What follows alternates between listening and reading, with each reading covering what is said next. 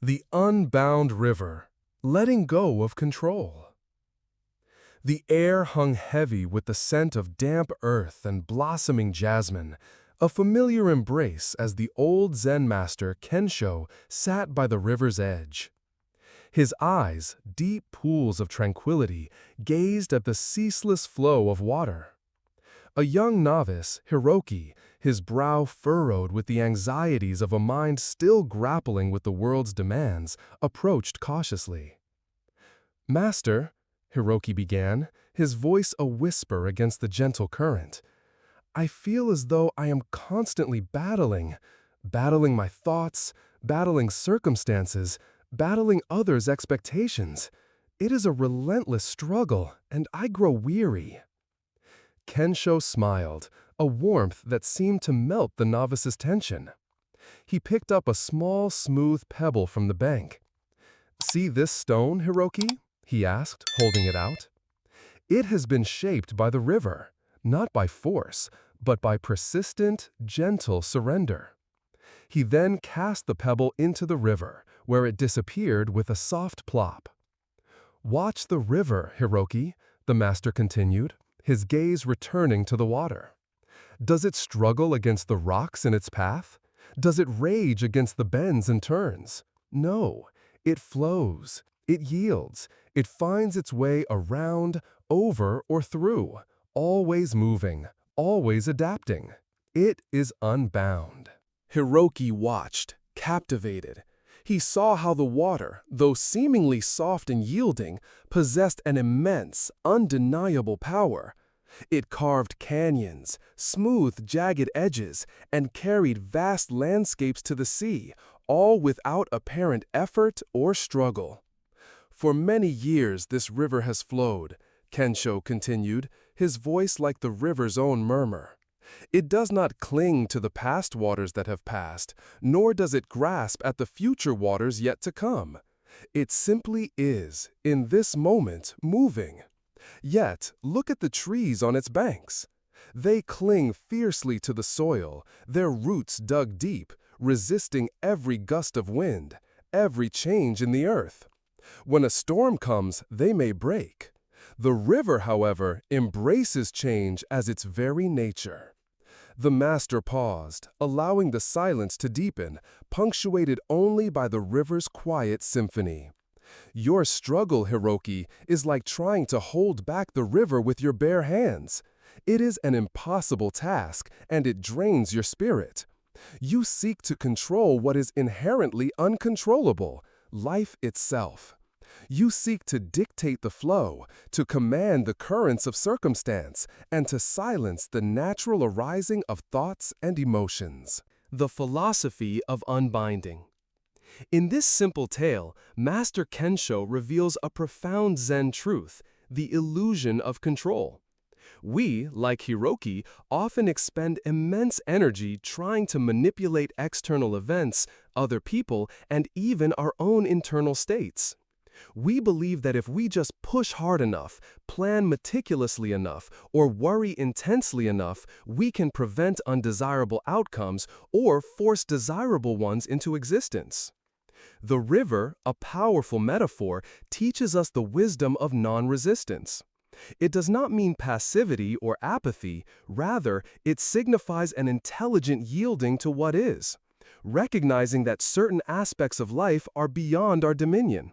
The river's power lies precisely in its ability to adapt, to find the path of least resistance, and to flow with the current of existence rather than against it.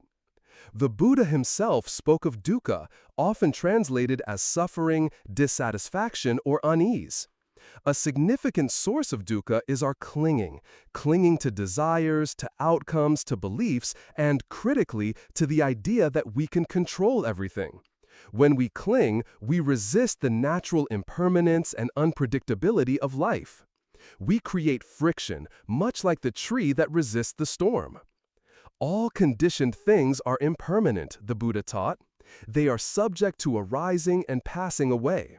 When you realize this, you will be at peace. This understanding of anicca, impermanence, is central to letting go of control. If everything is constantly changing, then our attempts to fix things, to hold them static, are inherently futile and lead to frustration. True freedom, therefore, comes not from gaining more control, but from releasing the need for it. It is the realization that while we can influence our actions and our responses, the vast tapestry of life unfolds according to its own intricate patterns. Connecting with modern psychology. In our fast-paced modern world, the struggle to control manifests in countless ways. Anxiety, for instance, is often rooted in a desperate attempt to predict and control future outcomes.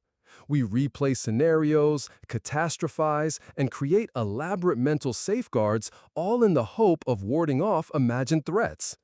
Yet this mental activity rarely prevents the future and often only amplifies our distress in the present. Similarly, anger often arises when reality does not conform to our expectations or desires. We become enraged when traffic delays us, when others don't behave as we wish, or when plans go awry. This anger is a form of resistance, a desperate attempt to force the world to bend to our will.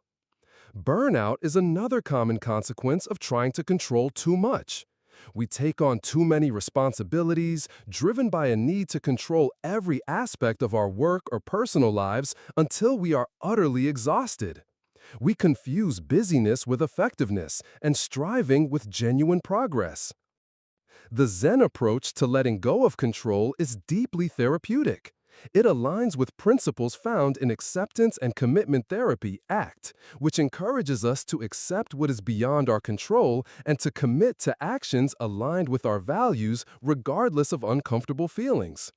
It is about shifting our focus from what we cannot change to what we can, our present moment choices, our responses, and our internal attitude. When we attempt to control every variable, we often become rigid, inflexible, and easily shattered by unexpected events. Like the river, when we learn to flow, we develop resilience. We become adaptable, capable of navigating life's inevitable twists and turns with greater ease and less suffering. It's about cultivating a sense of trust in life's unfolding, trust in our own capacity to respond, and trust that we don't need to micromanage every breath. Cultivating unbinding. As the sun began to dip below the horizon, painting the sky in hues of orange and purple, Kensho turned to Hiroki. The river teaches us that true strength lies in yielding, true power in letting go, he said gently. Your weariness comes from holding on too tightly. What if, for a moment, you could release your grip? Hiroki closed his eyes, listening to the river's gentle murmur. He imagined his own mind, a turbulent stream, trying desperately to hold back every leaf, every twig, every current. Then he imagined simply letting go, allowing everything to flow, just as the river did. A profound sense of lightness washed over him.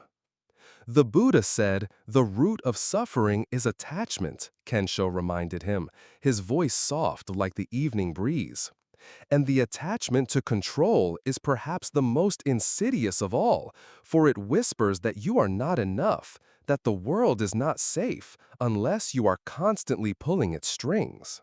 Consider this, dear friend. Where in your life are you holding on too tightly? Is it a relationship, a career outcome, a specific image of yourself, or a fear of what might happen? What is the cost of this control? Is it anxiety, sleepless nights, strained relationships, or a constant feeling of dissatisfaction? Can you, even for a brief moment, imagine releasing your grip? What would it feel like to simply allow things to be, just as the river allows itself to flow? For your quiet reflection tonight, as you drift to sleep, consider this. Lie down comfortably. Take a few deep, slow breaths. As you exhale, imagine each breath carrying away a little bit of the need to control. Imagine yourself as a leaf, gently carried by a vast, benevolent river. You are not pushing, not pulling, just floating. Trust that the river knows where it's going, and you are safe within its flow. Allow this feeling of gentle surrender to lull you into a peaceful rest. May you find peace in the flow and wisdom in the release. The gentle mist of dawn still clung to the ancient forest, softening the edges of the bamboo grove that surrounded the secluded temple. A profound stillness pervaded the air, broken only by the distant chime of a bell and the rhythmic drip of dew from the leaves. Within this quiet sanctuary, Master Kensho sat in meditation, his presence a calming anchor in the burgeoning light. Presently, a young woman named Anya, not a novice but a seeker from a nearby village, approached with hesitant steps. Her face was etched with a familiar tension, a shadow of suppressed turmoil in her eyes. She bowed deeply. "Master," she began, her voice barely above a whisper, "I am tormented by two relentless companions, anger and fear. They rise within me like sudden storms, clouding my judgment, churning my spirit, and often leaving a trail of regrettable words and actions. I try to suppress them, to push them away, but they only seem to grow stronger, echoing within me." Kensho opened his eyes, their depth reflecting the serene dawn. He gestured towards a narrow, dark opening in a nearby rock face. "Anya, have you ever ventured into the echoing cave at the foot of the Jade Mountain?" Anya nodded, a shiver running through her. "Yes, Master. It is a place of shadows and strange sounds. If you shout, your voice returns to you, amplified and distorted, as if the cave itself is mocking you." "Precisely," Kensho acknowledged. "Now, imagine you enter that cave, carrying a flickering lamp. You feel a prickle of fear as the darkness presses in, and then a wave of anger at the confinement, at the unknown. What do?" Anya considered. "I would perhaps shout to prove my courage, or strike at the shadows with my lamp, trying to dispel them." Kensho nodded slowly. "And what would happen then?" "My shouts would echo back, louder and more menacing," Anya admitted. "And striking its shadows would only make my lamp flicker more wildly, perhaps even extinguish it, leaving me in deeper darkness and greater fear." "Indeed," said the master. "Now, imagine a different approach. You enter the cave, acknowledging the darkness, the chill air, the tremor in your heart. Instead of shouting or striking, you simply stand still. You listen. You observe the echoes without judgment. You notice the shadows for what they are, merely an absence of light, not a tangible threat. And then you gently, steadily raise your lamp, not to fight the shadows, but simply to illuminate the space around you." Anya closed her eyes, picturing it. The echoes would still be there, perhaps, but they wouldn't feel so threatening. And the light, even a small light, would make the shadows recede naturally. "Exactly," Kensho affirmed. "Your anger and fear, Anya, are much like the echoes in that cave. The more you fight them, suppress them, or react to them with shouting and striking, the louder and more terrifying they become. They consume your inner light, leaving you lost in their dark reverberations." The philosophy of non-engagement. This simple narrative unravels a core teaching in Buddhist philosophy: the nature of our reactive mind. Anger, dosa, and fear, bhaya, though distinct emotions, often arise from the same root: a perceived threat or an aversion to an unwanted reality. In Zen, the emphasis is not on eradicating these emotions, for they are natural human experiences, but on transforming our relationship with them. The echoing cave symbolizes the inner landscape of our minds. When anger or fear arises, it is like a sound within this cave. Our natural inclination, often driven by ingrained patterns, is to react, to add more sound, more energy, more resistance. We shout back at the anger. We try to outrun the fear. But as Kensho illustrates, this only amplifies the experience, making the internal echoes louder and more persistent. The Buddhist path teaches mindfulness and non-clinging. When an emotion arises, the practice is to observe it, to acknowledge its presence without judgment or immediate reaction. The Buddha taught, with our thoughts, we make the world. This means that our interpretation and reaction to our emotions largely determine their power over us. If we identify with the anger, if we become the anger, then we are swept away by it. If we observe it, recognizing it as a transient phenomenon, like a passing cloud, its grip loosens. This is not about denial or suppression. Suppression is like pushing a beach ball underwater. It will eventually pop up with even greater force. Instead, it is about acceptance, allowing the emotion to be there without letting it dictate your actions. It's about creating mental space between the emotion and your response.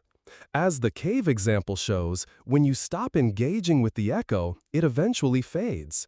When you illuminate the space with your awareness, the shadows, fear, naturally recede. The wisdom lies in understanding that these emotions are often signals, not commanders. They are messengers, telling us something about our inner state or our perception of a situation. When we listen without being overwhelmed, we can learn from them and respond skillfully rather than react impulsively. Connecting with modern psychology. The struggle with anger and fear is a cornerstone of much modern psychological distress. Our innate fight-or-flight response, a crucial survival mechanism, can often be overactive in contemporary life. When we perceive a threat, be it a critical email, a perceived slight, or an uncertain future, our bodies react as if we are facing a saber-toothed tiger. Adrenaline floods our system, our heart races, and our cognitive functions narrow, preparing us to fight or flee. While useful for immediate physical danger, this response can be debilitating when triggered by everyday stressors, leading to chronic anxiety and aggressive outbursts. Modern psychology, particularly cognitive behavioral therapy, CBT, and mindfulness-based approaches, echoes Kensho's wisdom. CBT teaches us to identify and challenge the distorted thoughts that fuel anger and fear. For example, the thought, "This is unbearable," or "They always do this to me," can be re-examined. Mindfulness, on the other hand, cultivates the ability to observe these thoughts and emotions without getting entangled in them. It's about creating a space, much like the cave analogy, where you can witness your internal experience without immediately reacting. When we are caught in the grip of anger or fear, our prefrontal cortex, the part of the brain responsible for rational thought and decision-making, can be hijacked by the amygdala, the brain's emotional center. This explains why we often do or say things we later regret. The practice of pausing and observing, as suggested by Kensho, helps to re-engage the rational mind, allowing us to respond thoughtfully rather than react impulsively. Learning to face these emotions means understanding their triggers, recognizing their physical sensations, and consciously choosing a different response. It's about moving from being controlled by our emotions to becoming the observer of our emotions. This doesn't make the emotions disappear instantly, but it robs them of their power to dominate us, allowing them to rise and fall like waves on the ocean, rather than becoming a tsunami that overwhelms the shore. Cultivating inner stillness. The sun now fully illuminated the temple grounds, casting long, peaceful shadows. The air felt lighter, cleansed. Kensho's gaze was compassionate. "Anya," he said, "your task is not to destroy the cave, nor to silence its echoes by force. Your task is to become the calm, steady light within it, to be present with the echo, to observe its nature, and to recognize that it is merely a reflection, not a truth that defines you." The Buddha taught, just as a mother would protect her only child with her life, Even so should one cultivate a boundless love towards all beings. This boundless love, or metta, extends not only outwards but also inwards. It is a radical acceptance of all parts of ourselves, even the parts that experience anger and fear. When we approach these difficult emotions with self-compassion rather than self-condemnation, their intensity naturally diminishes. Consider this, dear friend. When anger or fear arises within you, what is your immediate reaction? Do you fight it, deny it, or try to escape it? What if, instead, you could simply acknowledge its presence, like a sound in an echoing cave? Could you create a space of gentle awareness around it, allowing it to echo without adding to its intensity? What small step could you take today to be the lamp in your own inner cave, bringing gentle awareness to your emotions rather than battling them? For your quiet reflection tonight, as you drift to sleep, consider this. Lie comfortably. Imagine you are in a vast, empty cave. When a feeling of anger or fear arises, don't push it away. Instead, imagine it as an echo. Listen to it. Notice its quality, its intensity, but do not shout back. Simply observe. As you breathe, imagine a soft, gentle light radiating from your chest, filling the cave. This light doesn't fight the echoes, it simply exists. And as the light grows, notice how the echoes naturally begin to soften, to fade, eventually dissolving into the vast, peaceful stillness of the cave. Allow this peace to carry you into sleep. May your inner cave be filled with the light of awareness, and may all echoes return as whispers of peace. The Whispering Leaves, Embracing Impermanence. The old temple nestled deep in a valley, its ancient tiles shimmering under the pale morning sun. Around it, a venerable maple tree stood, its branches now a glorious spectacle of fiery red and deep orange. Master Kensho sat beneath its boughs, quietly sipping his tea. A young man named Kai, a skilled artisan known for his meticulous and unchanging designs, approached the master with a troubled heart. He carried a small, exquisite wooden carving, a perfect miniature of a blossoming cherry branch, its petals so delicately rendered they seemed almost real. "Master," Kai began, his voice laced with frustration, "I feel a profound unease. I spend my days striving for perfection, creating things of beauty that I hope will last forever. Yet everywhere I look, I see only decay and dissolution. This very tree, magnificent as it is, will soon shed its leaves. My own body, my strength, my craft, all are subject to this relentless decline. How can one find peace amid such constant change, such impermanence?" Kensho gently placed his teacup down, his gaze soft as he looked up at the vibrant leaves of the maple. "Tell me, Kai," he asked, "do these leaves cling to their summer green? Do they resist the autumn's call to change?" Kai looked at the tree, truly seeing it. "No, master, they simply change. They glow with this brief, intense beauty, and then they fall." "And when they fall," Kensho continued, "do they rage against the earth that reclaims them? Do they mourn the branch they once adorned?" "No," Kai murmured, almost to himself. "They become part of the soil, nourishing the roots for new growth." The master nodded. "The tree understands the dance of impermanence, Kai. It embraces the cycle. It does not cling to its past form, nor does it fear the coming winter. Its wisdom lies in its unresisting flow through the seasons." He picked up a single, perfect red leaf that had just drifted down and handed it to Kai. "You cherish permanence, Kai, yet true beauty, like this leaf, often lies in its fleeting nature. If this leaf were to remain green forever, never changing, never falling, would it truly be alive? Would it contain the story of summer, the vibrancy of autumn, the promise of spring? Kai held the leaf, its intricate veins a tiny roadmap of its journey. He saw its fragility, its transient perfection. Your designs are beautiful because they capture a moment, Kensho explained. But the true art is not in making things eternal, but in appreciating the inherent beauty of their momentary existence. Your suffering comes from resisting what is the very essence of life: constant change, constant renewal. The philosophy of Anicca. The core of Kai's struggle, and indeed a fundamental human challenge, lies in our resistance to Anicca, the Buddhist concept of impermanence. The Buddha taught that everything conditioned, every physical phenomenon, every mental state, every thought, every emotion is in a constant state of flux. Nothing lasts. Forms arise, persist for a time, and then dissolve. Our minds, however, crave stability and permanence.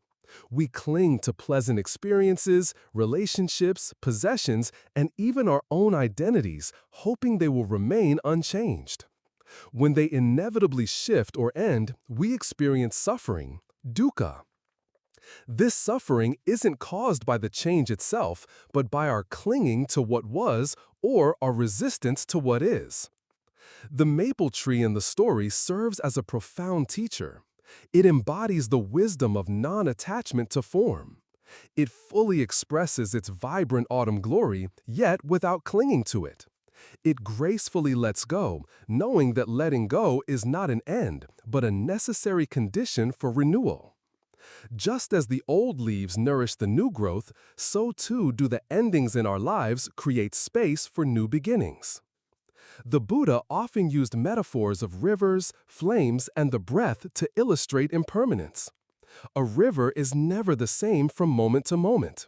A flame consumes itself even as it burns. Our breath is constantly flowing in and out.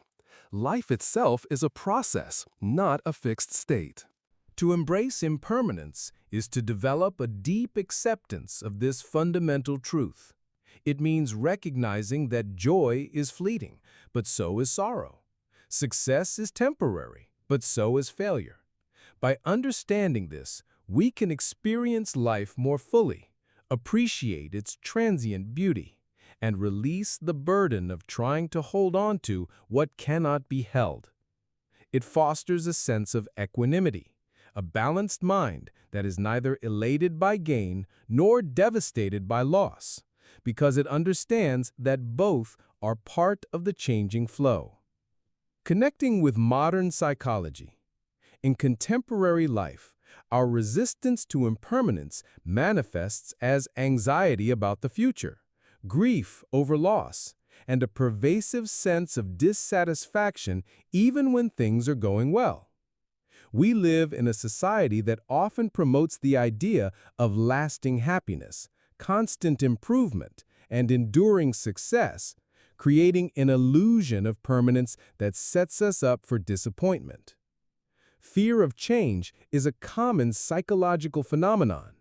It can paralyze us, preventing us from taking necessary risks, adapting to new circumstances, or letting go of outdated beliefs and relationships that no longer serve us. This fear often stems from a deep-seated need for predictability and safety, which is inherently challenged by impermanence. When we resist change, we often experience emotional distress. For example, clinging to a past relationship can prolong grief and prevent healing. Refusing to adapt to changes at work can lead to stress and burnout. Obsessively trying to preserve youth or physical appearance can lead to body image issues and deep dissatisfaction as natural aging occurs. Mindfulness practices, widely recognized in modern therapy, are powerful tools for cultivating an awareness of impermanence. By paying attention to the fleeting nature of thoughts, sensations, and emotions in the present moment, we train our minds to observe change without clinging or aversion. This practice helps us to de-identify from our experiences, recognizing that I am having a thought of anger is different from I am angry. The anger is a passing phenomenon, not a permanent part of our being. Embracing impermanence fosters resilience. When we understand that difficult times will pass, we are better equipped to navigate them. When we appreciate that joyful moments are precious precisely because they are fleeting, we can savor them more deeply. It is a profound shift from a mindset of control and static existence to one of flow and dynamic engagement with life. Cultivating the wisdom of the leaves. As the last rays of sun dipped below the mountains, painting the maple leaves in an even more brilliant hue, Master Kensho turned to Kai. The whispers of these leaves teach us that life is a continuous letting go, a continuous becoming. When you cease to fight this fundamental truth, you will find a deep and abiding peace, a freedom that no change can diminish. The Buddha often reminded his disciples, all formations are impermanent. By the nature of their arising and passing away, one finds peace. This isn't a pessimistic view, it's a liberating insight. When we stop demanding that things be other than they are, when we accept the flow, we find true contentment. Consider this, dear friend. Where in your life are you resisting change? Is it in a relationship, a job, your physical self, or a long-held belief?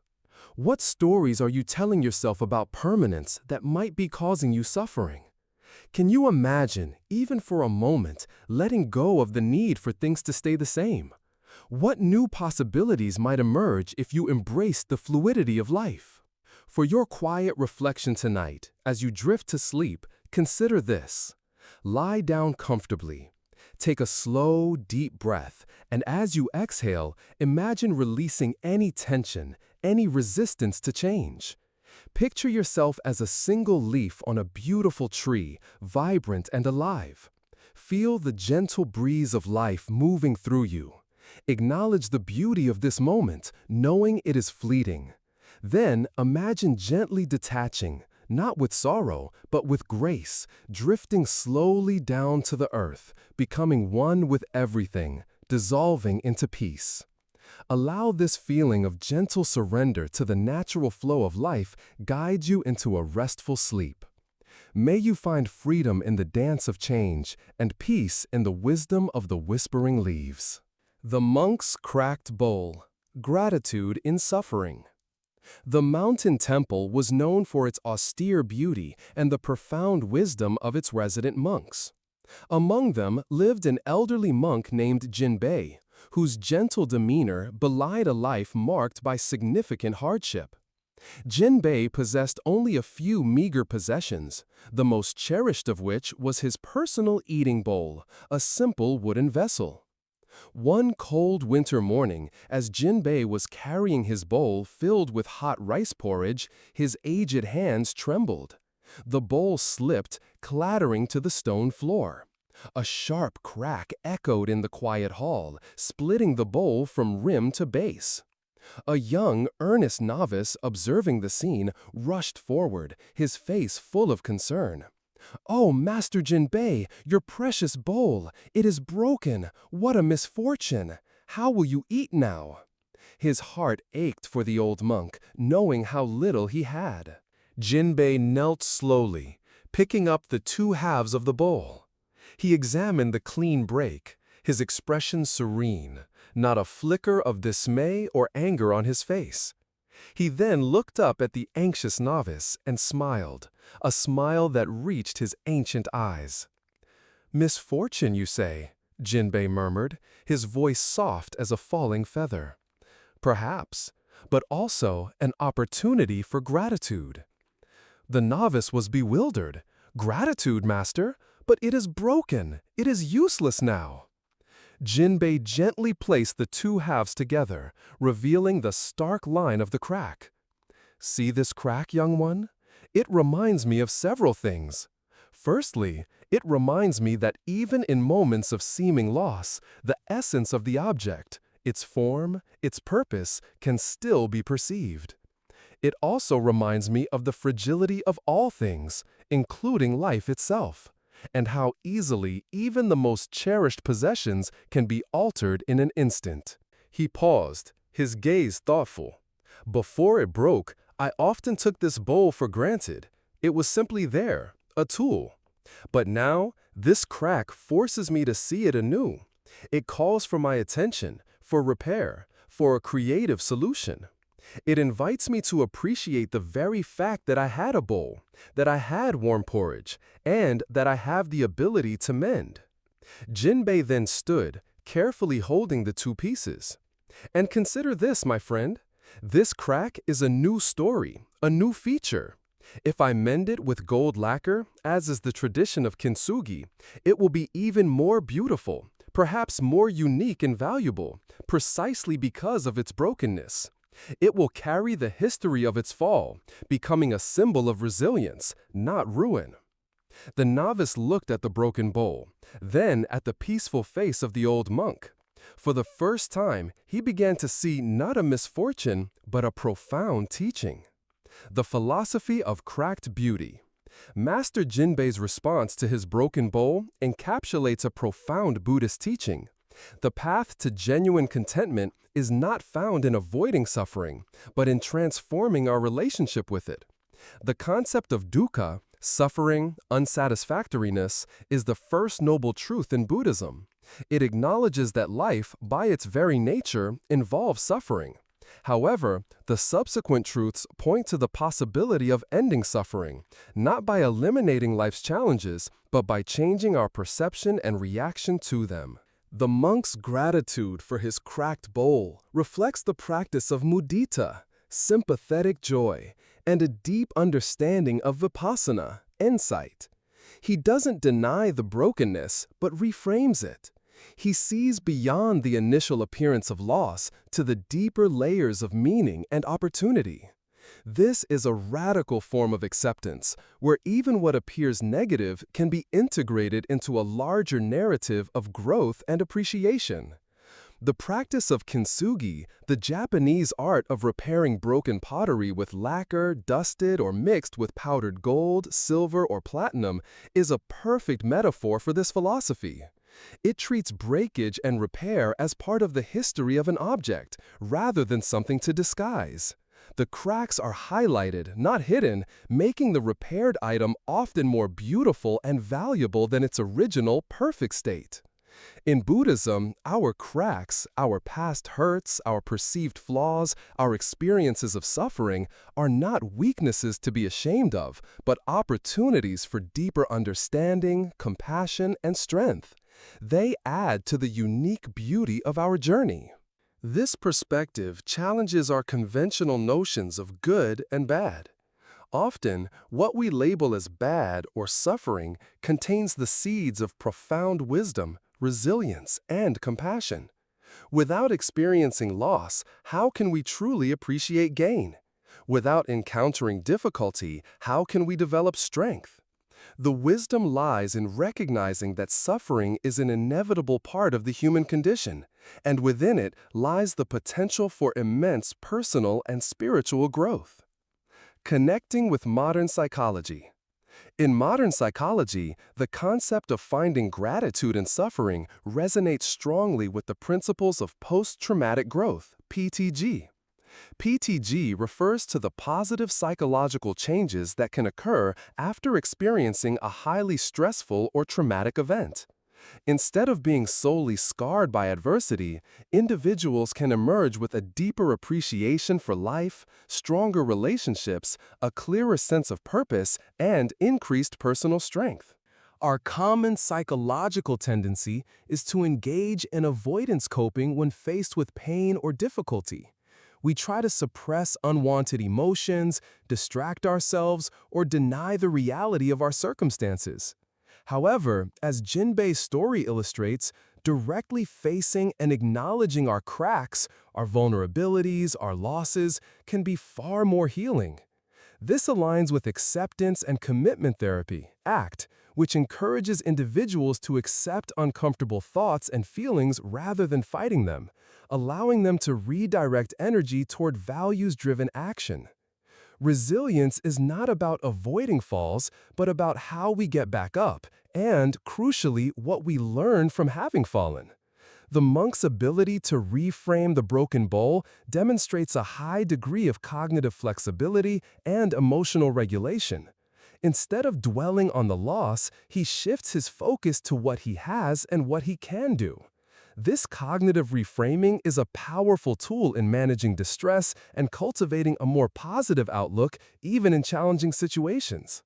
Cultivating gratitude, even in the midst of suffering, has been shown to have numerous psychological benefits, including increased positive emotions, improved well-being, stronger relationships, and greater resilience. It's not about ignoring pain, but about broadening our perspective to include the lessons learned, the empathy developed, and the subtle blessings that may still exist amidst difficulty.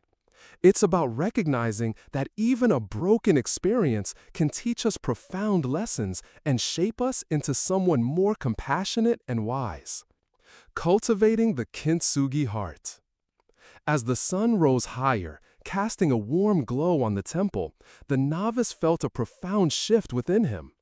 The broken bowl, once a symbol of loss, now seemed to shimmer with a new kind of beauty, a testament to resilience and the transformative power of perspective. The Buddha talked, Master Jinbei softly recited, "It is better to conquer yourself than to win 1,000 battles. Then the victory is yours. It cannot be taken from you, not by angels or by demons, heaven or hell." This self-conquest is not about eradicating suffering, but about conquering your internal resistance to it, finding peace within its inevitable embrace. Consider this, dear friend. What cracked bowls are you holding in your life right now? What difficulties, losses, or perceived flaws are you struggling to accept? Can you, for a moment, shift your perspective and look for the hidden lessons or unexpected opportunities within these cracks? How might embracing these imperfections add a unique beauty and strength to your own story, much like the gold in kintsugi? For your quiet reflection tonight, as you drift to sleep, consider this. Lie comfortably. Bring to mind a recent challenge or difficulty you faced, something that felt broken or caused you suffering. Instead of focusing on the pain, gently acknowledge it. Then, with each slow exhale, imagine a golden light or liquid flowing into the cracks of that experience. Not to hide them, but to highlight them, to seal them with wisdom and resilience. See how this broken experience, now mended with golden understanding, contributes to the unique and beautiful tapestry of who you are. Feel a gentle sense of gratitude for the strength and insights it has given you, and allow this feeling of holistic acceptance to carry you into a deep, peaceful sleep. May your journey through life's cracks be gilded with gratitude, and may you discover beauty in every mended piece of your being. The first rays of sunlight pierced through the thick canopy of trees, dappling the surface of a secluded pond with shimmering gold. The water lay perfectly still, a mirror reflecting the ancient temple, the sky, and the silent forest with pristine clarity. Master Kensho often came here to meditate, drawing peace from its profound tranquility. Today, a young villager named Ren, known for his quick temper and even quicker reactions, found the master by the pond. Ren's face was flushed, his shoulders tight with tension. "Master," he blurted out, his voice sharp with frustration, "I am at my wit's end. The world today is a torrent of provocations. A careless word, an unexpected delay, an unjust accusation. My immediate impulse is to react, to lash out, to defend myself instantly. I try to hold back, but it feels like a tidal wave. I just can't seem to cultivate non-reaction." Kensho's gaze drifted from the pond to Ren, his eyes holding a quiet understanding. "Tell me, Ren," he said softly, "what do you observe about this pond when there is no wind?" Ren looked at the glassy surface. It is perfectly still, master. It reflects everything with perfect clarity. The trees, the clouds, even the smallest fly hovering above its surface, all are seen without distortion. And what happens, Kensho continued, if you throw a stone into its center? It ripples, master, Ren replied immediately. The reflection becomes broken, distorted. The clear image is lost, and the ripples spread outwards, affecting the entire surface. Precisely, Kensho affirmed. Now, imagine that your mind is this still pond. When a word, an event, or a perceived slight comes your way, it is like a stone thrown into your pond. Your immediate, habitual reaction, your anger, your frustration, your need to defend, creates ripples. These ripples distort your perception, cloud your clarity, and prevent you from seeing the situation for what it truly is. He picked up a small pebble and held it, poised over the water. When you react instantly, you are like the pond that has not learned to absorb the impact. You allow the stone to create turmoil within you. But what if, before the stone even touches the surface, you could simply observe its descent? What if you could notice the stone, notice the desire to react, and yet choose to let the water remain still? Ren considered this. But master, the stone is already thrown. The words are already spoken. How can one stop the ripple once it has begun? Ah, Kensho smiled gently. The first ripple, perhaps you cannot stop, for that is the impact itself. But you can choose whether to throw another stone yourself to add to the turbulence, or to simply allow the initial ripples to pass, to watch them dissipate naturally until the surface becomes still once more. True non-reaction is not about preventing the stone from being thrown, for life will always throw stones. It is about preventing yourself from becoming the agitated water, from creating a second, third, or fourth ripple in response. The philosophy of mindful observation. Ren's struggle with immediate reactions is a common human predicament. In Zen, and indeed across many Buddhist traditions, the practice of non-reaction is paramount. It's not about becoming numb or passive, it's about cultivating mindful awareness, seeing things as they are without the overlay of our conditioned responses. The pond metaphor perfectly illustrates the concept of equanimity, upeksha. An equanimous mind is like the still pond. It remains undisturbed by the ups and downs of life. It observes phenomena, thoughts, emotions, external events without judgment, attachment, or aversion. When a stone of provocation or difficulty arises, the equanimous mind acknowledges its presence without being swept away by it. The Buddha taught the importance of creating a gap between stimulus and response. He said, between stimulus and response there is a space. In that space is our power to choose our response. In our response lies our growth and our freedom. This space is where true liberation lies. When we react impulsively, we are slaves to our conditioning. When we create this space, we become masters of our own minds. Often, our immediate reactions are driven by ingrained habits, sankhara, and deeply held beliefs about ourselves and the world. We react to protect our ego, to assert control, or simply because it's what we've always done. The practice of non-reaction involves a conscious effort to break these automatic patterns.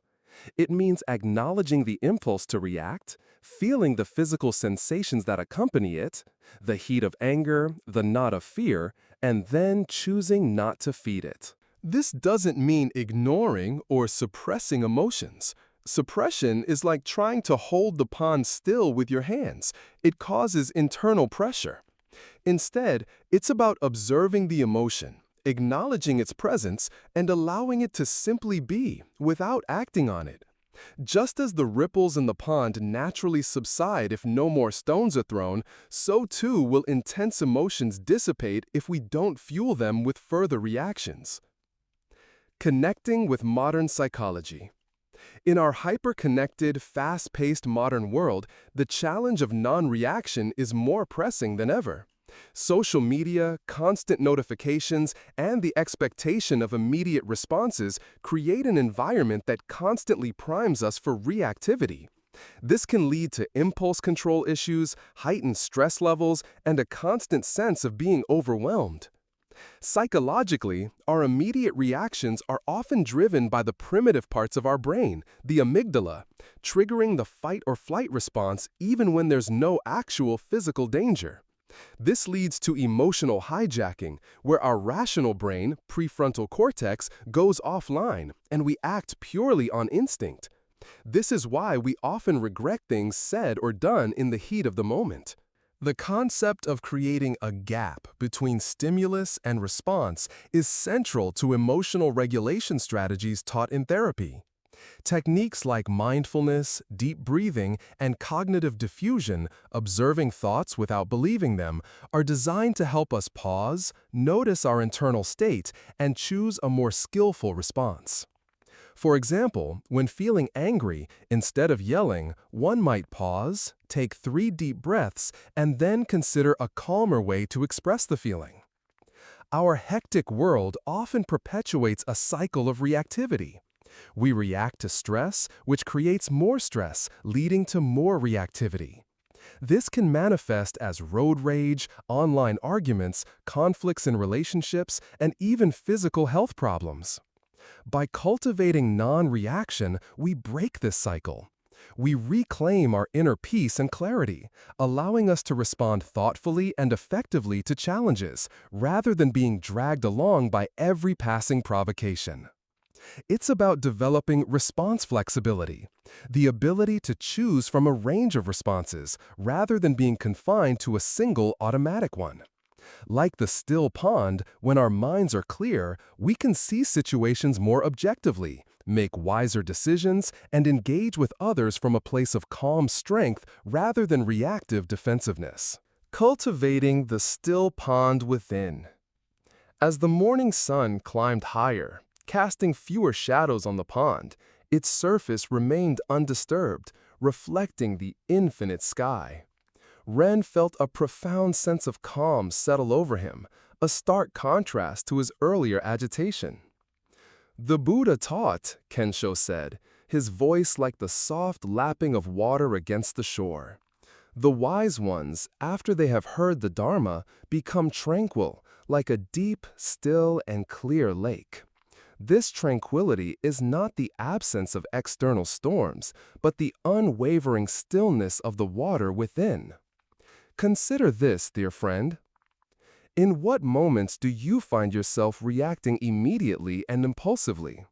Who or what are the stones that are often thrown into your inner pond? Can you become more aware of the impulse to react before you act on it? Can you feel the ripple before it becomes a wave? What if, the next time a provocation arises, you simply choose to watch the stone fall without adding to the agitation? Could you let the initial ripples subside naturally, allowing your mind to return to its clear, reflective state? For your quiet reflection tonight, as you drift to sleep, consider this. Lie comfortably. Imagine your mind as a vast, still pond. Feel its peacefulness, its ability to reflect everything with perfect clarity. Now, gently imagine any thoughts or external stimuli as tiny pebbles being dropped onto its surface. Notice the subtle ripples they create. Instead of becoming agitated by them, simply observe them. Watch them spread, and then watch them slowly, naturally disappear back into the stillness. Feel how the pond always returns to its state of calm. Allow your breath to be like the gentle surface of this pond, rising and falling, always returning to stillness, guiding you into a deep, non-reactive sleep. May your mind be as still as a clear pond, reflecting wisdom in a hectic world. The unfurling lotus, accepting uncertainty. Deep within a secluded valley, where ancient traditions were still held dear, lived a venerable Zen master known as Rokan. His wisdom was as deep and still as the mountain lake he often frequented.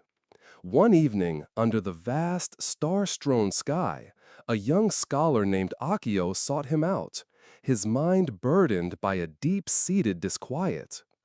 Akio was brilliant, meticulously planning every aspect of his life, his studies, and his future. Yet a pervasive anxiety gnawed at him. "Master Rokon," he confessed, his voice a tremor against the silent night, "I am tormented by the unknown. The future stretches before me like a vast, dark ocean, and I crave certainty, a clear map for every step. I yearn to know what lies ahead, but life seems to offer only uncertainty. How can one find peace when nothing is truly assured?" Rokon listened patiently, his gaze fixed on the still surface of the lake, where faint ripples occasionally spread from a rising fish. "Akio," he began, his voice calm and steady, "do you see the lotus flower that blooms on this lake?" Akio squinted into the darkness.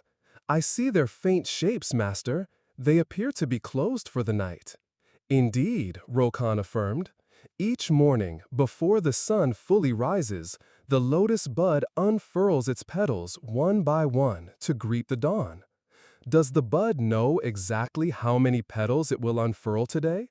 Does it know if the sun will be bright or if clouds will obscure it? Does it worry about the fish below or the birds above?" Akio pondered this. "No, master, it simply opens. It exists in the moment of unfurling." "Precisely," Rokon said, a gentle smile gracing his lips. "The lotus embraces the uncertainty of each new day. It does not demand to see its fully bloomed self before it begins to open. It trusts the natural process. It accepts that the conditions of the day, the warmth of the sun, the presence of dew, will determine its unfolding, and it yields to them." He picked up a smooth, cool stone from the shore. "Your desire for certainty, Akio, is like demanding to see the entire river from its source to the ocean before you dip your toe in. You want to control the flow, to know every bend and current. But life, like the river, is a continuous flow into the unknown. The very essence of its vitality lies in its unpredictability." "But master," Akio interjected, "what if the path leads to difficulty? What if I make the wrong choice without knowing the outcome?" Ryokan placed the stone back on the shore. "The lotus may encounter a strong wind that tears a petal, or a sudden chill that slows its opening. Yet it continues to unfurl, learning to adapt to the present conditions. Its beauty is not in its flawless predictability, but in its resilient unfurling despite the inherent uncertainty. The suffering you experience, Akio, is not from the uncertainty itself, but from your fierce resistance to it, your clinging to the illusion of control. You wish to hold tomorrow in your hand today, but tomorrow is not a solid object. It is an unfolding mystery, a canvas waiting for the brushstrokes of this very moment." The philosophy of not knowing. Akio's craving for certainty is a universal human desire, a quest for stability in a world that is inherently unstable. In Zen, this attachment to certainty and aversion to the unknown is seen as a significant source of suffering. The Buddhist teaching of anicca, impermanence, directly addresses this. Everything is in a constant state of flux. If everything is impermanent, then uncertainty is not an anomaly, but the fundamental nature of existence. The unfurling lotus is a powerful metaphor for present moment awareness and trust. The lotus does not know the future, yet it continues its process of growth and blossoming. It demonstrates profound faith in its own nature and in the unfolding of life itself. When we demand certainty, we are essentially trying to stop the natural flow of life, to freeze a moment in time, which is impossible and only leads to frustration and anxiety. The Zen approach to uncertainty is not to eliminate it, but to change our relationship with it. It encourages us to cultivate a beginner's mind, shoshin, an attitude of openness, eagerness, and lack of preconceptions. This allows us to approach each moment, each challenge, each new experience with curiosity rather than fear, acknowledging that we don't have all the answers, and that's perfectly acceptable. True peace, therefore, doesn't come from having all the answers, but from embracing the not knowing. This is a radical acceptance that life unfolds one breath, one moment at a time. By releasing the need for a precise map, we free ourselves to fully engage with the terrain as it appears, adapting and learning along the way. It's about cultivating flexibility rather than rigidity, and openness rather than control. Connecting with modern psychology. In our modern, complex world, the pervasive need for certainty fuels a great deal of psychological distress. Anxiety disorders, particularly generalized anxiety and obsessive-compulsive disorder, OCD, are often characterized by an intense intolerance of uncertainty. Individuals may engage in excessive worrying, compulsive planning, or repetitive checking behaviors in a desperate attempt to predict and control every possible outcome. This only perpetuates the cycle of anxiety, as true certainty is rarely attainable. The rapid pace of technological change, economic fluctuations, and global events further amplify this sense of unpredictability, leaving many feeling overwhelmed and insecure. The human brain, wired for predictability to ensure survival, struggles to cope when presented with constant novelty and ambiguity. Psychological approaches like acceptance and commitment therapy and mindfulness-based stress reduction directly address the discomfort with uncertainty. They encourage individuals to develop psychological flexibility, the ability to be present, open up, and do what matters even when experiencing difficult thoughts and feelings associated with uncertainty. Instead of fighting anxiety about the unknown, these therapies guide us to observe it, acknowledge it, and then commit to living in line with our values, regardless of whether the future is perfectly clear. Embracing uncertainty also fosters resilience. When we stop expecting life to be predictable, we become more adaptable to unforeseen circumstances. We learn to trust our capacity to respond to whatever arises, rather than relying on external assurances. Like the lotus, we develop the inner strength to continue unfurling, even when the environment is not what we anticipated. This shift from demanding certainty to embracing the unknown allows us to reclaim our vitality and live more fully in the present moment. Cultivating the unfurling heart. The moon began its slow descent, bathing the valley in a soft, ethereal glow. Akio felt a lightness he hadn't experienced in years. The future still held its mysteries, but now, instead of dread, he felt a flicker of curiosity, a sense of wonder. The Buddha taught, Master Ryokan reminded him, his voice echoing the wisdom of the ages. Do not dwell in the past. Do not dream of the future. Concentrate the mind on the present moment. This is the unfurling. This is the peace that comes from surrendering to life's inherent mystery. Consider this, dear friend. Where in your life are you clinging most tightly to the need for certainty? Is it about your relationships, your career, your health, or even your daily plans? What are the hidden costs of this craving for predictability? Is it anxiety, missed opportunities, or a constant sense of being unfulfilled? Can you, for a single moment, imagine yourself like the unfurling lotus, trusting the process, opening gently to whatever the present moment reveals, without needing to know the next step? For your quiet reflection tonight, as you drift to sleep, consider this. Lie comfortably. Take a few deep, gentle breaths. Imagine yourself as a lotus bud, nestled in the calm waters of a lake. Feel the stillness around you. You don't know exactly how the morning will unfold, what light it will bring, or what challenges may arise. Yet feel a sense of natural trust. As you breathe, imagine your petals gently, slowly unfurling, Not forcing, just allowing. Release the need to know. Release the need to control. Embrace the gentle mystery of each unfolding moment and allow this feeling of trusting surrender to guide you into a deep, peaceful sleep. May you unfurl with grace, and may peace be found in the beauty of the unknown. The dewdrop's radiance, finding beauty in the ordinary.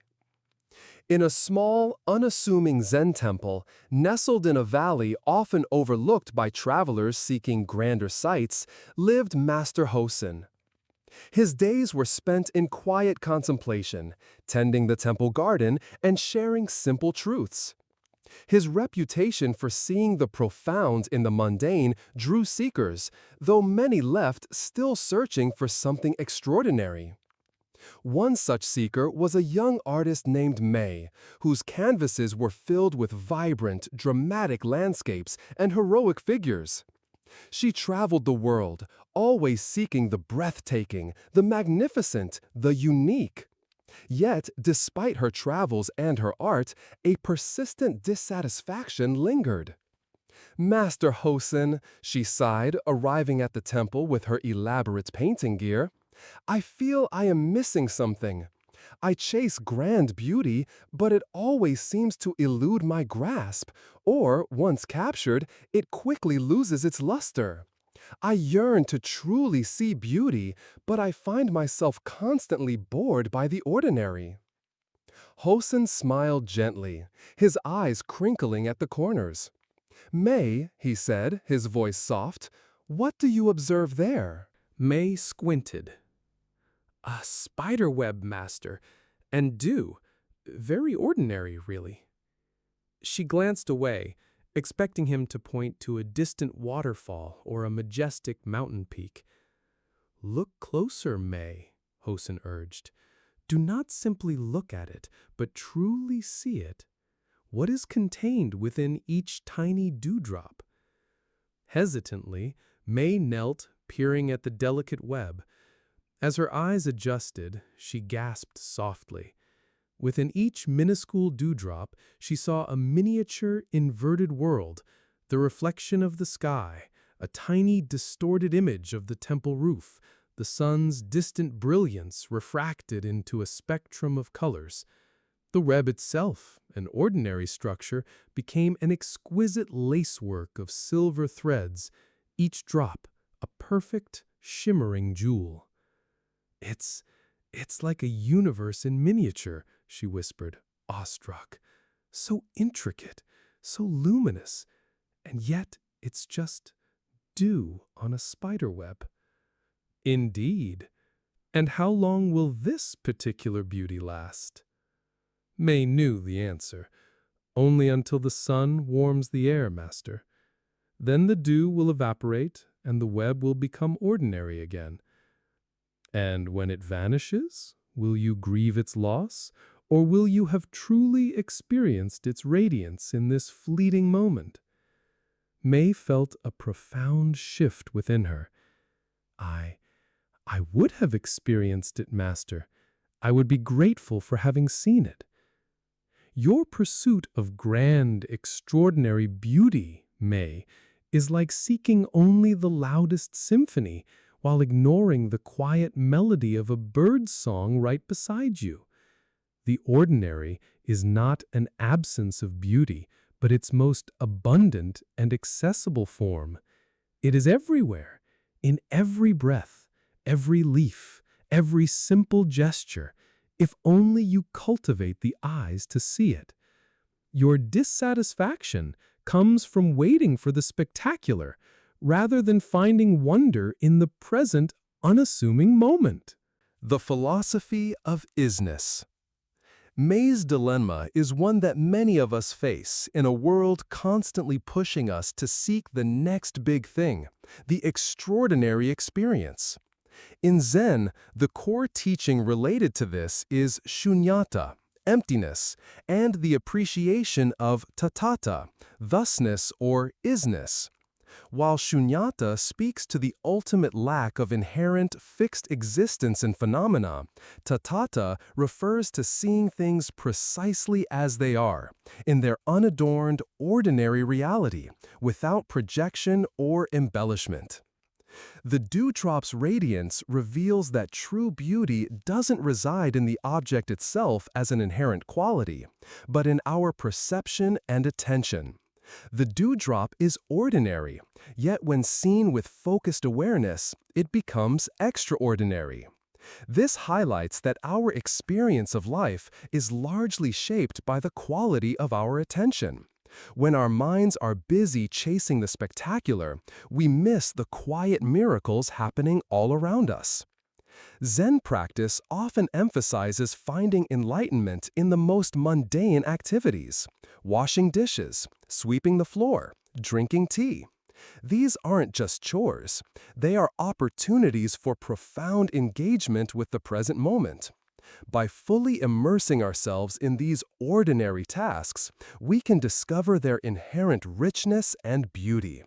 The emphasis shifts from what we are doing to how we are doing it, and how we are seeing it. The Buddhist teaching on right view encourages us to see things clearly, free from the distortions of desire, aversion, and delusion. When we are caught in the trap of constantly seeking external stimulation or extraordinary experiences, we are often driven by desire for something new, something more exciting, or aversion to the perceived boredom of the ordinary. By letting go of these mental projections, we open ourselves to the quiet elegance of simply what is. The beauty is not out there waiting to be found. It is within our capacity to truly see. Connecting with modern psychology. In our hyper-stimulated modern society, the constant pursuit of novelty and peak experiences, fueled by social media, advertising, and a culture of achievement, often leads to hedonic adaptation. This is the psychological phenomenon where we quickly get used to new pleasures and then need something even bigger or better to feel satisfied. This creates a perpetual cycle of dissatisfaction, making it difficult to appreciate the simple, everyday joys. The inability to find beauty in the ordinary can also be linked to conditions like attention deficit and a general feeling of ennui or boredom. When our minds are constantly craving intense stimulation, the subtle nuances of everyday life become unnoticeable or dull. This diminishes our capacity for sustained focus and deep engagement. Practices like mindfulness are powerful antidotes to this. Mindfulness trains us to bring non-judgmental attention to the present moment, whether it's the taste of our food, the sensation of walking, or the sound of rain. By doing so, we begin to uncover the richness that exists within these seemingly mundane experiences. Studies have shown that cultivating mindfulness can increase positive emotions, reduce stress, and enhance overall well-being, largely by shifting our focus from chasing external highs to finding contentment in the present. Cognitive reframing is another relevant psychological concept. Instead of labeling the ordinary as boring or insignificant, we can consciously choose to reframe it as a source of quiet beauty and consistent opportunity for presence. It's about changing our internal narrative from "this is just another day" to "what unique beauty can I discover in this day?"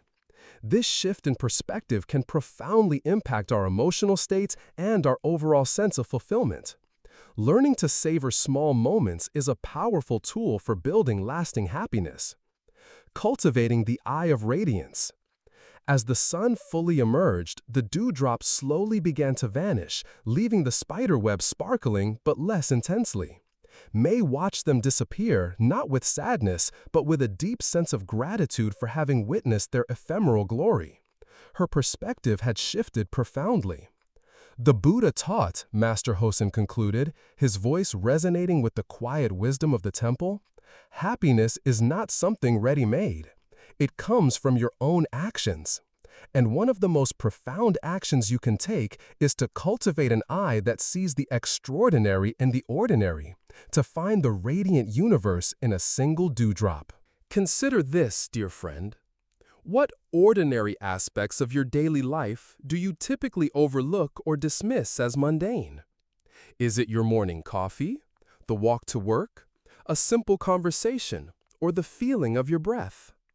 What would happen if, for just a few moments each day, you brought full, non-judgmental attention to one of these ordinary things? Can you challenge yourself to find one moment of exquisite, quiet beauty in something you usually take for granted today? What dewdrop might reveal its radiance to you? For your quiet reflection tonight, as you drift to sleep, consider this. Lie comfortably. Close your eyes and recall a very simple, ordinary object or sensation from your day. Perhaps the texture of your clothes, the warmth of a drink, or the sound of distant traffic. Bring your full, soft attention to it. Notice its details, its subtle qualities, as if seeing it for the very first time. Let go of any judgment or expectation of specialness. Simply be present with its isness. Allow this quiet appreciation of the ordinary to fill your awareness, deepening your sense of peace as you drift into a restful sleep. May you always find radiance in the ordinary, and may your days be filled with quiet wonder. The empty hand, the illusion of external happiness. In a small, remote Zen hermitage, far removed from the clamor of villages, lived Master Ajan. He was known for his simple life and profound understanding of joy. Many people came to him seeking the secret to happiness, often bringing gifts or asking for blessings that would grant them prosperity. One day, a wealthy merchant named Kensho arrived, his silk robes rustling, his fingers adorned with rings. He laid a heavy pouch of gold coins before Master Ajan. "Master," Kensho declared, his voice earnest but weary, "I have accumulated great wealth, fine homes, and many possessions. Yet a deep dissatisfaction gnaws at me. I have chased happiness through every acquisition, but it feels like catching smoke. It always seems to lie just beyond my reach, forever external. What am I doing wrong?" Ajan looked at the gold coins, then at Kensho's troubled face. He held out an open, empty hand. "Tell me, Kensho, what do you see in my hand?" Kensho frowned. "Nothing, master. It is empty."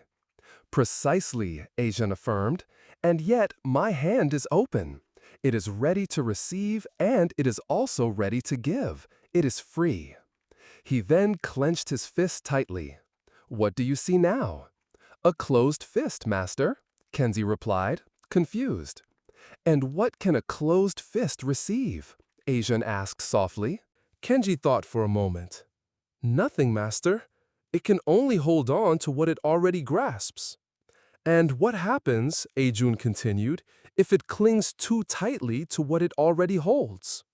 "Its contents may be crushed or escape through the pressure," Kensho mused, "and the hand itself would become cramped and pained." Ajan gently opened his hand again. "Your pursuit of happiness, Kensho, is like grasping with a closed fist. You believe that if you can just acquire enough, possess enough, accumulate enough external things, then you will finally hold happiness. But the very act of grasping, of holding on so tightly to external conditions, prevents you from experiencing true contentment. When your hand is open and empty," the master explained, "it is truly receptive. It is not dependent on what it holds. It is free to experience joy in the simple act of breathing, in the warmth of the sun, in the presence of another. The moment you define happiness as something you must get or own, a new possession, a perfect relationship, a specific achievement, you bind yourself to a relentless chase. You become like a starving man who constantly looks for food outside his own body, never realizing the nourishment that is always available within him." Kensho looked at his own hands, still calloused from years of transactions, now resting on the table. He slowly uncurled his fingers, releasing their unconscious grip. The philosophy of non-attachment. Kenji's dilemma is a universal one, the illusion that happiness is an external commodity, something to be acquired, accumulated, or achieved. In Buddhism, this is directly addressed by the concept of dukkha, suffering or unsatisfactoriness, and its root cause, tanha, craving or clinging. The Buddha taught that our suffering arises not from external circumstances themselves, but from our attachment to them, our desperate need for them to be a certain way, or for them to provide us with lasting happiness. The metaphor of the empty hand is profound. An empty hand is free. It is not burdened by what it holds, nor is it pained by the effort of clinging. It represents a state of non-attachment, viraga, a core Buddhist principle. This isn't about apathy or renouncing everything. It's about releasing the mental grip we have on things, understanding that true happiness doesn't come from external sources, which are by nature impermanent and outside our ultimate control. When our hand is open, we are receptive to the present moment as it is, without needing it to conform to our desires. We can appreciate the simple joys that are always available. When it's closed and grasping, our focus is on what we don't have, or the fear of losing what we do have, leading to a cycle of craving and anxiety. The Buddhist teaching on the middle way also applies here. It's not about extremes of asceticism or indulgence, but about finding balance. It's about recognizing that while we interact with the world and create things, our happiness doesn't depend on them. The joy we seek is an internal state, cultivated through wisdom and compassion, not an external object to be obtained. It is always accessible when we let go of the very grasping that prevents us from seeing it. Connecting with modern psychology. In modern psychology, Kenji's experience is widely recognized.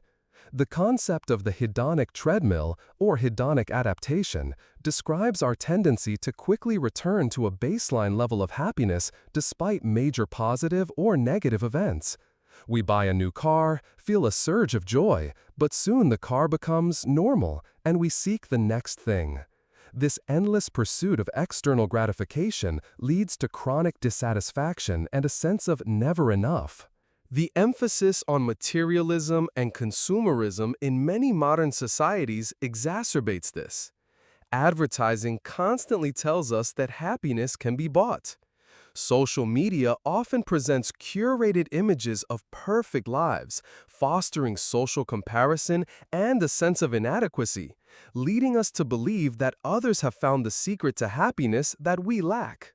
Furthermore, attachment theory in psychology highlights how our early experiences can shape our patterns of attachment to relationships, possessions, and outcomes. Insecure attachment can manifest as an excessive need for external validation or material security, leading to the closed-fist approach to happiness. Cultivating gratitude and mindfulness are powerful psychological antidotes to this.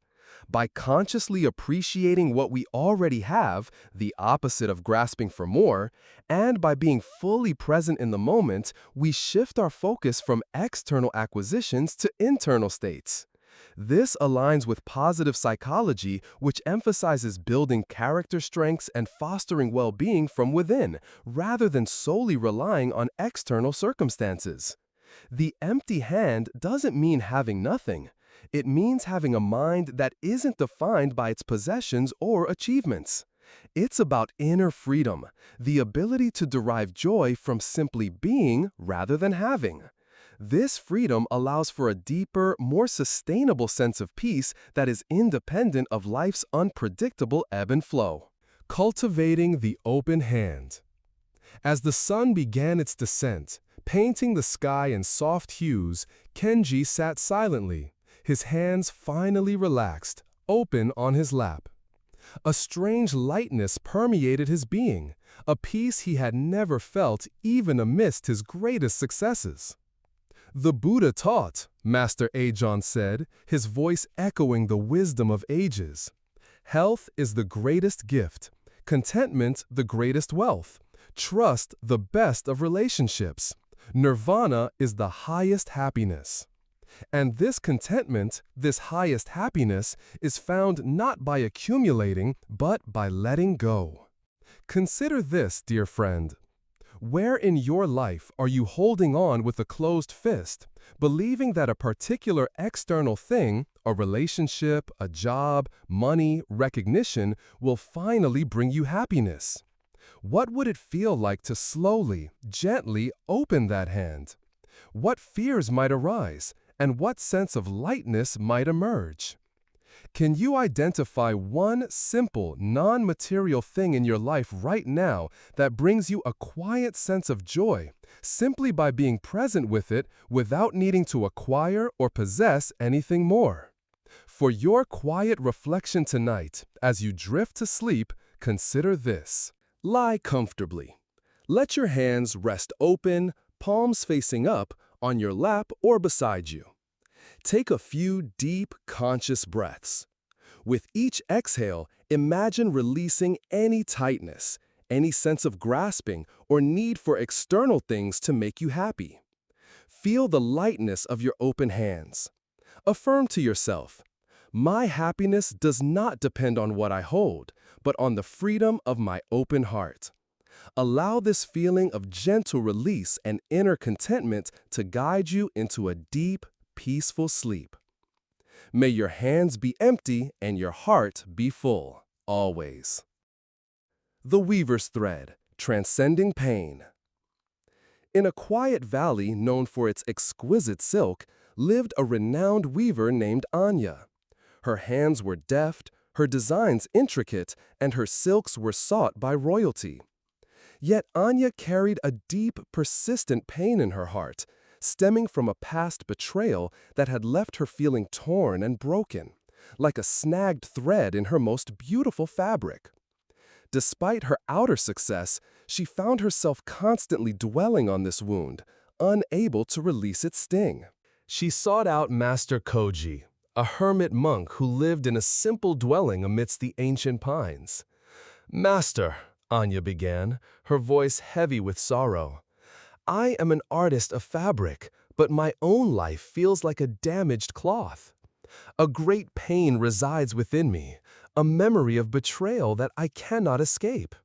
I try to forget it, to push it away, but it clings to me. How can I possibly transcend this pain when it feels so intertwined with the very fabric of my being?" Koji listened, his eyes gentle. He gestured to the intricate patterns on Anya's silk robe. "Tell me, Anya, when you weave a tapestry, what happens if a thread breaks or gets tangled?" Anya sighed. "It creates a flaw, Master, a disruption in the pattern. My instinct is to cut it out, to discard that section, to make it disappear." "And if you cut it out completely," Koji asked, "what then?" "The tapestry might unravel or leave a hole," Anya admitted. "It would be incomplete." "Exactly," Koji affirmed. "Your pain, Anya, is like that broken or tangled thread in the tapestry of your life.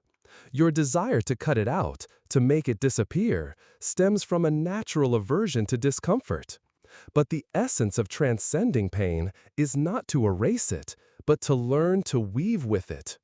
To recognize that even a broken thread, when skillfully reintegrated, can add a unique strength and texture to the whole."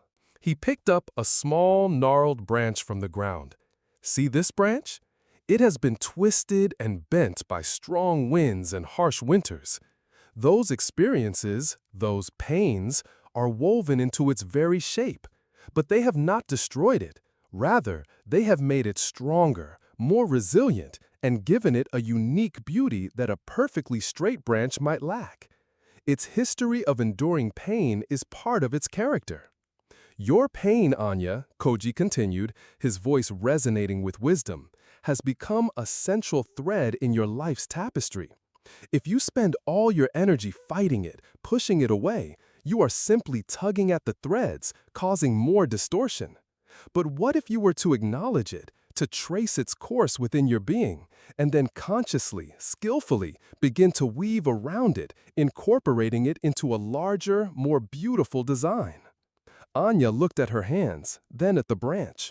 She began to see her own pain not as a defect to be exiled, but as a part of her unique story. The philosophy of alchemical transformation. Anya's struggle to transcend pain is a profound human quest. In Buddhist philosophy, pain, physical or emotional, is acknowledged as an inevitable part of existence, dukkha. However, suffering arises from our resistance to this pain, our clinging to the idea that things shouldn't be this way, or our desire for the pain to disappear. The path to transcending pain is not about its eradication, but about changing our relationship with it, a process akin to spiritual alchemy. The metaphor of the weaver's thread illustrates the concept of skillful means, upaya, and the transformative power of acceptance. When a thread breaks, a novice might discard the whole fabric. A master weaver, however, knows how to knot it, mend it, or even reroute the pattern to incorporate the flaw, making the finished piece more interesting, unique, and perhaps even stronger for having overcome the challenge. Our pain, when approached with wisdom, can become a source of strength, compassion, and deeper understanding. The Buddha taught, pain is inevitable, suffering is optional. This powerful statement lies at the heart of transcending pain. Pain is the sensation, the raw data. Suffering is our mental and emotional reaction to that pain. The stories we tell ourselves about it, the resistance we build against it, the way we identify with it. By observing the pain without judgment, by acknowledging its presence without letting it define us, we create a space for healing. This is where the practice of mindfulness, sati, becomes crucial. It involves non-judgmental awareness of the present moment, including uncomfortable sensations and emotions. When we mindfully observe pain, we notice its changing nature, its ebb and flow. We realize that even intense pain is impermanent. By recognizing its transient nature, we loosen its grip. We learn that we can have pain without being pain. This separation allows us to integrate the experience rather than being consumed by it. Connecting with modern psychology. In modern psychology, the concept of transcending pain is explored through various therapeutic approaches, particularly those focused on trauma recovery and building resilience. Our natural inclination is to avoid pain, a strategy that often backfires, leading to chronic anxiety, depression, and post-traumatic stress. The idea of weaving with the pain aligns with acceptance and commitment therapy, ACT, which encourages individuals to accept uncomfortable thoughts and feelings rather than fighting them.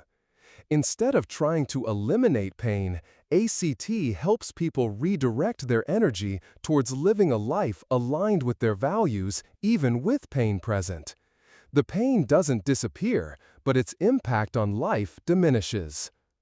The concept of post-traumatic growth, PTG, is also highly relevant here. It suggests that individuals can not only recover from trauma, but also experience significant personal growth as a result. This growth can manifest as a deeper appreciation for life, stronger relationships, a newfound sense of purpose, and increased personal strength, all textures added to the tapestry of life by navigating the broken threads of pain. Emotional regulation skills are key to this transcendence. Instead of reacting with aversion or overwhelming emotion, individuals learn to observe their pain, understand its triggers, and choose more adaptive responses. This is about building a psychological muscle that can hold discomfort without collapsing or lashing out. It allows us to move from being victims of our pain to becoming active participants in our healing journey, much like the weaver who skillfully reintegrates the broken thread. It is a profound act of self-compassion and inner strength. Cultivating the healing loom. As the last rays of sunlight filtered through the pines, painting long, contemplative shadows, Anya felt a profound shift. The memory of betrayal was still there, but it no longer felt like a crushing weight. Instead, it was like a complex pattern in her personal tapestry, one that, when viewed from a new perspective, added depth and character. Consider this, dear friend. What pain are you currently carrying, feeling like a snagged or broken thread in your own life's tapestry? Are you trying to cut it out, deny it, or wish it away? What is the cost of that approach? Can you, for a moment, imagine yourself as a skilled weaver, looking at that painful thread not with aversion, but with an eye to how it might be skillfully reintegrated, adding strength and unique beauty to your overall design? For your quiet reflection tonight, as you drift to sleep, consider this. Lie comfortably. Take a few deep, gentle breaths, imagining each breath as a shuttle weaving through your being. Bring to mind a specific pain or past hurt. Instead of pushing it away, allow yourself to gently acknowledge it, as if observing a thread in your own life's tapestry. Notice its color, its texture. Now, imagine skillfully weaving around it, integrating it, recognizing how it has shaped you, perhaps even adding a unique strength or depth to who you are today. Feel a sense of compassionate acceptance for this part of your story, allowing it to become a source of peace, not struggle, as you drift into a deep, healing sleep. May your pain transform into wisdom, and your life's tapestry be woven with courage and compassion. The Untied Knot, Releasing Attachment. In a remote mountain village, nestled beside a swift-flowing river, lived an old woman named Hana. Her life had been marked by many losses, loved ones, possessions, even her family home to a flood. Yet, despite these trials, she carried a quiet joy and a sense of lightness that puzzled many. One day, a young man named Hiroshi, burdened by the recent loss of his ancestral land, approached Hana. His face was drawn with grief, his hands clenched into tight fists. "Grandmother Hana," he lamented, "I feel as though my heart is tied in 1,000 knots. I cannot stop thinking about what I have lost. I cling to the memories, to the way things were, but this clinging only brings me more pain. How can one possibly find peace by releasing attachment when the things we cherish seem so much a part of who we are?" Hana listened, her wise eyes reflecting the moonlight. She took a length of rope and tied a complex, multi-layered knot. "Hiroshi," she said, holding out the knotted rope, "this knot represents your attachment. You believe that holding on to the past, to what you lost, defines you, or somehow keeps it alive. But see how tight the knot is? It holds nothing, yet it binds your hands." Hiroshi reached for the rope, trying to untie it, but his fingers were clumsy with agitation. The more he pulled and tugged, the tighter the knot seemed to become. "When you try to force the knot open with struggle and frustration," Hana observed, "it only tightens. This is how it is with your heart. The more you resist your pain, the more you cling to what is gone, the more tightly your heart binds itself." She took the rope back. "Now, observe." Hana gently, slowly began to examine the knot. She didn't pull or tug forcefully. Instead, her fingers traced the path of the rope, finding the loose ends, identifying where one loop overlapped another. She worked with the knot, not against it, feeling its structure. After a few moments of patient, mindful work, the complex knot began to loosen, and then, with a final gentle flick, it fell apart, leaving the rope soft and free.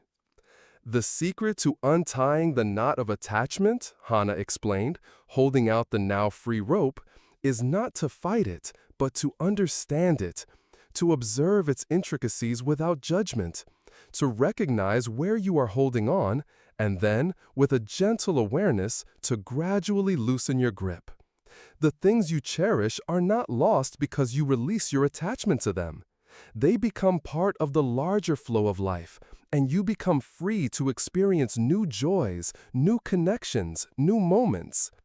"Your suffering, Hiroshi," she concluded, her voice as soft as the night breeze, "comes not from the loss itself, but from the knot of clinging you have tied around it. When you untie that knot, you do not erase the memory, but you free yourself from its binding power." The philosophy of non-clinging, Upadana.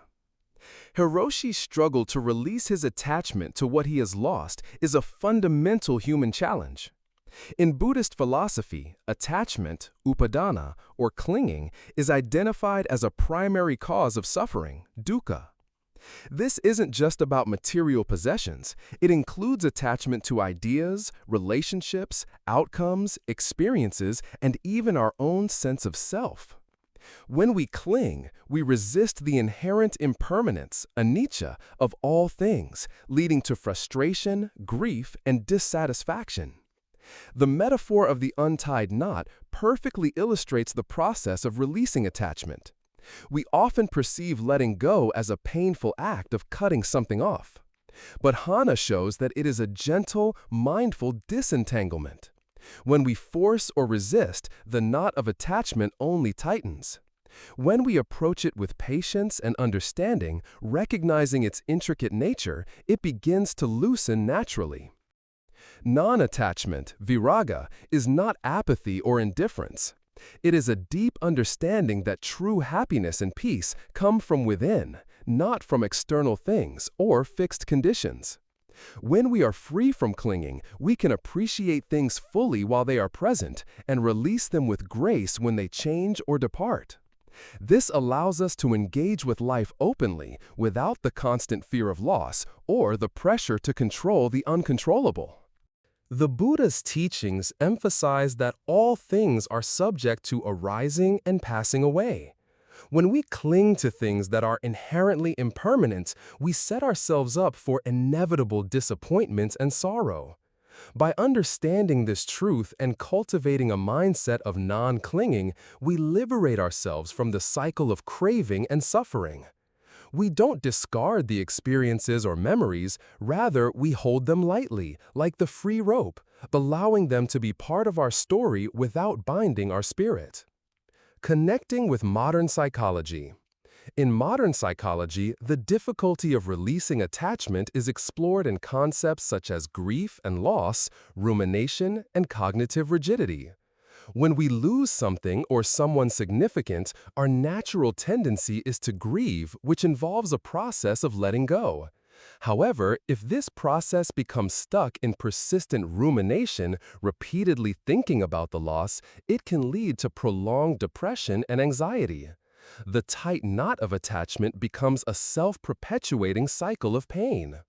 Our brains are wired to form attachments, as they are crucial for survival and well-being, particularly in early development. However, insecure attachment styles can lead to excessive clinging in adult relationships, fear of abandonment, or an inability to adapt to change. This manifests as resistance to letting go of old patterns, grudges, or perceived injustices. Therapeutic approaches like acceptance and commitment therapy are highly relevant here. ACT encourages individuals to accept uncomfortable thoughts and feelings, like grief or longing, without letting them dictate behavior. It helps people to diffuse from their thoughts about what they've lost, recognizing them as mental events rather than absolute truths. This allows for a more flexible response to inner pain, similar to Hana's gentle untying of the knot. Practices such as mindfulness and self-compassion are crucial tools for releasing attachment. Mindfulness helps us to observe our thoughts and feelings of clinging without judgment, creating a space between the emotion and our reaction. Self-compassion allows us to approach our pain with kindness and understanding, rather than self-criticism or forceful suppression. When we are kind to ourselves in our moments of clinging, we create the gentle environment needed for the knot to loosen. It's about moving from a struggle against our pain to a mindful, compassionate disentanglement from the binding aspect of attachment. Cultivating the free heart. The moon now hung high above the silent valley, casting long, peaceful shadows. Hiroshi sat beside Hana, his hands now open and relaxed, reflecting the moonlight. The weight he had carried for so long had lifted, replaced by a profound sense of peace. The memory of his land was still there, but it no longer held him captive. The Buddha taught, Hana said, her voice soft and clear, from craving springs grief, from craving springs fear. For him who is wholly free from craving, there is no grief, much less fear. This freedom, dear Hiroshi, comes when you learn to untie the knots of your own heart. Consider this, dear friend. What knots of attachment are currently binding your heart or mind? Is it attachment to a past relationship, a particular outcome, a perceived identity, or perhaps a grudge? How are you currently trying to deal with this knot? Are you pulling and tugging, or are you mindfully observing its structure?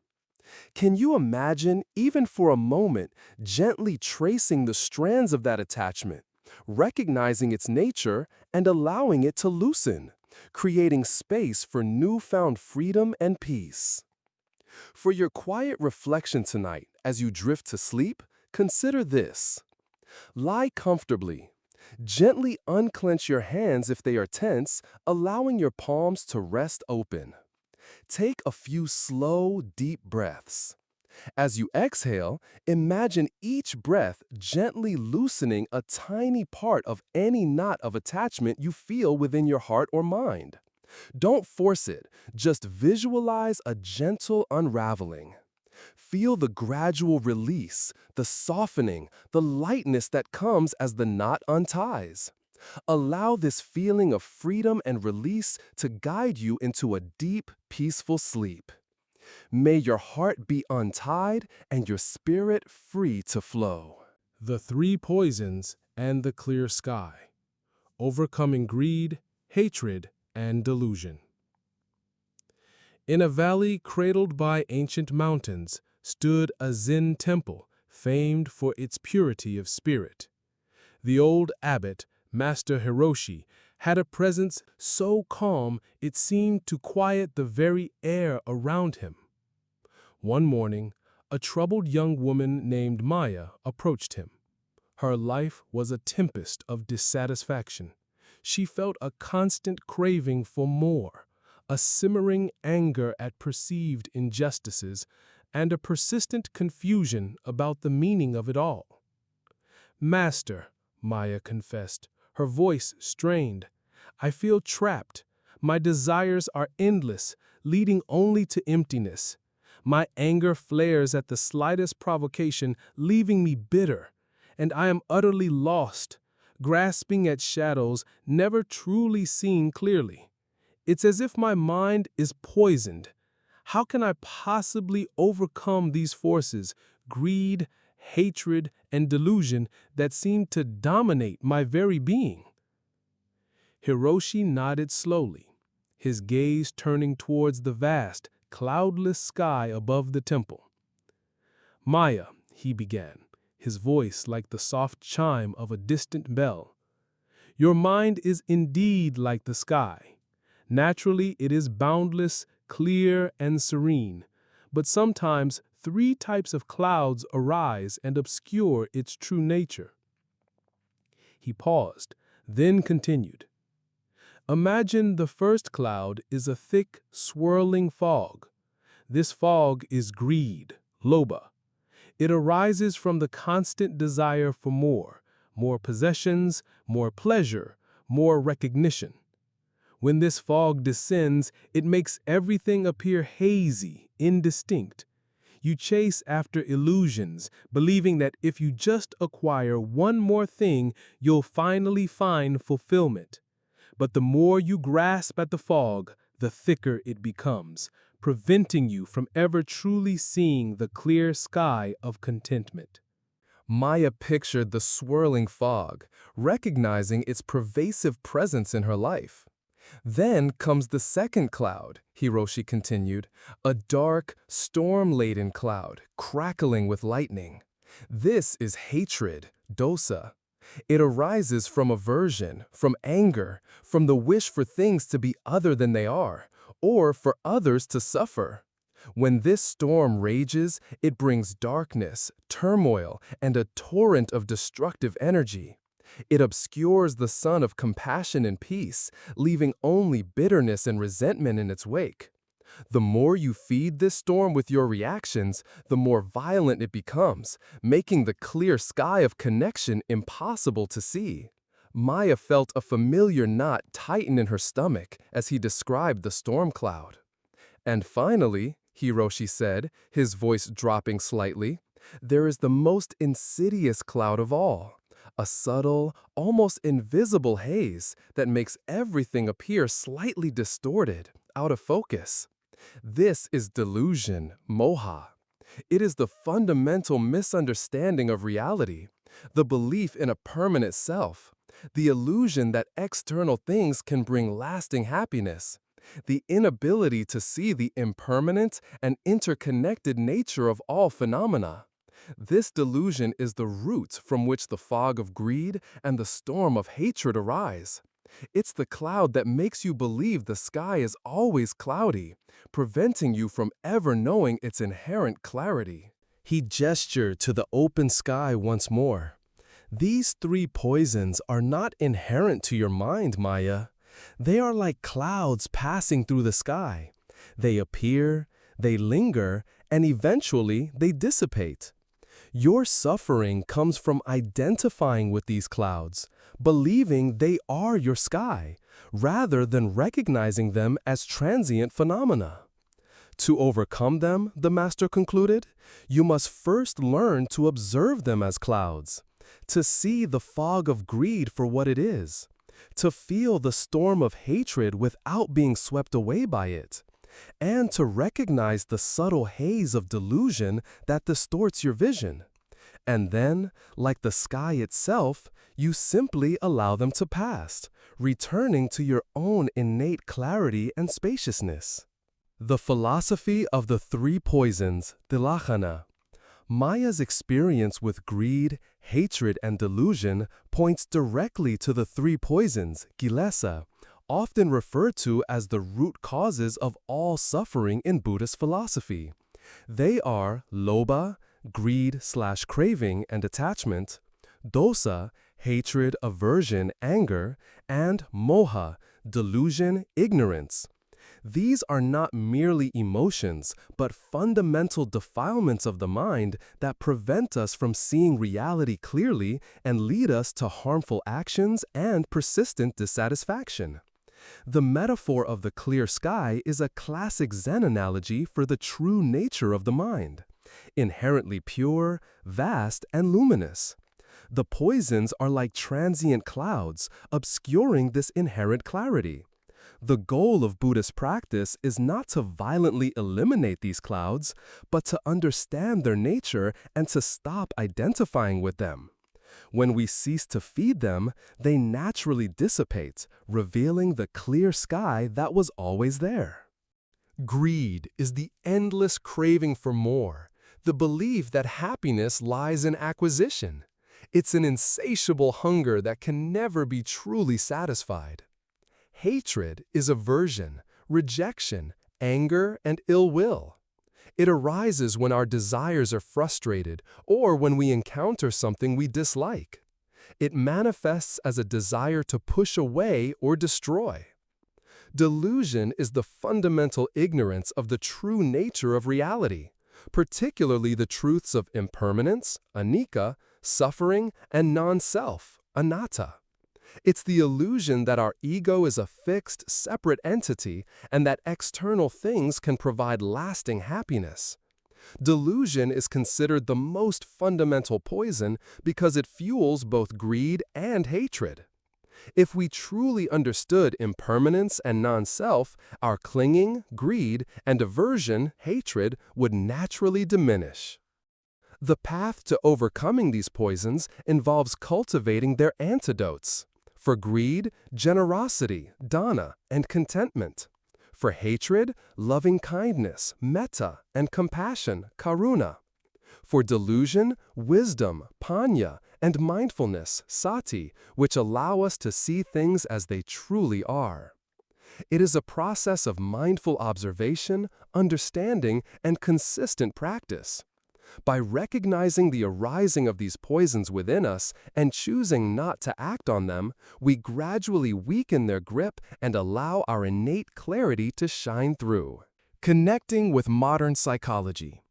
The three poisons have strong parallels in modern psychological concepts that explain much human distress and dysfunctional behavior. Greed/craving, lobha, relates to addiction, substance and behavioral, compulsive buying, and the hedonic treadmill. Psychologically, this is often driven by a dopamine reward system that constantly seeks novelty and pleasure, leading to a cycle of craving and temporary satisfaction followed by renewed emptiness. Consumer culture often exploits this, constantly suggesting that more will bring happiness, reinforcing the poison of greed. Hatred/aversion aligns with concepts like chronic anger, resentment, hostility, and even various forms of aggression. Psychologically, this can stem from perceived threats, unmet expectations, or unhealed past wounds. The fight response of our limbic system, when overactive or misdirected, fuels this poison. Suppressed anger can lead to internalizing emotions, contributing to anxiety and depression, while expressed anger can damage relationships and lead to destructive behavior. Delusion, ignorance, moha, is perhaps the most pervasive and subtle. It relates to cognitive biases like confirmation bias, self-serving bias, self-deception, and a fundamental lack of self-awareness. It includes the psychological tendency to cling to a fixed, rigid sense of self, ego, and to externalize blame. This lack of insight prevents individuals from understanding the true causes of their suffering and blocks personal growth. Many therapeutic modalities like cognitive behavioral therapy, CBT, and dialectical behavior therapy, DBT, work to challenge these delusional thought patterns and promote a more accurate understanding of reality and self. Mindfulness practices are crucial in addressing all three. By observing thoughts and emotions non-judgmentally, we can see the clouds as they arise, recognize their transient nature, and choose not to be driven by them. This conscious awareness weakens their power and allows us to cultivate clarity, compassion, and contentment from within. Overcoming these poisons isn't a battle to be won, but a gradual purification of the mind. Cultivating the clear sky within. As the sun rose fully, bathing the temple in golden light, Maya felt a profound sense of spaciousness within her. The anxieties, the anger, the confusion still flickered, but they no longer felt like solid entities. They were indeed like passing clouds, and the vast, clear sky of her mind remained untouched. The Buddha taught, Master Hiroshi concluded, his voice resonating with ancient wisdom. Neither in the sky, nor in the middle of the ocean, nor by entering into the crevices of mountains can one find a place on earth where, standing, one will not be overcome by the evil deeds. The path to freedom is not escape, but liberation from the very roots of suffering within. Cultivating the clear sky within. Consider this, dear friend. Which of the three poisons, greed, hatred, or delusion, seems to cloud your inner sky most frequently? Can you observe its particular patterns in your thoughts, emotions, or actions? What small step can you take today to practice seeing these clouds for what they are, transient phenomena, without identifying with them or fueling them? Can you connect with the inherent clarity and spaciousness of your own mind, even for a moment, knowing that it is always there, beneath the passing clouds? For your quiet reflection tonight, as you drift to sleep, consider this. Lie comfortably. Close your eyes and imagine your mind as a vast open sky. Notice any thoughts or feelings that arise, be they cravings, frustrations, or confusions, as passing clouds. Don't engage with them, don't try to push them away. Simply observe them as phenomena arising and passing in your spacious mind. Feel the vastness, the clarity, the peace of the sky that remains untouched beneath all clouds. Rest in this boundless awareness, allowing it to guide you into a deep, purifying sleep. May your sky be clear and your spirit free from all clouds. The Farmer's Harvest, the Law of Karma. In a serene valley, known for its fertile soil and diligent farmers, lived a wise old farmer named Kensho. His fields were always abundant, and his spirit always peaceful, even when others around him faced struggles. One day, a young farmer named Toshi, new to the valley, approached Kensho. Toshi was frustrated.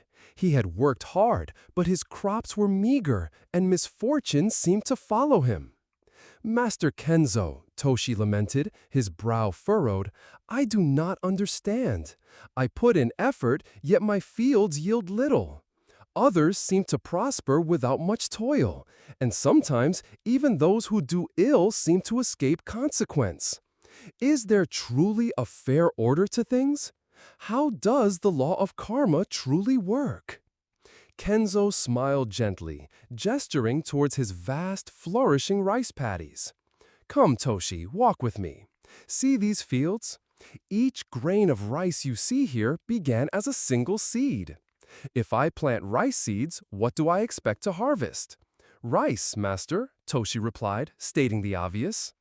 "And if I were to plant seeds of weeds expecting rice, what would I get?" "Only weeds, master," Toshi admitted. "Precisely," Kensho affirmed. "The law of karma is no different, Toshi. It is the universal principle of cause and effect, as unwavering as the changing seasons. Every thought you cultivate, every word you speak, every action you take, these are the seeds you plant in the field of your life. If you sow seeds of rice, you will eventually harvest rice.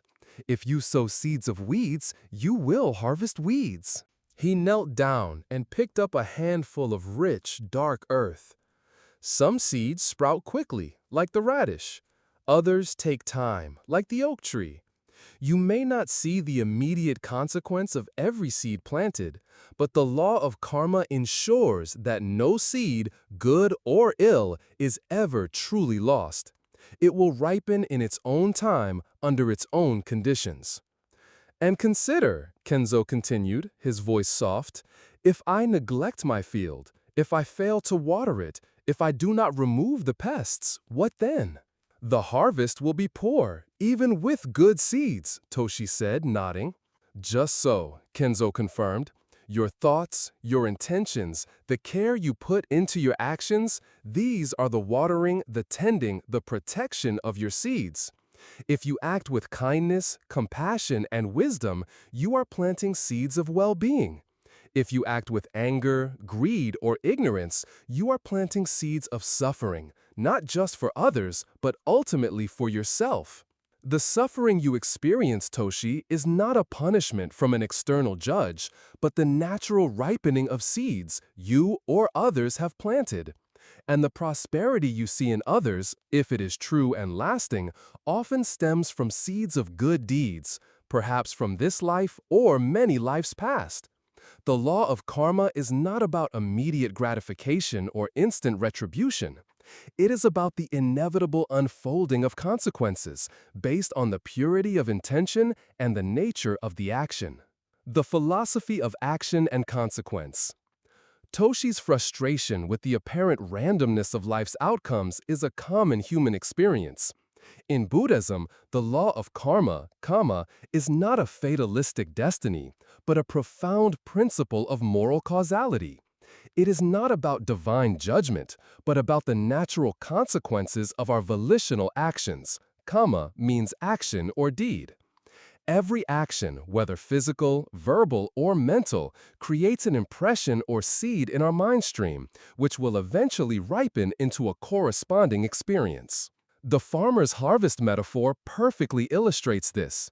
If you plant an apple seed, you will get an apple tree, not a pear tree.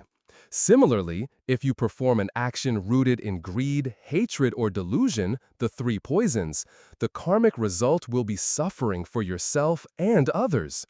If you act with generosity, loving kindness, and wisdom, the result will be happiness and well-being. The philosophy of action and consequence. From a psychological perspective, our actions create behavioral patterns and neural pathways.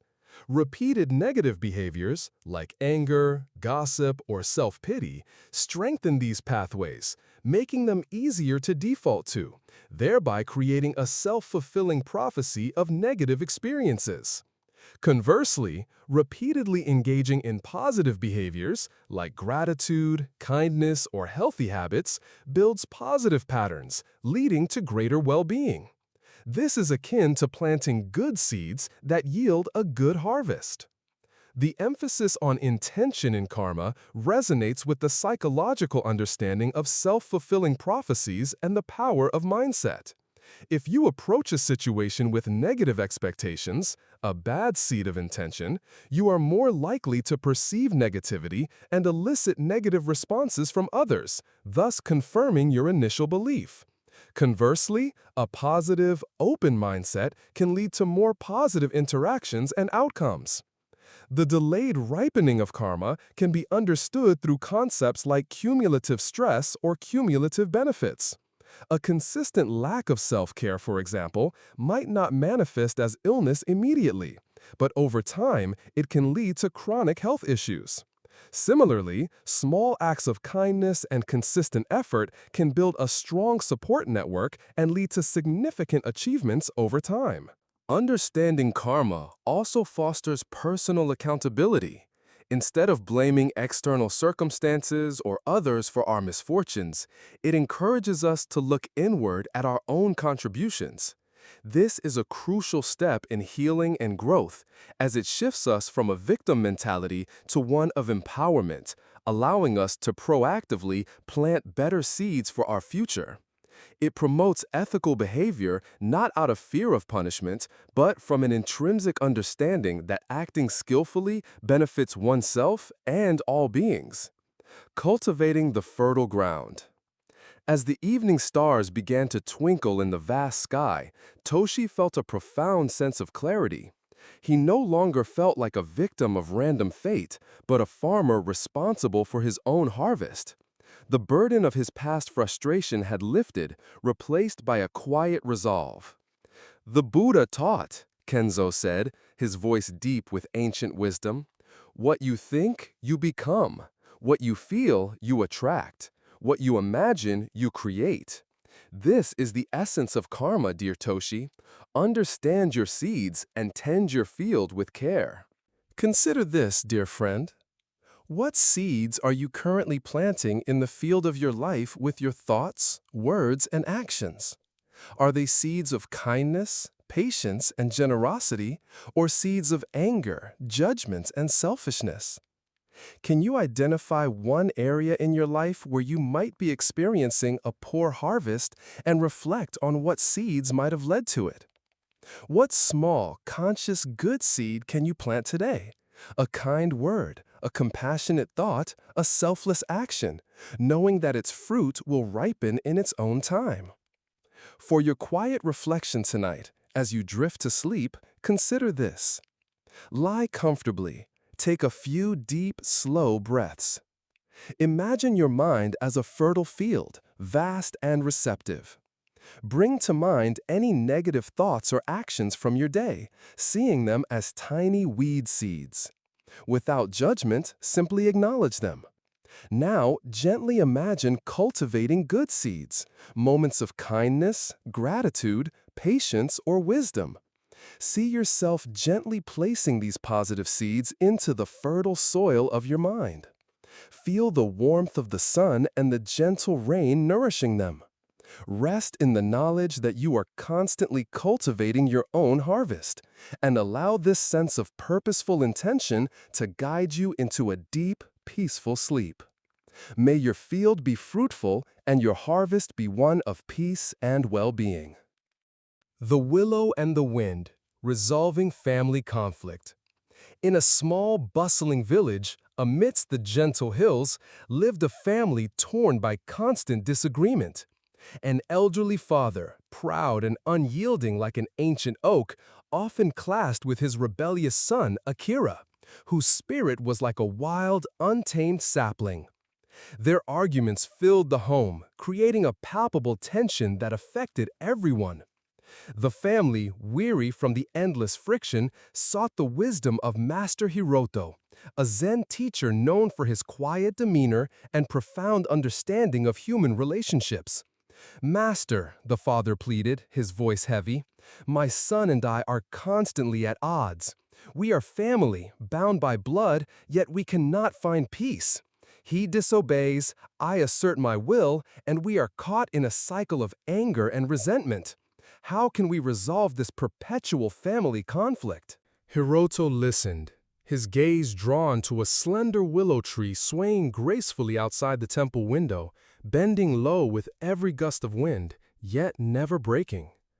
"Tell me," he began, his voice calm and clear, "what do you observe about the willow in a strong wind?" The father scoffed. "It bends, master. It yields. It is weak, unlike the mighty oak that stands firm." "And what happens to the mighty oak?" Hiroto asked, "when a truly violent storm comes?" The father paused. "It might lose branches, master, or, if the storm is strong enough, it might be uprooted entirely." "Precisely," Hiroto affirmed. "And the willow?" "The willow bends so deeply it almost touches the earth," the father admitted.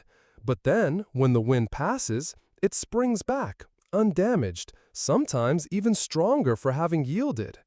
"Your relationship, father and son, is like the oak and the wind," Hiroto explained gently.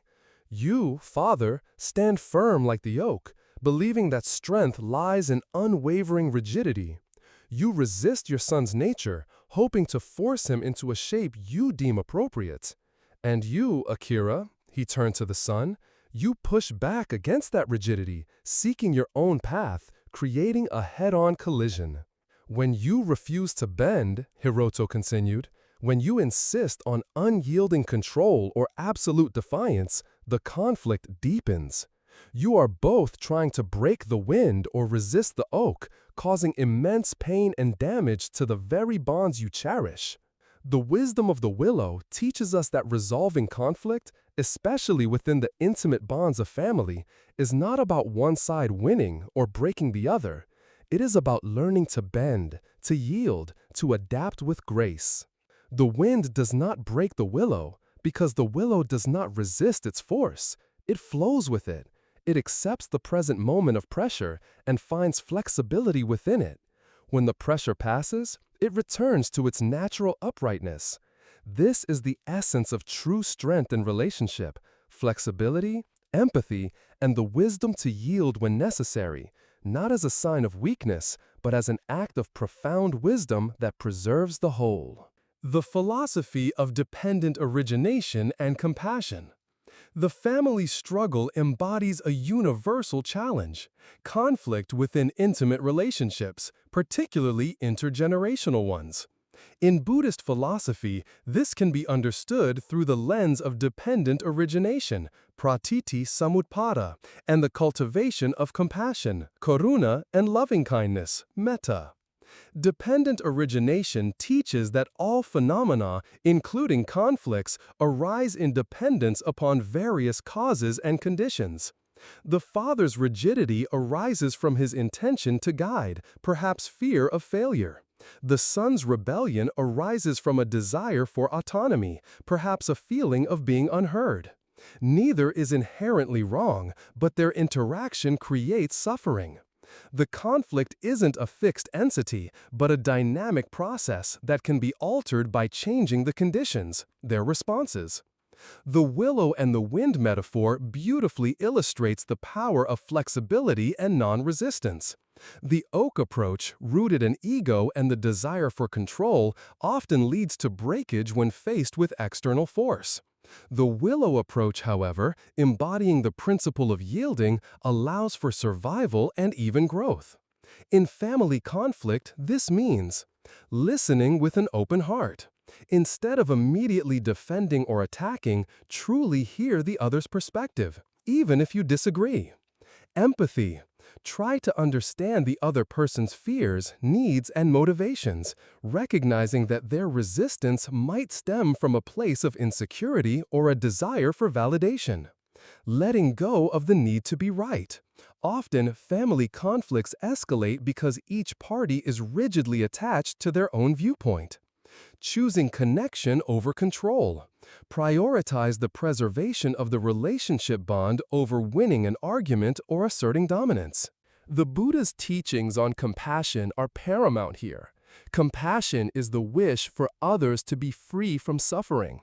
When we approach family conflict with compassion, we recognize that the other person, even if their actions are difficult, is also experiencing suffering. This understanding softens our own hearts and allows for a more gentle and skillful response.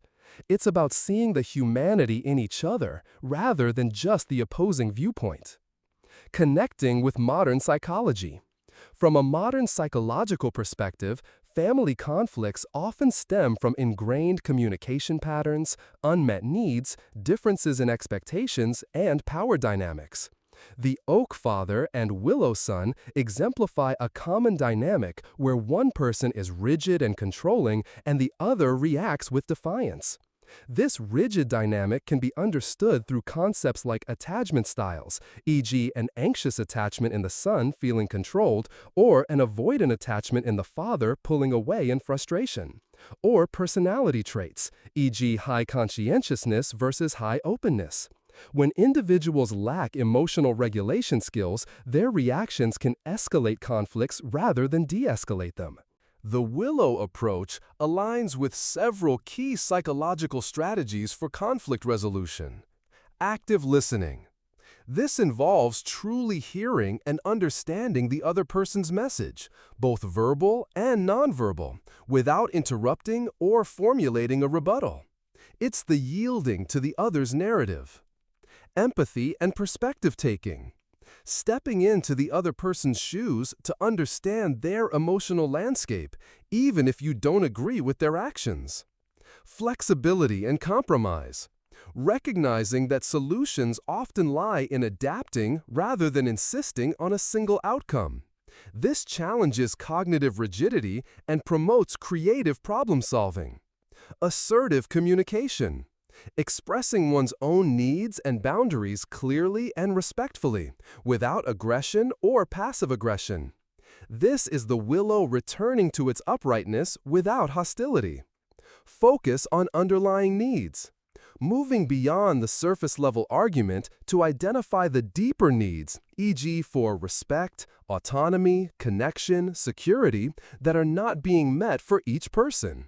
Therapies like family systems therapy emphasize that individuals are part of an interconnected system, and changing one part of the system, e.g. the father's rigidity, can lead to changes in others, e.g. the son's defiance. The goal is to create healthier, more flexible relational patterns. The wisdom of the willow offers a powerful blueprint for navigating these complex yet vital human relationships, transforming conflict from a destructive force into an opportunity for deeper understanding and connection.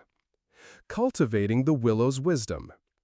As the evening deepened, a quiet understanding passed between the father and son. The tension that had long gripped their family seemed to soften, replaced by a fragile but hopeful sense of peace. They began to see their differences not as battle lines, but as unique aspects that, when flexible, could contribute to a stronger, more resilient whole. The Buddha taught, Master Hiroto reminded them, his voice a soothing balm. Hatred does not cease by hatred, but only by love. This is the eternal rule. In family, this love manifests as the willingness to bend, to understand, and to forgive, allowing the winds of change to strengthen, not shatter, your bonds. Consider this, dear friend. In your own family relationships, where do you tend to be like the unyielding oak or the defiant wind? What is one small way you could practice being more like the flexible willow in a challenging family interaction? Could it be listening more deeply, offering empathy, or letting go of the need to be right? How might embracing flexibility and compassion in your family conflicts allow the winds of disagreement to strengthen your bonds rather than break them? For your quiet reflection tonight, as you drift to sleep, consider this. Lie comfortably. Take a few deep, slow breaths. Imagine yourself as a graceful willow tree, rooted deeply, but with branches that are supple and flexible. Bring to mind a family conflict or tension. Instead of feeling rigid or defensive, imagine the energy of the conflict as a strong wind. Feel yourself gently bending with it, not breaking, not resisting, simply yielding with grace. As you breathe out, release any tension or need to control. As you breathe in, affirm your inner strength and flexibility.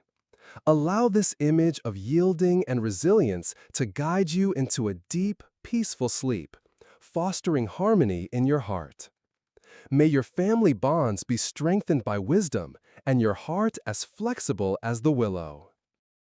The Master and the Apprentice, Navigating Workplace Dynamics. In a bustling city renowned for its exquisite pottery, Master Ru ran a thriving workshop. He was a master craftsman, patient and wise, but his new apprentice, young Kenji, was a whirlwind of ambition and impatience. Kenji was skilled, but often clashed with the other apprentices, criticizing their methods, rushing his own work, and constantly seeking Ru's direct approval, often at the expense of harmonious collaboration. The workshop, once a place of quiet focus, now buzzed with underlying tension. One afternoon, during a particularly complex project requiring precise teamwork, Kenji sharply corrected an older apprentice, causing a stack of unfired bowls to wobble precariously. Master Ru observed silently, then gently called Kenji aside. "Kenji," Ru began, his voice calm, "you are like a swift river, eager to reach the sea. Your ambition is strong and your skill is growing. But tell me, what happens if a river only pushes forward, disregarding the stones and banks in its path, rushing to dominate everything?" Kenji frowned. "It might create a flood, Master, or erode its own banks. It might even carve a path that is not the most efficient, simply because it forces its way through." "Precisely," Ryu affirmed. "And in this workshop, my dear Kenji, we are all part of the same river, flowing towards the sea of perfect pottery. Your swiftness, while a virtue, if it disregards the flow of others, if it creates turmoil rather than harmony, will not lead to a greater harvest. It will only create resistance, like the river churning against a stubborn rock. You seek to control every detail, to prove your worth by highlighting others' imperfections, and to gain approval through individual brilliance. But a workshop, like a river, thrives not on individual torrents, but on the cooperative flow of its currents. The clay needs gentle handling, the kiln needs steady heat, and the apprentices need a sense of shared purpose, not constant friction." Ryu picked up two small wet balls of clay. He gently pressed one into the other, shaping them effortlessly. "See this clay, Kenji? It is pliable. It yields to the potter's hand, and it yields to other clay when joined. It does not fight. When it resists, it cracks. In this workshop, each of us is like a unique piece of clay. We each have our own texture, our own strengths, our own ways of being shaped. If one piece tries to impose its will too forcefully on another, the structure weakens." "True mastery in this workshop," Ryu continued, his gaze steady, "is not just about shaping clay. It is about shaping the atmosphere. It is about understanding that your individual contribution is inseparable from the well-being of the whole. When you choose to flow with respect, with patience, with a willingness to learn from every stone and bank, every colleague, every challenge, You do not diminish yourself. You elevate the entire river, and your own path becomes clearer, more graceful, and ultimately more fulfilling. The philosophy of interbeing and skillful means. Kenji's approach to the workplace, driven by ambition and a need for individual recognition, often leads to friction and discomfort for himself and others. In Zen Buddhism, this reflects a lack of understanding of interbeing, interpenetration, and the absence of skillful means, upaya, in interaction.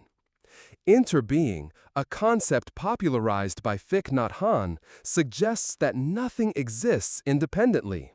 We are all interconnected, like the threads in a tapestry or the different currents in a river. Kenji's individual swiftness affects the entire river of the workshop. When we act as if we are separate, trying to dominate or control others, we create suffering for ourselves and those around us. Recognizing our interconnectedness fosters empathy, cooperation, and a sense of shared responsibility. Skillful means refers to acting in ways that are wise, effective, and compassionate, leading to positive outcomes for all involved. Kenji's blunt criticisms, though perhaps well-intentioned in his mind, are not skillful means because they create discord. True skillful means involve right speech, samavacha, speaking truthfully, kindly, helpfully, and at the right time. Right action, samakamanta, acting in ways that are morally wholesome and beneficial. Right livelihood, sama ajiva, earning a living in a way that does not harm others.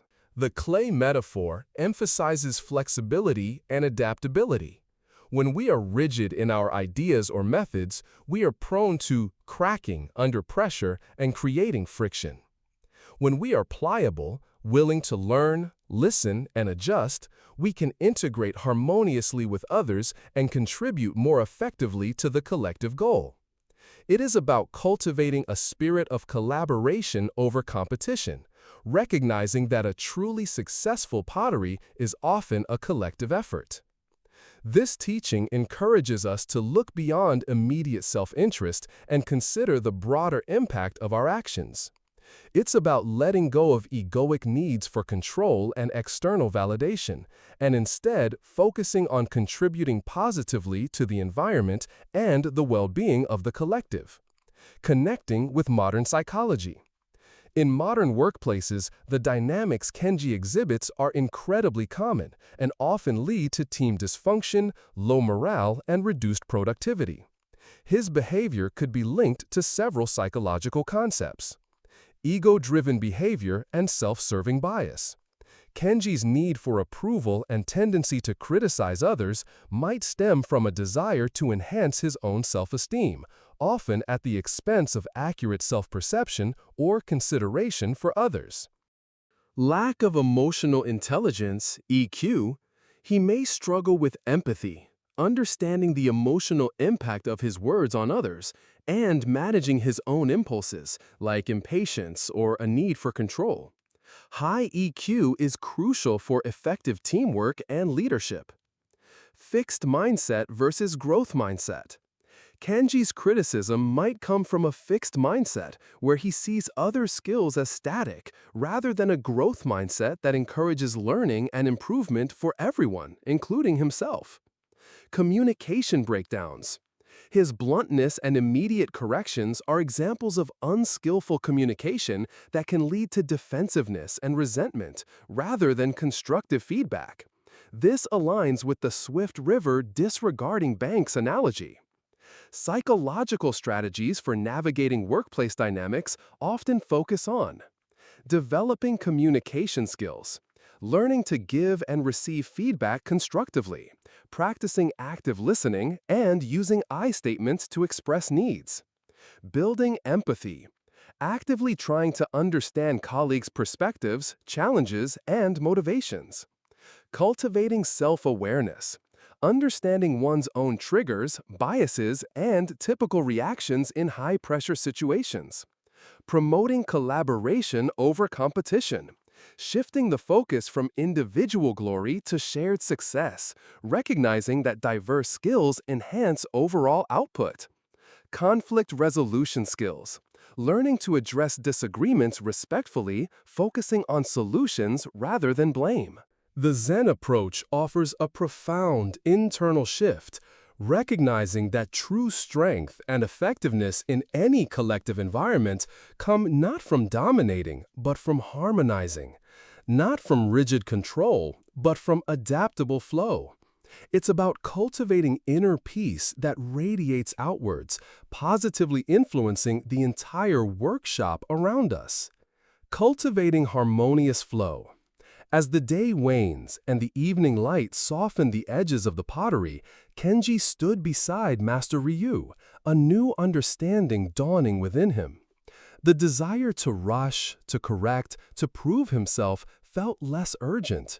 He began to see his colleagues not as rivals, but as fellow artisans, each contributing to the collective beauty. The Buddha taught, Master Ryu concluded, his voice a quiet invitation. Better than 1,000 hollow words is one word that brings peace. And in the workplace, this peace arises when each person learns to flow with respect, kindness, and a deep understanding of their interconnectedness. Consider this, dear friend. In your own workplace or team environment, where do you tend to act like the rushing river or the unyielding oak? Do you prioritize individual achievement over collective harmony? What small step could you take today to be more like the yielding clay or the collaborative current in your work?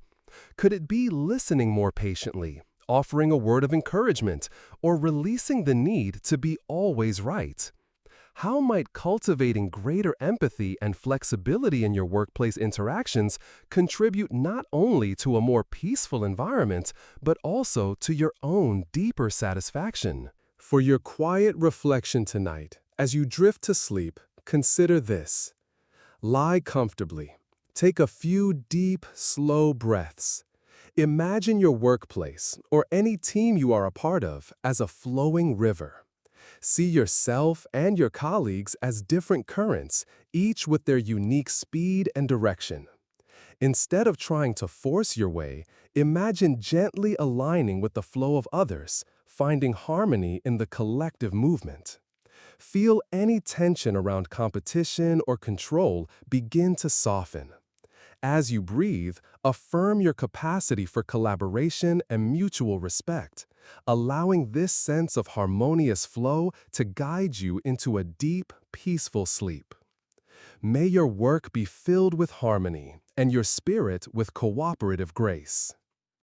The Divided Heart, Healing Betrayal and Relationship Strife. In a small, picturesque fishing village nestled beside a turbulent sea lived a young couple, Ren and Sora. Their love had once been as clear and boundless as the open ocean. But a recent act of betrayal, a secret kept, a trust broken, had fractured their bond. Their hearts felt like two islands, once connected, now separated by a churning, bitter sea. They continued to live under the same roof, but the unspoken pain and resentment created an unbearable atmosphere of strife. Desperate for a way to bridge the chasm between them, they sought out the village elder, Master Kaito, whose wisdom was as deep and ancient as the sea itself. "Master," Sora began, her voice trembling, "my heart feels torn in two. The pain of betrayal is immense, and the anger makes it impossible to forgive. Ren also carries his own burden. How can we ever heal this rift, this profound relationship strife, and find our way back to connection? May your work be filled with harmony, and your spirit with cooperative grace." Kaito listened, his gaze fixed on the distant horizon where the turbulent sea met the vast, indifferent sky.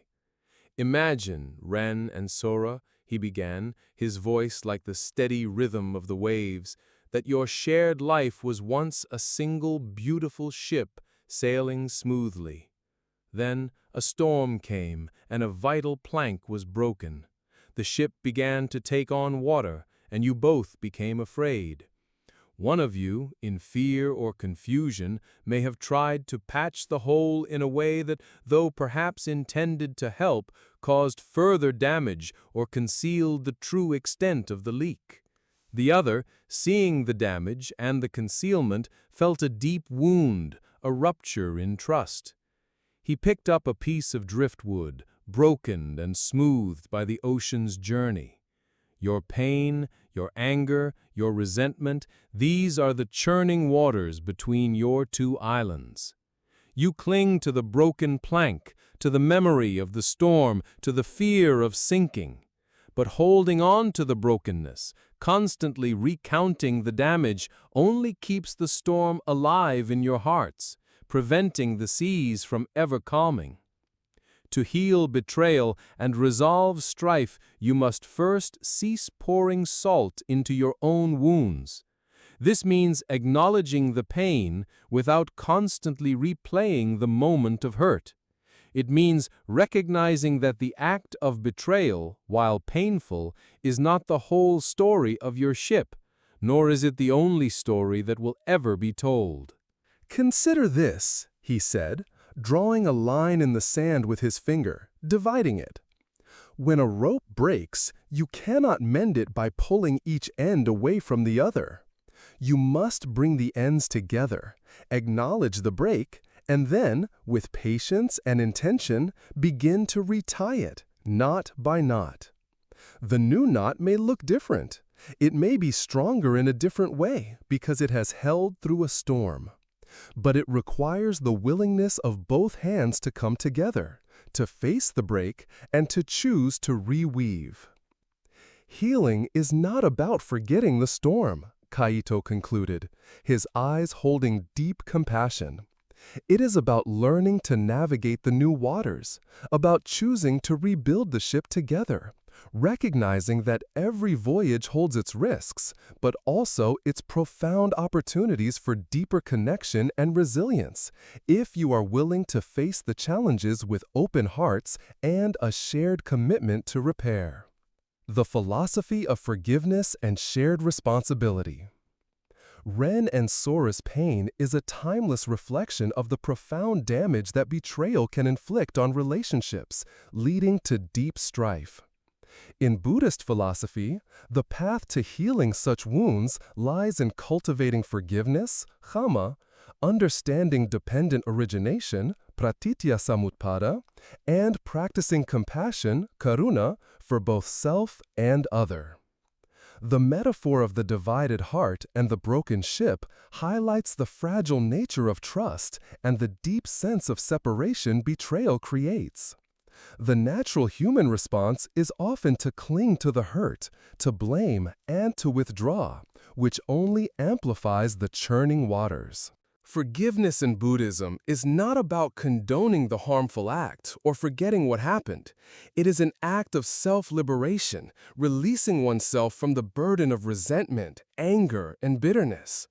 As the broken rope analogy illustrates, forgiveness is the courageous act of bringing the ends of the relationship together again, acknowledging the break, and making a conscious choice to retie the knot of connection, or at least to cease the self-inflicted pain of holding on to the wound.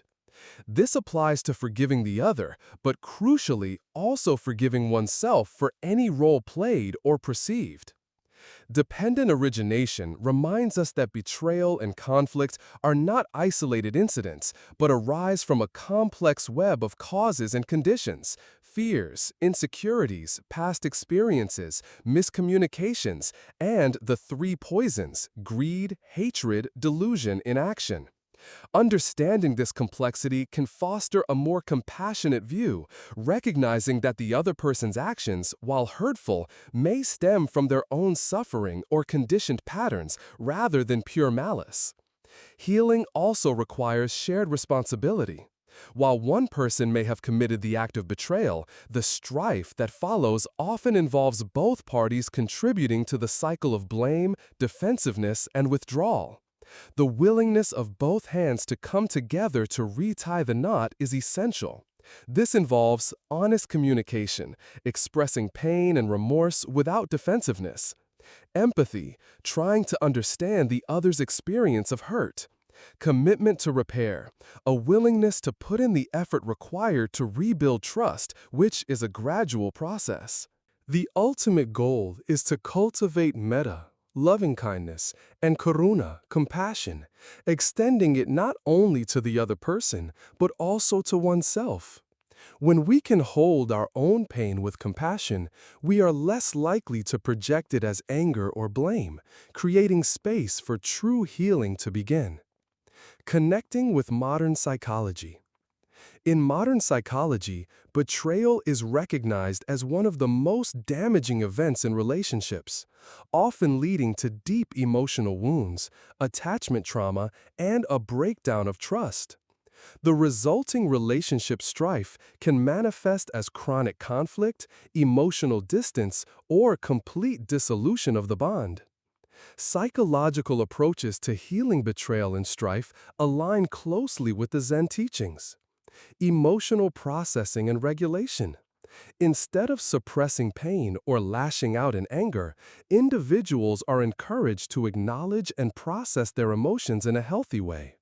This aligns with ceasing to pour salt into your own wounds, breaking the cycle of rumination and reactivity. Rebuilding trust.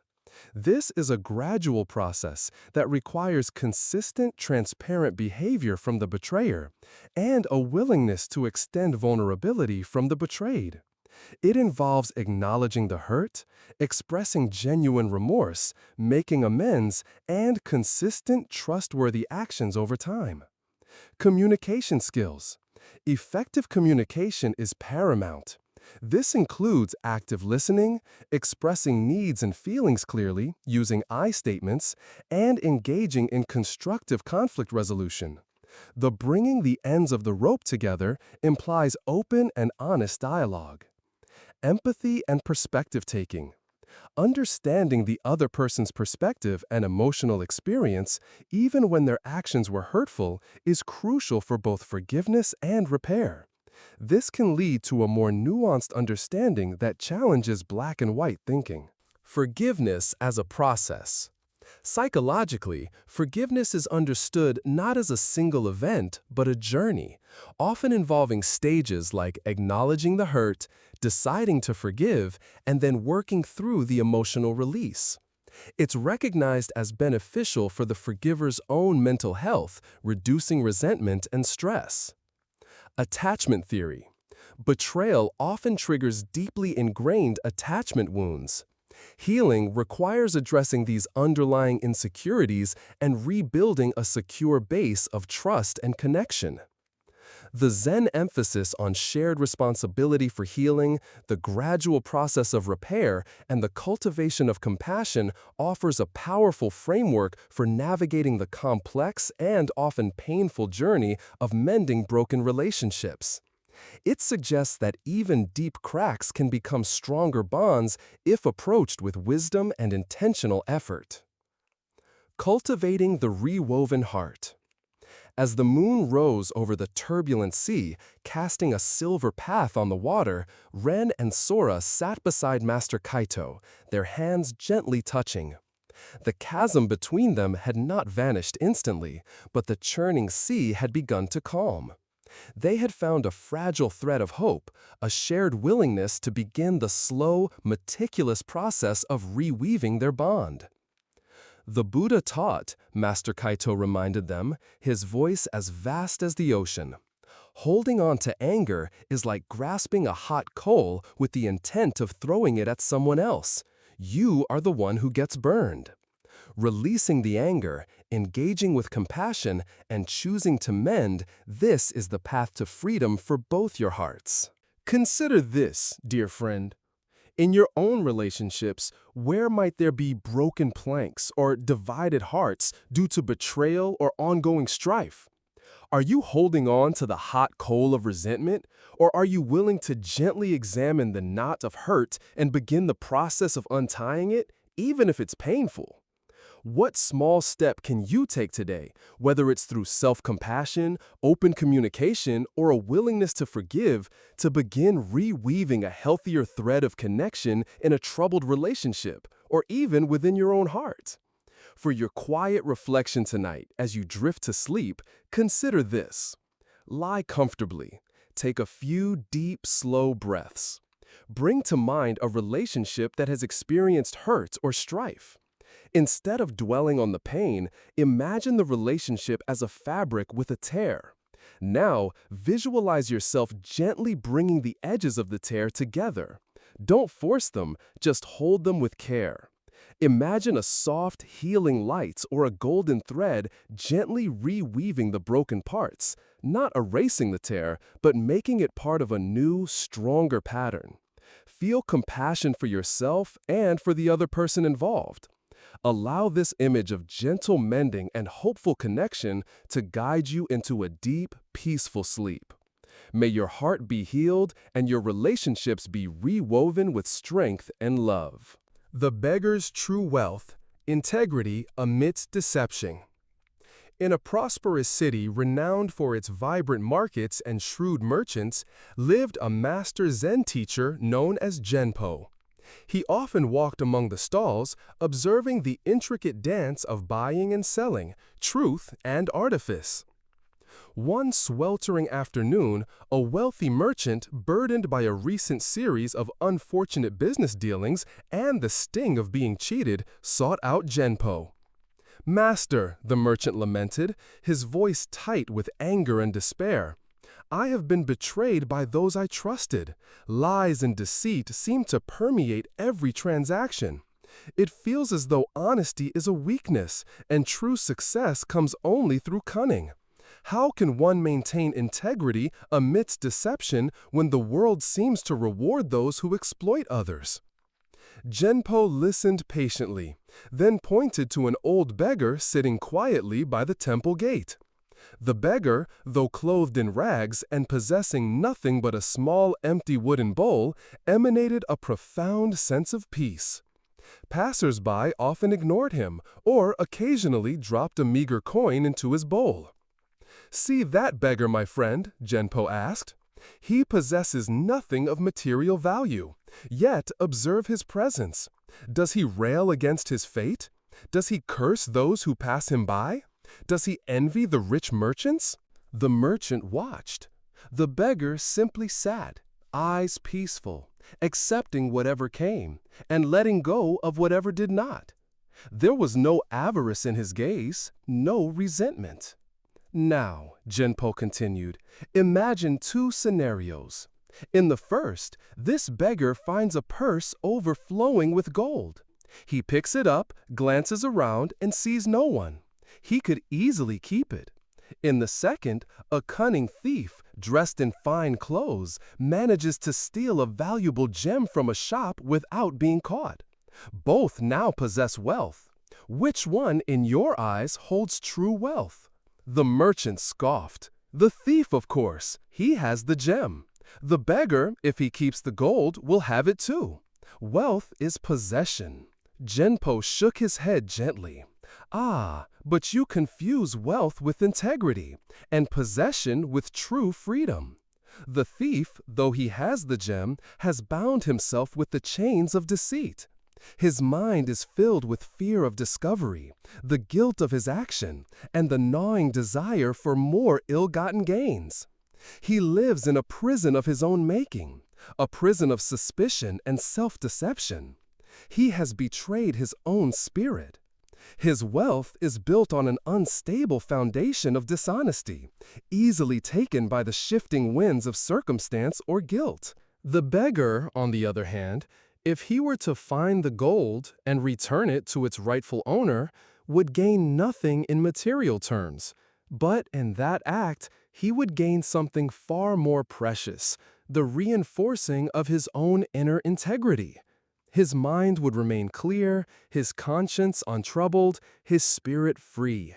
He would have acted in alignment with truth, and that alignment is a wealth that cannot be stolen, cannot be lost, and brings genuine peace.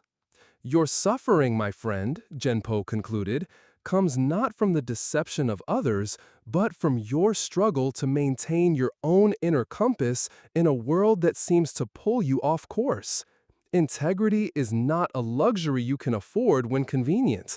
It is the very foundation of inner peace. It is choosing to be true to your highest self, regardless of the rewards or temptations of the moment. And when you possess that, you are truly wealthier than any king. The philosophy of right livelihood and ethical conduct.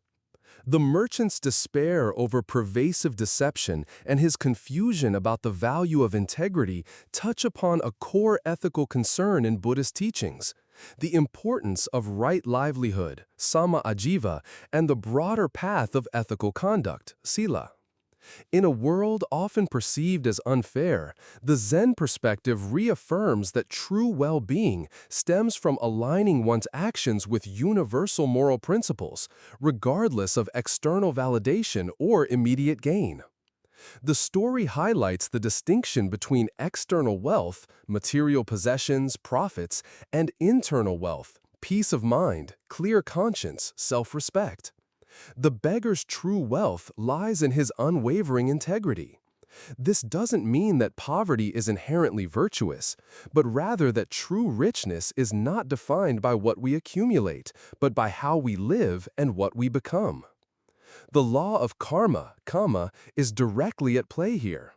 While the thief might gain a gem in the short term, his action of theft, rooted in greed and delusion, creates negative karmic seeds that will ripen into future suffering, perhaps anxiety, suspicion from others, or a persistent inner disquiet. The beggar's act of honesty, though seemingly unrewarded externally, plants seeds of positive karma, nurturing inner peace and clarity. The Buddhist view is that a mind free from guilt and remorse is the greatest treasure. Integrity is defined as adherence to moral and ethical principles, soundness of moral character, honesty. In Buddhism, this translates to living in harmony with the 5 precepts: not killing, not stealing, not engaging in sexual misconduct, not lying, not taking intoxicants that cloud the mind. These precepts are not rigid rules, but guidelines for skillful living that reduce harm to self and others, thereby contributing to inner peace and societal harmony. The beggar's true wealth is the direct result of his ethical conduct and the peace that follows a clear conscience.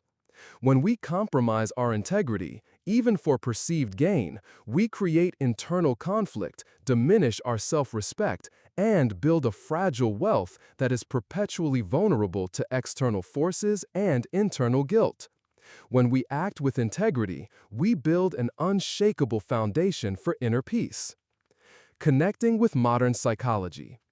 In modern psychology, the merchant's struggle with deception and the value of integrity is highly relevant to concepts of moral development, self-esteem, and psychological well-being. The allure of dishonest gain often reflects a focus on short-term rewards over long-term consequences, a common cognitive bias. Individuals who consistently engage in deceptive behavior often develop a fragmented sense of self, experiencing cognitive dissonance, discomfort from holding conflicting beliefs, or engaging behaviors inconsistent with one's values. This internal conflict can lead to anxiety, depression, and a diminished sense of self-worth. Conversely, maintaining integrity is strongly linked to authentic self-esteem, a stable sense of self-worth based on inner values, not external validation, and overall psychological well-being. Research in positive psychology shows that living in alignment with one's values contributes significantly to a meaningful and satisfying life. When our actions are consistent with our deepest moral principles, we experience a sense of coherence and inner peace. The beggar's choice to return the gold, despite his poverty, demonstrates strong moral courage and impulse control. He resists the immediate gratification of illicit gain for the long-term benefit of a clear conscience and adherence to his values. This speaks to the development of higher-order executive functions in the brain, allowing for reasoned choices over impulsive reactions. The pervasive nature of deception in society, from minor white lies to large-scale fraud, erodes social trust and contributes to cynicism and despair, as the merchant experienced.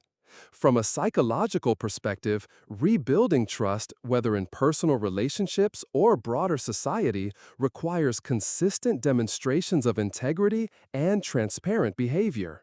The story reminds us that while we cannot control the actions of others, we always have agency over our own, and our inner state is the ultimate reward or consequence.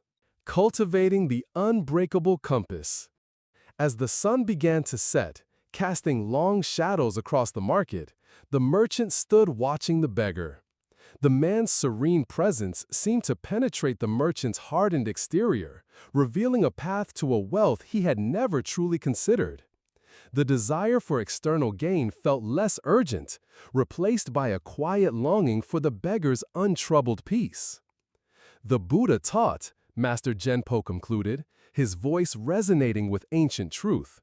If a man speaks or acts with a pure thought, happiness follows him, like a shadow that never leaves him. This pure thought is the heart of integrity, a wealth beyond measure, available to all who choose it. Consider this, dear friend. Where in your life might you be tempted to compromise your integrity for external gain, approval, or convenience? What is the true cost of such a compromise to your inner peace and self-respect? Can you imagine yourself like the beggar, making a choice rooted in pure honesty, even when no one is watching, knowing that this choice builds an unshakable foundation for your own true wealth, your inner peace and clarity? For your quiet reflection tonight, as you drift to sleep, consider this. Lie comfortably. Take a few deep, slow breaths. Imagine your inner self as a clear, radiant light. Now, bring to mind any situation where you felt tempted to stray from your integrity, or where you observed deception around you. Instead of engaging with the negativity, simply affirm your commitment to your own inner truth. Feel the strength and calm that comes from aligning with your highest values. Let this feeling of unwavering integrity fill your being, guiding you into a deep, peaceful sleep, safe in the knowledge of your own true worth. May your integrity be your compass, and your true wealth be found within. The Stolen Gem, Understanding Envy. In a small, serene kingdom, renowned for its skilled artisans, there was a quiet monastery nestled among rolling hills. Master Jisan, known for his profound insight into the human heart, resided there. One crisp morning, a distraught young artisan named Hiro complained bitterly to Master Jisan. "Master," Hiro lamented, his voice tight with frustration and bitterness, "my most prized possession, a uniquely carved jade gem, has been stolen. I suspect my rival, Kensho, a less talented but fiercely ambitious craftsman. My heart burns with envy when I see his success, and now this theft fills me with rage and a desire for retribution. How can I find peace when injustice and greed plague my life?" Jisan listened patiently, his gaze calm. "Hiro," he began, his voice soft as the rustle of autumn leaves, "the loss of your gem is indeed a sorrow. But tell me, where does the real pain reside? Is it in the absence of the gem itself, or in the fire of envy and the poison of hatred that now consume your heart?" Hiro paused, surprised by the question. "It is both, master. The gem is gone, but the feeling of being wronged, of being inferior to Kensho, that is what truly torments me." "Indeed," Jisan affirmed, "the gem, though valuable, is but a stone. Your true torment comes from the inner thief, envy, that stole your peace long before the physical gem was taken. This thief, born from comparison and a sense of lack, whispered that Kenzo's success diminished your own, and that his possessions were somehow rightfully yours. And when the physical theft occurred, it only served to validate and amplify the internal poison that was already at work. He picked up a small, polished stone from the ground, reflecting the sunlight. Imagine this stone is your jade gem. When you possessed it, did it make you truly happy, or did you still look to Kenzo's achievements with a yearning for more? Hiro admitted, "I always felt a need to surpass him, master, even with my gem." So, the true theft of your peace began with your own envy, Jisan explained. It robbed you of contentment even when you had your gem. And now, the actual loss of the gem has amplified this inner theft, leaving you empty not because the gem is gone, but because your heart is filled with bitterness and a desire for what is not yours, or for revenge. The act of theft, Jisan continued, whether physical or emotional, arises from a mind clouded by greed and delusion. The thief believes that by taking from another, they gain something of true value. But in reality, they lose their own integrity, their peace of mind, and create negative seeds of karma. They become poorer in spirit, even if richer in possessions. Similarly, when you allow envy to take hold, you are the thief of your own joy, stealing your present peace by dwelling on what others have. To find true peace, Hiro, Master Jisan concluded, you must first reclaim your inner wealth. This means understanding that envy is a self-inflicted wound, a poison that makes you desire what is not yours and resent what others possess. And theft, in its deeper sense, is the ultimate expression of that poisoned mind, a desperate attempt to fill an inner void with external things. When you relinquish the grip of envy, you reclaim your own abundance. When you release the desire for retribution, you free yourself from the thief's own suffering. Your true treasure is not the gem, but the unblemished clarity of your own heart. The philosophy of non-covetousness and inner riches.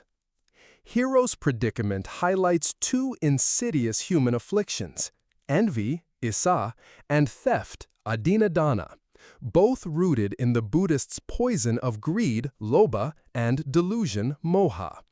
The story emphasizes that true suffering comes not just from the external act of theft, but from the internal state of mind, particularly envy, that precedes and fuels such desires and reactions.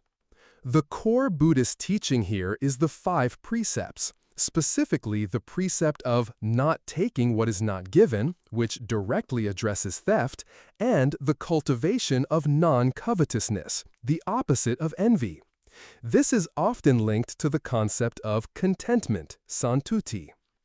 Envy arises from a comparison where one perceives another's good fortune as diminishing one's own, coupled with a desire for that good fortune.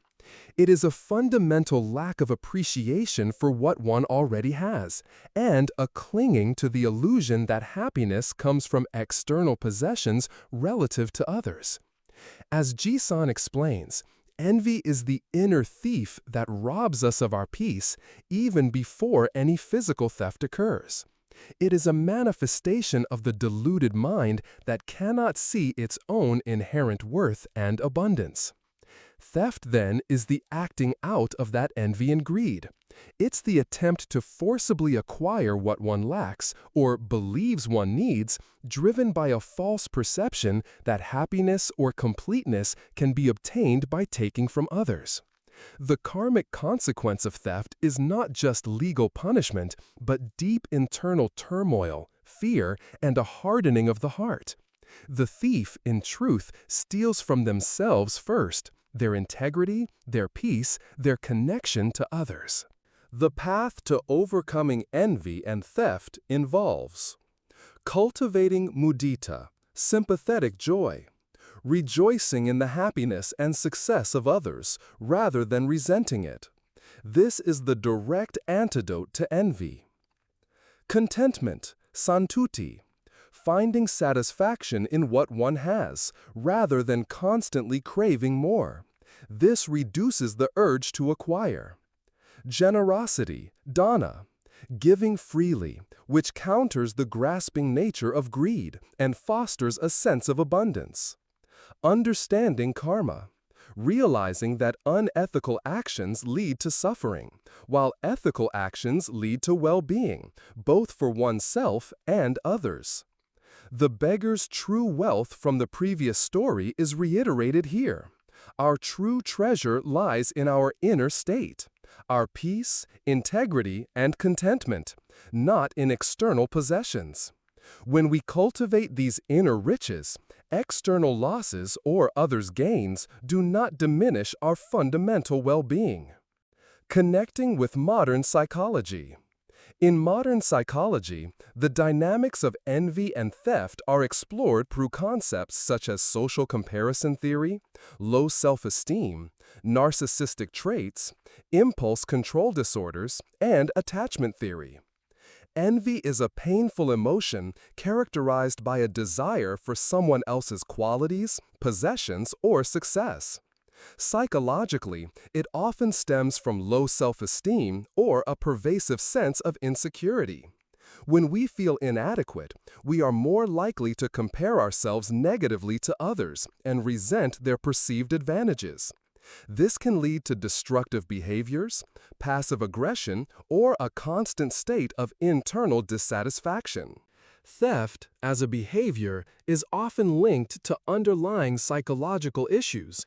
It can be driven by greed and impulse control deficits, a strong desire for immediate gratification overriding ethical considerations, entitlement or narcissistic traits, a belief that one is deserving of what others have regardless of legitimate means.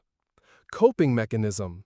In some cases, stealing can be a way to cope with emotional distress, feeling powerless, or seeking attention, although these are maladaptive strategies. Social learning. Observing and internalizing behaviors where dishonest gain is seen as rewarded. The Zen approach provides therapeutic insights. Cognitive restructuring, challenging the belief that someone else's success diminishes your own, or that external possessions are the sole source of happiness. Mindfulness, observing feelings of envy without judgment, recognizing them as transient mental states rather than identifying with them. This creates a space to choose a different response. Self-compassion, addressing the underlying insecurities that fuel envy with kindness and understanding rather than self-criticism. Values-based action, focusing on living in alignment with one's own values, e.g., honesty, diligence, creativity, rather than constantly comparing oneself to others. This shifts the focus from external validation to internal fulfillment. By understanding the root causes of envy and theft, the internal emptiness and delusion, we can cultivate genuine contentment and build a sense of worth that is independent of external circumstances or comparisons. This is the path to truly securing one's inner treasures. Cultivating unblemished clarity. As the morning mist lifted, revealing the monastery in its full, serene beauty, Hiro felt a profound lightness. The rage and bitterness had begun to dissipate, replaced by a quiet realization. The jade gem was gone, but the true wealth, his peace of mind, his integrity, was still within him, unblemished. The Buddha taught, Master Ji-san concluded, his voice like the clear mountain spring, the greatest wealth is contentment.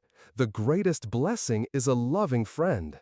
The greatest happiness is nirvana. And this contentment, dear hero, begins when you cease to steal your own joy with envy and cultivate the boundless riches of your own heart. Consider this, dear friend. Where in your life do you feel the subtle sting of envy, comparing yourself to others' possessions, achievements, or apparent happiness?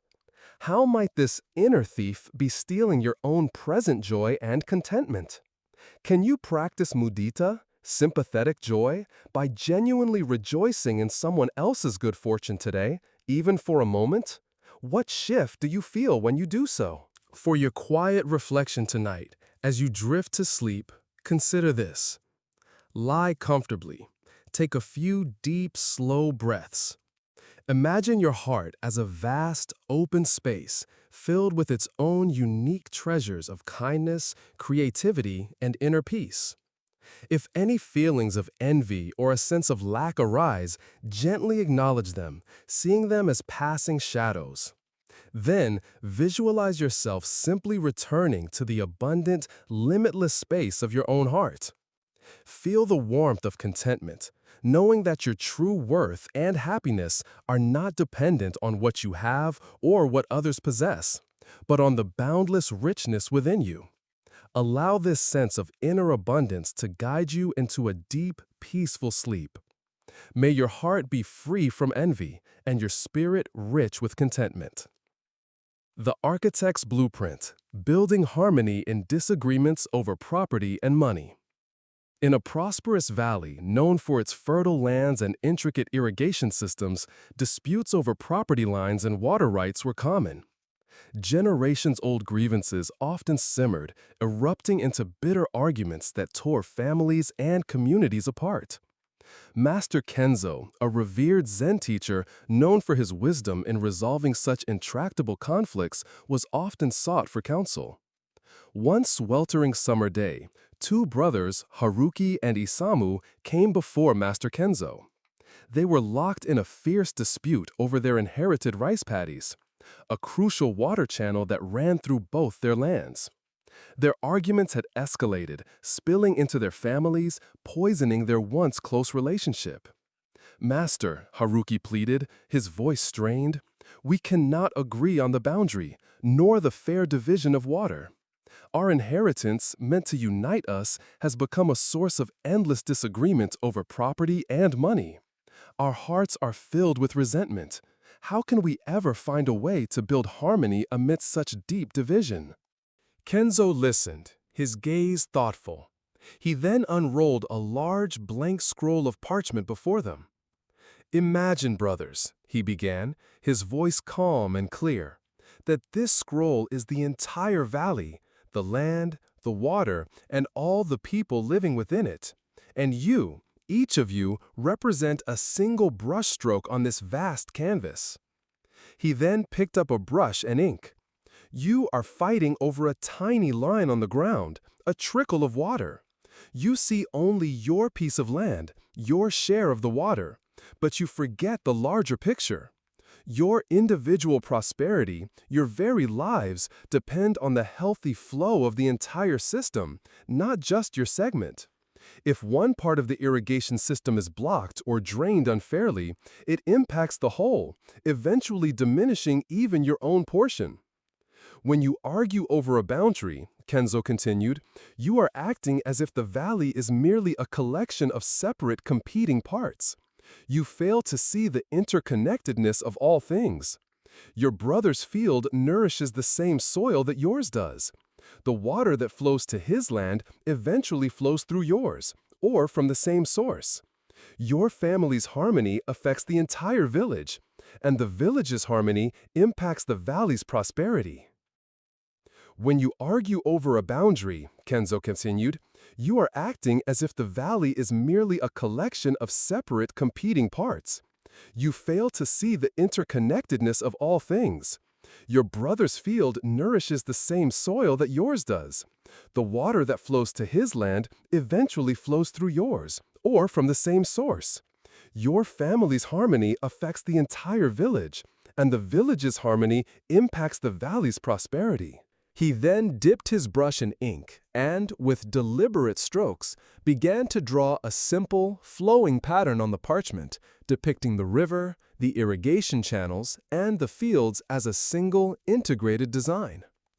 An architect, when designing a home, does not focus solely on one wall or one room. He creates a blueprint that ensures every part supports the whole, that the flow of air, light, and movement is harmonious. When there is a dispute, he does not cut out a section. He seeks to understand the underlying structure and design a solution that benefits the entire living space. To build harmony in disagreements over property and money, Kensho concluded, his voice resonating with wisdom, you must step back from the small, contested line and see the larger blueprint. You must recognize that true wealth is not found in dominating your brother, but in ensuring the prosperity and well-being of the entire shared system. It is about moving from a mindset of scarcity and competition to one of shared abundance and cooperative stewardship. When you align with the greater good, your individual good will naturally follow, like water flowing freely to all fields. The philosophy of interdependence and generosity. The brothers' dispute over land and resources is a classic example of how attachment to material possessions and a mindset of scarcity can lead to deep disagreements and conflict. In Buddhist philosophy, this directly relates to the concepts of interdependence, pratityasamutpada, the danger of greed, lobha, and the cultivation of generosity, dana, and compassion, karuna. The architect's blueprint metaphor highlights the principle of interdependence. Just as a house's structural integrity depends on all its parts working together, and an ecosystem thrives through the interaction of its elements, human well-being is intrinsically linked to the well-being of others and the environment. When we act from a place of isolated self-interest, believing our gain comes at others' expense, we disrupt this natural balance and inevitably cause suffering, even to ourselves. The zero-sum game mentality, where one must win for another to lose, is a delusion that fuels conflict. Greed, as one of the three poisons, manifests strongly in property and money disputes. It is the insatiable craving for more, leading to a relentless pursuit of accumulation and a fear of scarcity. This fear then fuels the competitive drive and the inability to compromise. The Zen teaching suggests that true abundance is not about having more than others, but about living in a system where all thrive. To build harmony in such disagreements, the wisdom points towards shifting perspective. Moving from a narrow, self-centered view, my land, my water, to a broader, interconnected one, the entire valley, our shared resource. Generosity, dana. This isn't just about giving away money, but about a generosity of spirit, a willingness to share, to compromise, to find win-win solutions rather than insisting on individual victory. This is the direct antidote to greed. Compassion, karuna, feeling empathy for the other party's needs and suffering, even when in conflict, helps to soften the heart and open avenues for resolution. Renunciation, nekkhamma, not in the sense of abandoning possessions, but letting go of the clinging to possessions and outcomes, particularly the clinging that causes harm to relationships. Ultimately, the Zen approach to property and money disputes is about recognizing that material wealth, when pursued without wisdom, can become a source of immense suffering. True harmony and well-being arise when our actions are guided by an understanding of interconnectedness and a spirit of shared prosperity. Connecting with modern psychology. In modern psychology, disagreements over property and money are recognized as some of the most common and contentious sources of conflict, particularly in families and close relationships. These disputes often tap into deeper psychological issues. Scarcity mindset versus abundance mindset. A scarcity mindset, driven by fear of not having enough, can lead to aggressive competition and an inability to share. An abundance mindset, conversely, fosters collaboration and generosity. Attachment to possessions. People often project their identity and security onto their possessions and financial status. Losing or sharing them can feel like a threat to one's self-worth, triggering strong emotional reactions. Unresolved family dynamics. Often disputes over inheritance or shared resources are merely proxies for deeper, unresolved issues like sibling rivalry, parental favoritism, or a long-standing sense of injustice. The money or property becomes a tangible symbol of these underlying emotional wounds. Cognitive biases, such as the fixed pie bias, the belief that resources are fixed and limited, so one person's gain must be another's loss. Or confirmation bias, only seeking information that supports one's own claim. Psychological strategies for building harmony in these disagreements include mediation and conflict resolution, structured processes that help parties communicate, identify underlying needs, and negotiate mutually agreeable solutions. This is akin to the architect guiding the blueprint creation. Perspective taking, encouraging each party to articulate and truly understand the other's viewpoint, fears, and needs, rather than just their demands. Focusing on shared interests, shifting the conversation from what divides them, the disputed line, to what unites them, the overall well-being of the family, community, the prosperity of the entire farm. Emotional regulation, helping individuals manage the intense emotions, anger, resentment, fear, that often accompany these disputes, preventing them from escalating. Values clarification, encouraging individuals to reflect on their deeper values, e.g., family harmony, peace of mind, community well-being, rather than just material gain, which can provide a powerful motivation for compromise. The Zen emphasis on seeing the larger blueprint and cultivating a mindset of shared abundance provides a profound framework for transforming these often destructive conflicts into opportunities for deeper understanding, cooperation, and lasting harmony. Cultivating the shared harvest. As evening fell over the valley, casting soft shadows on the fields, Haruki and Isamu sat in silence, looking at the master's blueprint. The anger that had clouded their eyes slowly began to recede, replaced by a quiet understanding of their shared fate and their interdependence. A new path, one of cooperation and mutual benefit, began to unfurl before them. The Zen emphasis on seeing the larger blueprint and cultivating a mindset of shared abundance provides a profound framework for transforming these often destructive conflicts into opportunities for deeper understanding, cooperation, and lasting harmony. Cultivating the shared harvest. As evening fell over the valley, casting soft shadows on the fields, Haruki and Isamu sat in silence, looking at the master's blueprint. The anger that had clouded their eyes slowly began to recede, replaced by a quiet understanding of their shared fate and their interdependence. A new path, one of cooperation and mutual benefit, began to unfurl before them. The Buddha taught, Master Kensho concluded, his voice a gentle invitation. Better than 100 years lived in ignorance without self-control is one day lived in wisdom and meditation.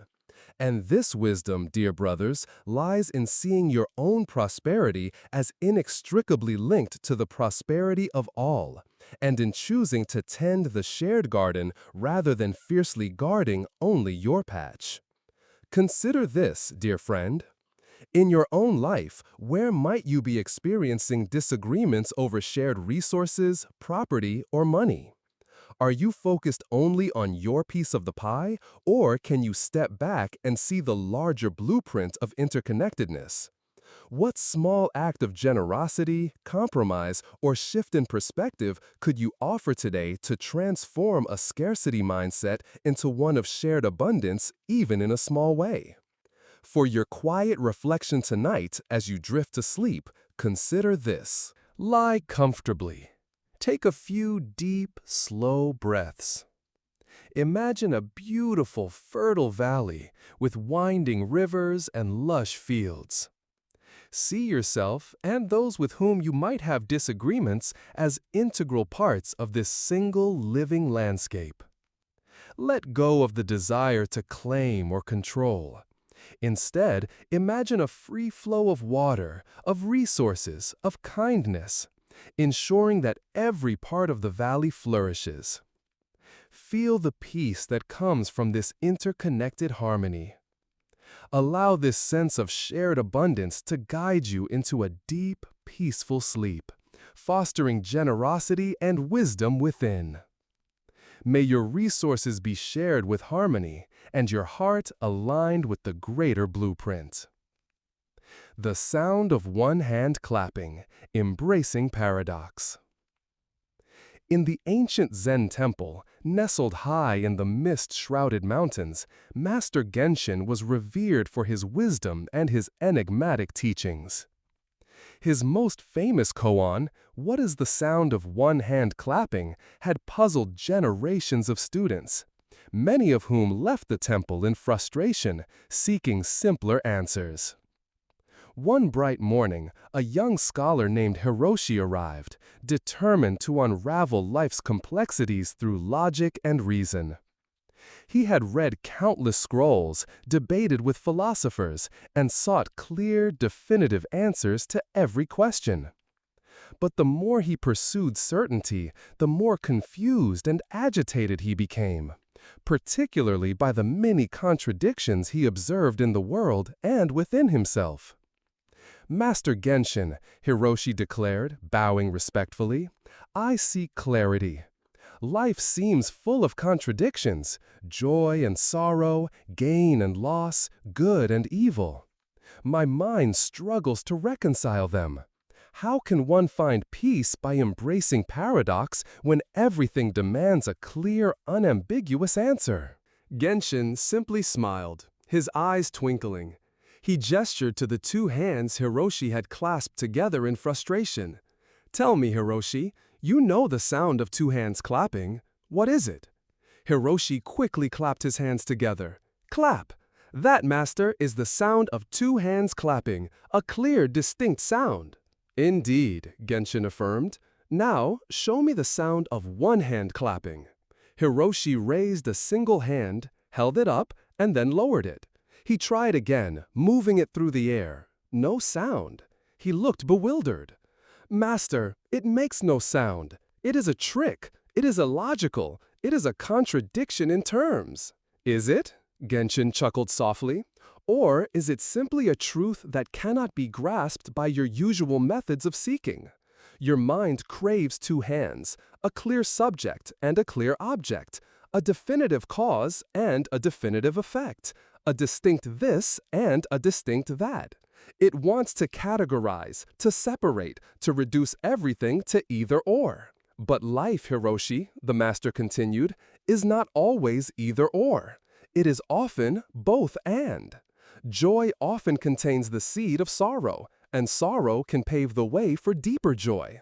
The greatest strength can be found in vulnerability, and true wisdom often arises from acknowledging not knowing.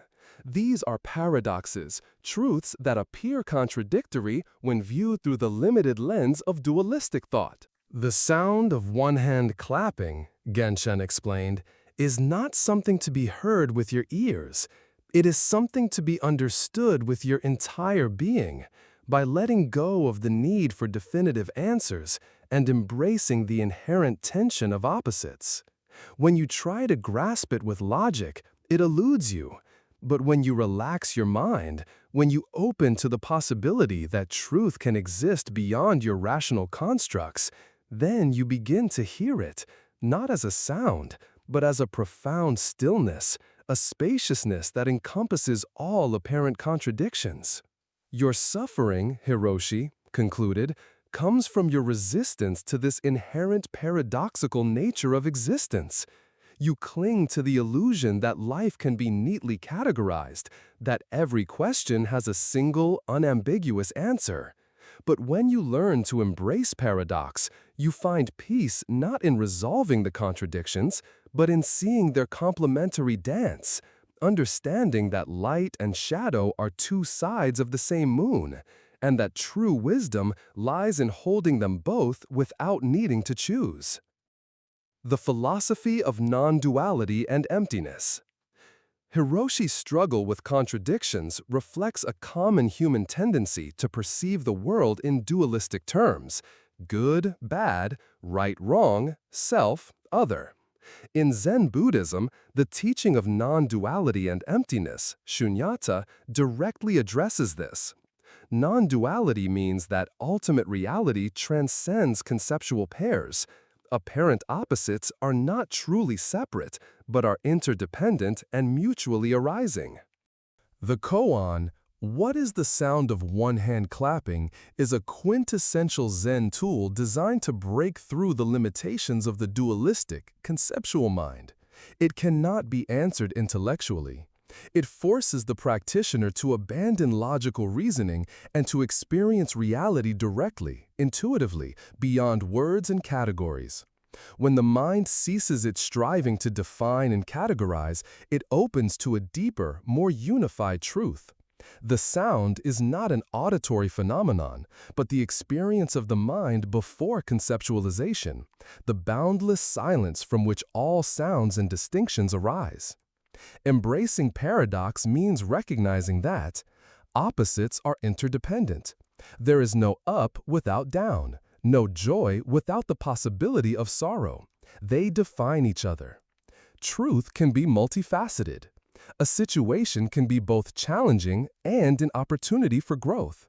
A person can be both flawed and worthy of love. Beyond either or lies both and. Life is rich with nuance that resists simple categorization. The Buddhist teaching on the middle way also encourages us to avoid extremes, recognizing that clinging to one side of a duality, for example, permanent existence versus utter annihilation, leads to suffering. Instead, the middle way is about transcending these fixed views. When we cling to definitive answers, we close ourselves off to the vastness and fluidity of reality. We become rigid.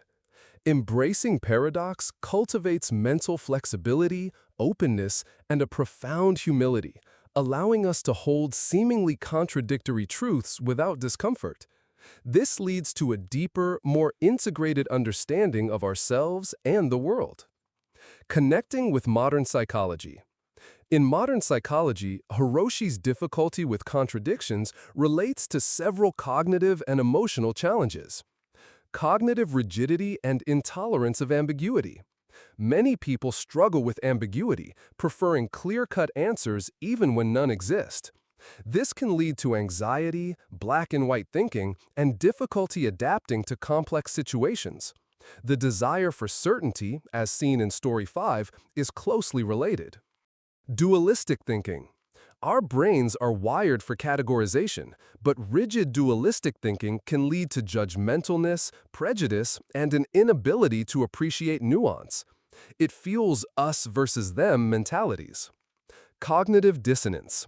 The psychological discomfort experienced when holding contradictory beliefs or values. While some dissonance is necessary for growth, chronic unresolved dissonance can be debilitating. Perfectionism and fear of failure. These often stem from a rigid view where things are either perfect or failures, leaving no room for the messy reality of human effort and growth. Embracing paradox has significant psychological benefits. Increased psychological flexibility. The ability to adapt to changing circumstances, to tolerate uncertainty, and to hold conflicting thoughts or emotions without distress. This is a core component of resilience. Enhanced creativity and problem solving. Many breakthroughs in science and art come from thinking outside conventional dualities and seeing how seemingly opposite ideas can inform each other. Reduced stress and anxiety. By letting go of the need for definitive answers and accepting life's inherent complexities, we reduce the mental struggle and emotional tension that comes from fighting against reality. Greater empathy and compassion. When we recognize that individuals and situations are complex and paradoxical, e.g., someone can be both flawed and deserving of compassion, our capacity for understanding deepens. Self-acceptance. Recognizing and accepting our own paradoxical nature, e.g., strong yet vulnerable, intelligent yet sometimes foolish, is crucial for genuine self-acceptance and authenticity. The Zen koan acts as a cognitive disruptor, forcing the mind out of its habitual grooves and into a state of openness where paradoxical truths can be experienced directly, leading to profound insights and a liberating sense of peace. Cultivating the sound of silence. As the evening stars began to emerge, vast and silent, Hiroshi sat beside Master Genshin. His mind, once a turbulent sea of questions, now felt like the deep, boundless sky itself, encompassing all yet holding nothing. He had not solved the koan, but he had experienced its truth. The Buddha taught, Master Genshin concluded, his voice a soft, reverberating truth. The path is not straight. The path is not crooked. The path is simply the path. And so it is with paradox, dear Hiroshi. It is not something to be solved, but something to be walked through, lived in, and ultimately embraced. Consider this, dear friend. Where in your life do you encounter paradox or contradiction that causes you discomfort or confusion? Is it in your relationships, your career, your beliefs, or your own inner experience? Are you trying to force an either-or answer when perhaps the truth lies in both and? Can you, for a moment, let go of your need for a logical answer and simply allow the mystery of a paradox to be, trusting that a deeper understanding might emerge from simply embracing the not knowing? For your quiet reflection tonight, as you drift to sleep, consider this. Lie comfortably. Take a few deep, slow breaths.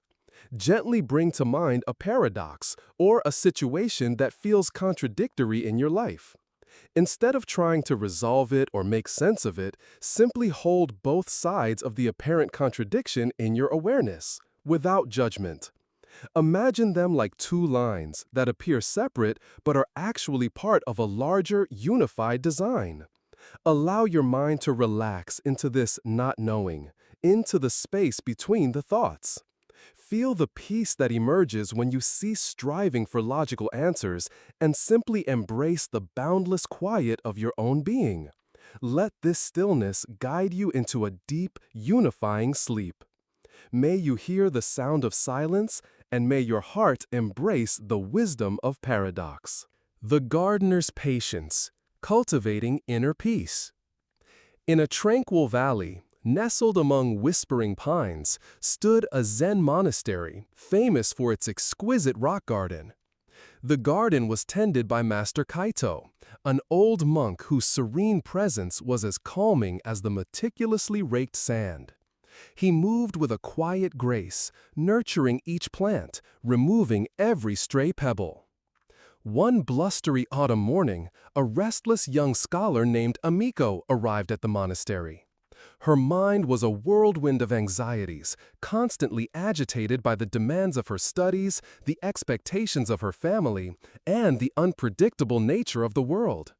She tried various techniques, intense meditation, strict self-discipline, but her inner turmoil persisted. "Master Kaito," Amiko confessed, her voice strained, "my mind feels like a chaotic tangle of weeds. I yearn for inner peace, but it seems utterly elusive. I strive, I force, but the more I try to control my thoughts and emotions, the more they resist, and the more agitated I become. How can one truly cultivate inner peace?" Kaito paused his raking, his gaze sweeping over the perfectly ordered garden. "Tell me, Amiko," he began, his voice soft as the breeze through the pine needles, "when you look at this garden, do you imagine I created it by forcing every stone into place, by pulling every plant into submission?" Amiko considered. "No, Master. It seems to have a natural flow, an effortless grace." "Indeed," Kaito affirmed, "and yet it did not create itself. This garden is a testament to patience and skillful cultivation, not force. If I were to demand that a seed become a towering tree overnight, or that a fragile sapling withstand a winter storm without preparation, I would only invite frustration and failure. If I were to constantly dig up the soil, checking to see if the roots were growing, I would only damage them." He knelt beside a small, delicate moss patch. Your mind, Emiko, is much like this garden. You desire immediate perfection, a sudden, complete peace. But inner peace is not something you seize or force. It is something you cultivate, patiently, day by day, moment by moment. When weeds of anxiety or anger arise, Kaito continued, his gesture slow and deliberate, you cannot eradicate them by violently tearing them out. That only scatters their seeds and wounds the soil. Instead, you observe them, understand their nature, and then, gently, firmly, you remove them with intention, providing space for what you wish to grow. And when a storm of emotion passes, you do not curse the damage. You patiently tend to the broken branches, nurture the exposed roots, knowing that the garden, like the mind, will find its balance again. The peace you seek, Emiko, Master Kaito concluded, his eyes holding deep wisdom, is not found by imposing your will, but by understanding the natural laws of your inner landscape. It is in the steady, gentle work of awareness, noticing what arises, tending to what is wholesome, and letting go of what is unwholesome. It is in learning the patience of the gardener, trusting that with consistent, compassionate effort, your inner garden will naturally flourish into a state of profound and abiding peace. The philosophy of mindful cultivation and effort. Emiko's struggle is universal, the desire for inner peace amidst mental chaos, and the frustration of trying to force it. In Zen, this speaks to the importance of right effort, sama vayama, and the understanding that liberation is a process of cultivation, not a sudden acquisition. The gardener's patience beautifully illustrates the principles of mindful living. The garden metaphor is central. Our mind is not a static entity. It is a living ecosystem that requires constant, conscious tending. Just as a gardener cannot rush growth or eliminate weeds by sheer force, we cannot compel our minds into immediate peace. Peace is the natural outcome of consistent, skillful practice. Right effort in Buddhism means to prevent unwholesome states from arising, abandon unwholesome states that have arisen, cultivate wholesome states that have not yet arisen, maintain and perfect wholesome states that have arisen. This is a dynamic, active process, but it's executed with patience and wisdom, not brute force. The weeds of anxiety or anger are not to be violently suppressed, which only makes them stronger.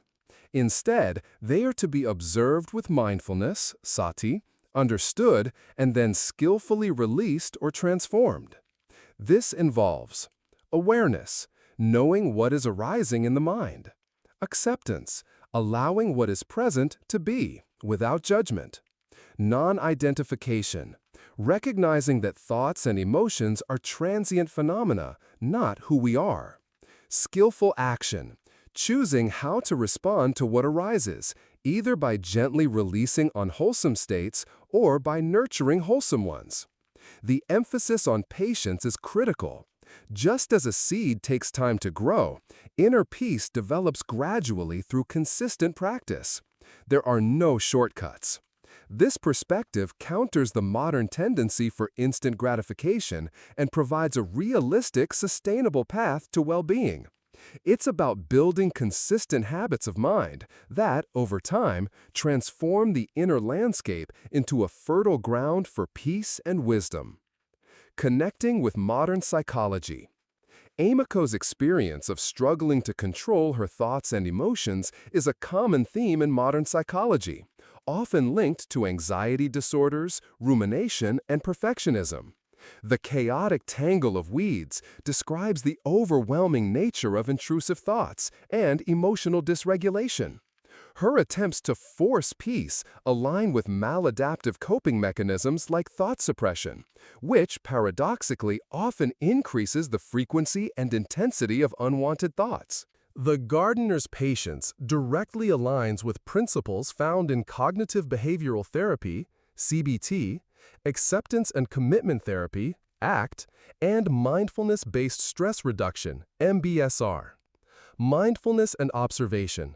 The first step in all these approaches is non-judgmental awareness of internal states, much like the gardener observing the weeds. This helps to break the automatic cycle of reactivity. Non-striving and acceptance. Unlike Emiko's initial attempts to force peace, these therapies emphasize accepting present-moment experiences, even uncomfortable ones. This reduces the struggle against the mind, which is often the source of agitation. Behavioral activation values-driven action. The gardener doesn't just observe, they take skillful action. Similarly, in therapy, individuals learn to engage in behaviors aligned with their values, even when experiencing discomfort, which helps to cultivate positive states and build resilience. Patience and gradual change. Psychological change is rarely instantaneous. Therapists emphasize the importance of consistent practice and small incremental steps, much like tending a garden daily. This combats the modern pressure for instant results. Cognitive restructuring. Learning to identify and gently challenge unhelpful thought patterns, the weeds of the mind, and replace them with more balanced and realistic perspectives. Cultivating inner peace is, from a psychological perspective, about developing robust emotional regulation skills, fostering psychological flexibility, and building a sustainable foundation of self-awareness and self-compassion.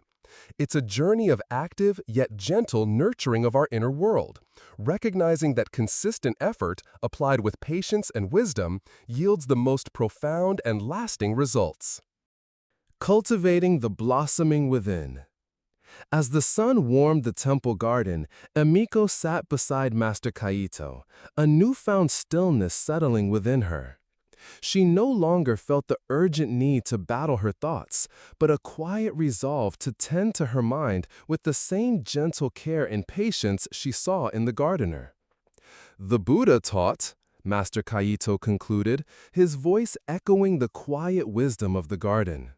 Just as a well-tended field bears a good harvest, so does a well-tended mind yield abundant peace.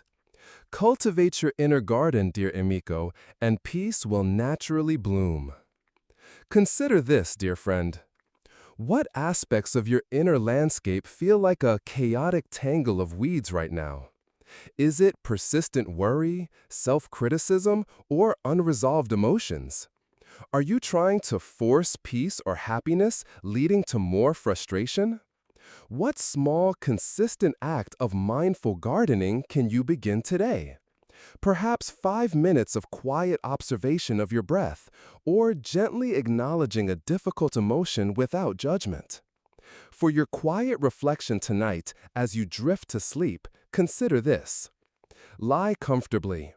Take a few deep, slow breaths, imagining each breath as gentle sunshine and nourishing rain for your inner garden. Bring to mind any persistent weeds of thought or emotion. Instead of fighting them, gently acknowledge their presence. Then, with your next exhale, imagine gently, skillfully removing one small weed, or simply observing it without judgment, allowing the space for something more wholesome to grow. Feel a sense of patient cultivation, trusting that with each gentle effort, your inner garden is moving towards greater peace and tranquility. Allow this image to guide you into a deep, restful sleep. May your inner garden bloom with peace and your spirit be guided by the gardener's patience. The guest and the host, welcoming all experiences. In a remote village, nestled by a silent, snow-capped peak, lived an old Zen master named Juro. His hermitage was small and humble, yet it attracted seekers from far and wide, drawn by the profound equanimity and radiant peace he embodied. One frigid winter evening, a young man named Kenji arrived at Juro's door. Kenji was a sensitive soul, deeply affected by the world's harshness. He clung to pleasant moments, tried to avoid discomfort at all costs, and struggled immensely when faced with pain, sorrow, or disappointment. Master Juro, Kenji shivered, his teeth chattering from the cold, but his tremor also from inner turmoil. I spend my life chasing happiness and fleeing from suffering. But the harder I try to hold on to joy, the more it slips away, and the more intensely I feel pain when it comes. How can one find peace by welcoming all experiences when some are so profoundly undesirable? Juro looked at Kenji, his eyes warm and compassionate. He gestured for the young man to come in and sit by the small, crackling fire.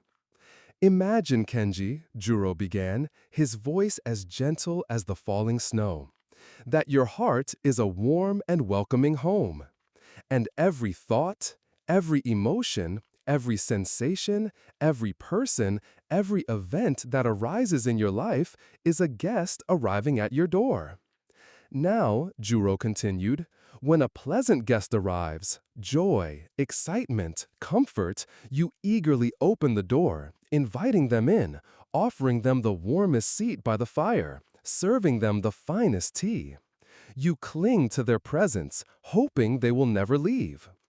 But when an unpleasant guest arrives, pain, sadness, fear, anger, what do? Juro asked, his gaze soft. Kenji hung his head. I try to keep them out, master. I lock the doors, draw the curtains, pretend they are not there. Or, if they force their way in, I try to push them away, to silence them, to wish them gone as quickly as possible. I resent their presence. Precisely, Juro affirmed. And what is the result of that? Exhaustion, master, Kenji admitted. And the unpleasant guests only seem to bang louder, to force their way in with greater insistence. And when they finally leave, I am left even more afraid of their return. Indeed, Juro said, a soft sigh escaping his lips. When you resist an experience, you give it immense power.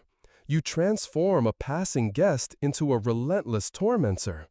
You build walls around your heart, not just against suffering, but inadvertently against joy as well, for the essence of joy is openness.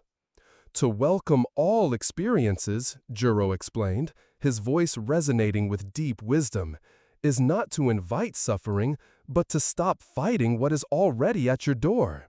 It is to open your heart's door to every guest, pleasant or unpleasant, without judgment or resistance. When joy arrives, you greet it with appreciation, but without clinging. When sorrow arrives, you greet it with acknowledgement, perhaps even compassion, and allow it to sit by the fire for as long as it needs, knowing it too is a transient visitor. You offer tea to anger, a warm blanket to fear, and the quiet space to grief. You do not invite them to stay permanently, nor do you try to evict them. You simply acknowledge their presence, offer them courtesy, and trust that, like all guests, they will eventually depart in their own time. This openness, this profound acceptance, is the true secret to inner peace. It is the spaciousness that allows life to flow through you, rather than feeling battered by its currents. When your heart is truly a welcoming home, no guest, however difficult, can truly disturb its inherent serenity. The philosophy of acceptance and non-resistance. Kenji's struggle perfectly illustrates the human tendency to selectively engage with life, welcoming the pleasant and resisting the unpleasant. In Zen Buddhism, the teaching of welcoming all experiences is central to finding liberation from suffering, dukkha. It is rooted in the principles of acceptance, sabba dhamma anatta, non-resistance, viraga, and understanding the impermanence, anicca, nature of all phenomena. The guest and the host metaphor is a classic Zen allegory for our relationship with our internal states, thoughts, emotions, sensations, and external events. When we resist unpleasant guests, we create a secondary layer of suffering, the suffering of aversion, frustration, and exhaustion from fighting reality. This resistance paradoxically amplifies the very discomfort we are trying to avoid. When your heart is truly a welcoming home, no guest, however difficult, can truly disturb its inherent serenity. True acceptance is not resignation or passivity. It is a courageous act of acknowledging what is, without judgment or the desire for things to be otherwise. When we accept an experience, we allow it to be present without letting it define or overwhelm us. This creates a psychological space where we can respond wisely rather than react impulsively.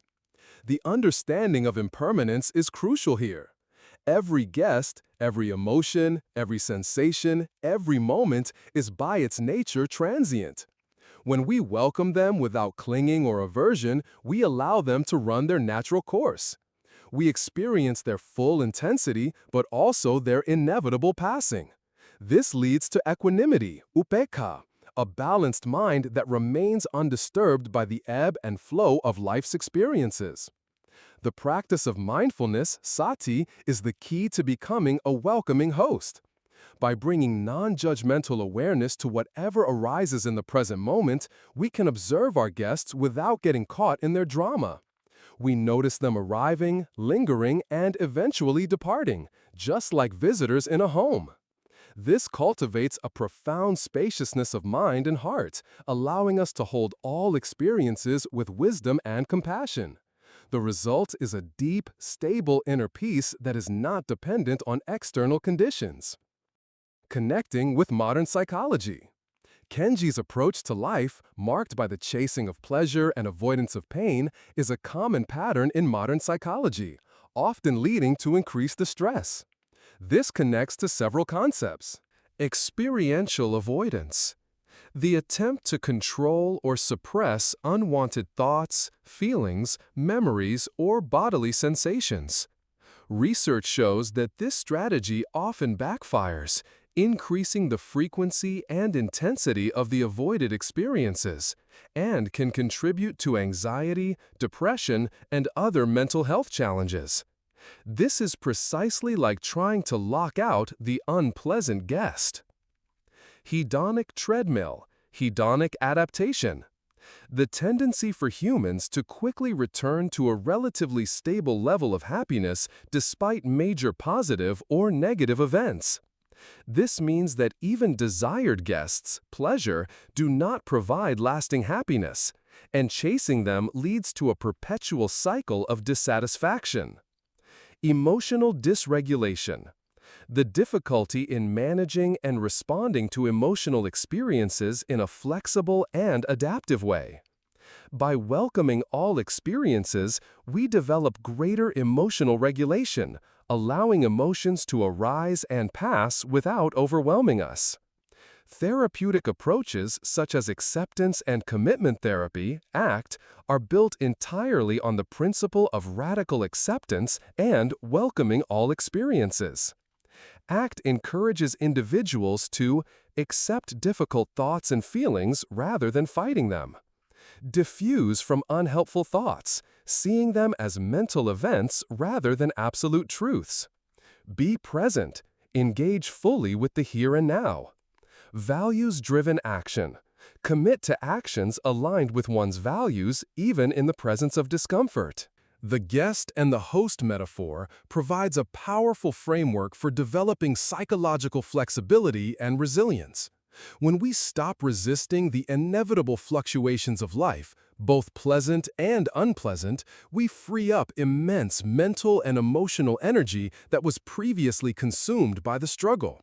This allows us to engage more fully with life, respond more skillfully to challenges, and cultivate a deeper, more stable sense of well-being, independent of whether the guests at our door are those we prefer.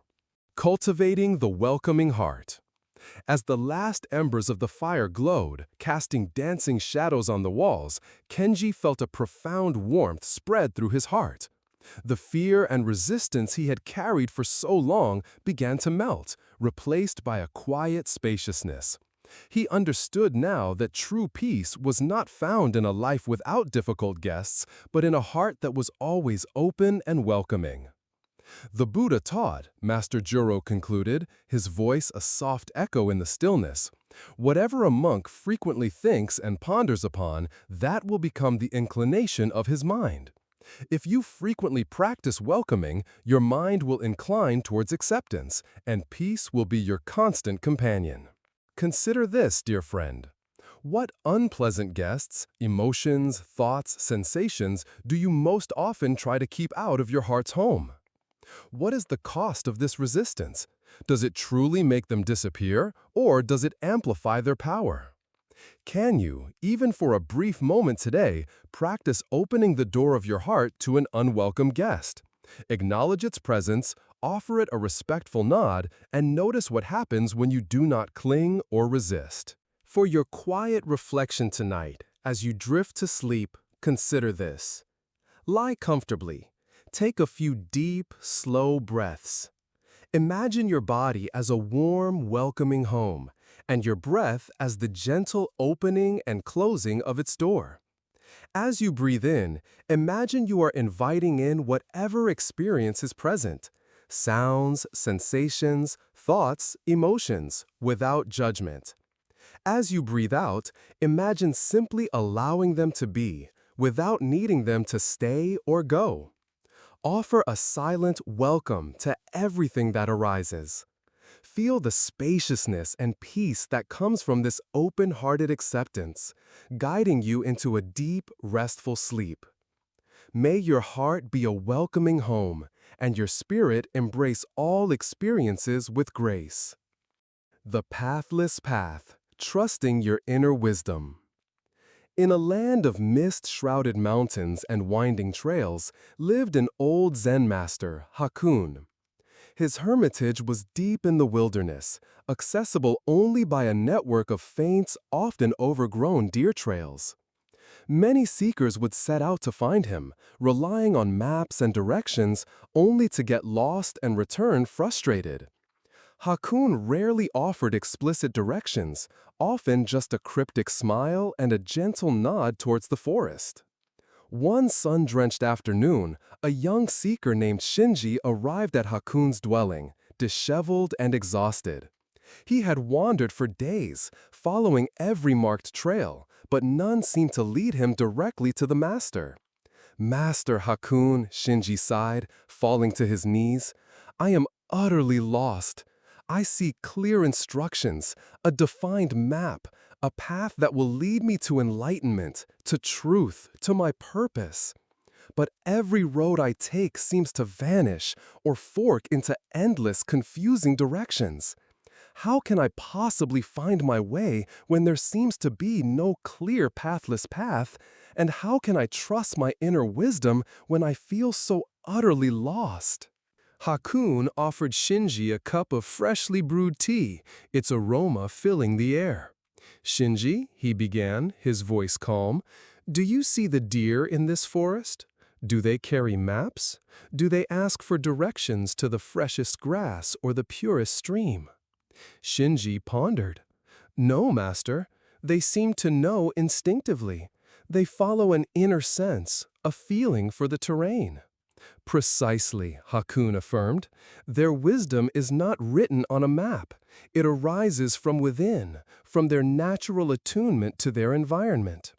Your desire for a defined path is admirable, but it also creates your confusion. You seek to follow another's footsteps, another's map, believing that truth lies outside yourself, neatly laid out by someone else. But the path to awakening, Shinji, is often a pathless path," Hakun continued, gesturing towards the vast, silent forest. "It is not a highway built by others, but a unique journey of discovery that unfolds with each conscious step you take. When you rely solely on external maps, you become dependent, unable to navigate when the trail disappears, when the familiar landmarks vanish. Consider this," the master said, placing his hand over Shinji's heart. Within you resides an ancient wisdom, a compass far more accurate than any map drawn by human hands. It is the quiet voice of your intuition, the subtle knowing that arises when your mind is still and receptive. When you ignore this inner guidance, when you constantly seek external validation or definitive instructions, you effectively silence your own deepest knowing. The moments you felt most lost in the forest, Hakuin explained, were perhaps the moments when you were closest to truly finding your way, not by following a visible trail, but by tuning into your own internal compass, by trusting that inner wisdom that knew, even amidst confusion, which direction felt most resonant. Your suffering comes from disbelieving this innate guidance, from clinging to the illusion that enlightenment is a destination with clear signposts rather than a continuous unfolding of present moment awareness. To trust your inner wisdom, Hakuin concluded, his gaze steady and profound, is to release the need for external validation, for perfect clarity. It is to step onto the pathless path with courage, knowing that each moment, each breath, contains all the guidance you truly need, if only you learn to listen to the whispers of your own wise heart, allowing it to illuminate the way, one gentle step at a time. The philosophy of self-reliance and direct experience. Shinji's dilemma, the search for a clear external path to truth and the resulting feeling of being lost, is a common human experience. In Zen Buddhism, this points to the importance of self-reliance, atamsarana, and the necessity of direct experience over intellectual understanding or external authority. The concept of the pathless path is a classic Zen paradox that challenges our conventional notions of progress and enlightenment. The philosophy of self-reliance and direct experience. Shinji's dilemma, the search for a clear external path to truth and the resulting feeling of being lost, is a common human experience. In Zen Buddhism, this points to the importance of self-reliance, atamsarana, and the necessity of direct experience over intellectual understanding or external authority. The concept of the pathless path is a classic Zen paradox that challenges our conventional notions of progress and enlightenment. The pathless path does not mean there is no discipline or practice. Rather, it signifies that the ultimate truth, or enlightenment, is not a destination to be reached by following a prescribed route, but a realization that unfolds within oneself through direct experience. It is not found by adding more concepts or rules, but by letting go of preconceived notions and relying on one's own innate capacity for awareness. The Buddha's final words, "Be a lamp unto yourselves, rely on yourselves, and do not rely on any external refuge," underscore this principle of self-reliance. While teachers and teachings, like Hakuin and the deer, can offer guidance, the ultimate journey is an internal one. The inner wisdom is our inherent capacity for mindfulness, intuition, and discernment, which becomes clearer as we quiet the noisy, grasping mind. Our struggle to trust inner wisdom often stems from moha, delusion, the fundamental ignorance of our true nature and our inherent Buddha nature. We look outside ourselves for answers because we are deluded into believing we are fundamentally lacking or separate from wisdom. The Zen practice of Zazen, sitting meditation, cultivates this inner knowing by creating a space where the conceptual mind can quiet down, allowing intuitive insights to arise. To navigate the pathless path means to let go of fixed ideas of what the path should look like. Embrace uncertainty and spontaneity. Pay attention to the subtle guidance of intuition. Trust our own capacity to respond skillfully to each moment. It is a radical act of faith in one's own true nature, a recognition that the map is not found out there, but is unfolding within us, moment by moment, if we are present enough to perceive it. Connecting with modern psychology. Shinji's experience of feeling lost while seeking external directions resonates with several psychological phenomena in contemporary life. Decision paralysis and external locus of control. In an age of information overload, many struggle with decision-making, constantly seeking external validation, expert opinions, or the right answer before acting. This reflects an external locus of control, where individuals believe their outcomes are determined by external forces rather than their own actions or inner guidance. Imposter syndrome and low self-efficacy. A lack of trust in one's inner wisdom can manifest as imposter syndrome, feeling like a fraud despite accomplishments, or low self-efficacy, doubting one's ability to succeed. This leads to excessive reliance on external validation. The crisis of purpose. Many people feel a deep sense of disorientation or meaninglessness, constantly searching for an external purpose or a predefined life path, rather than recognizing that purpose can be cultivated from within, through values and authentic action. Trusting inner wisdom aligns with key psychological concepts and practices. Intuition and gut feelings. Modern psychology increasingly recognizes the value of intuition, which is often a rapid, non-conscious processing of vast amounts of information and experience. Developing intuition involves paying attention to subtle inner signals. Self-compassion and self-trust. Cultivating kindness towards oneself, especially when feeling uncertain or making mistakes, builds confidence in one's own judgment.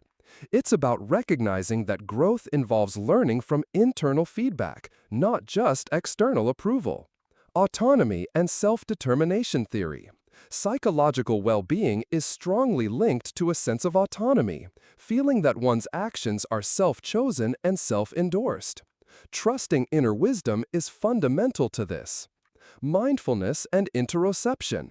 Mindfulness practices enhance interoception, the ability to sense the internal state of one's body and mind. This heightened awareness allows for a more direct connection to subtle intuitive signals and inner guidance. Values-based living.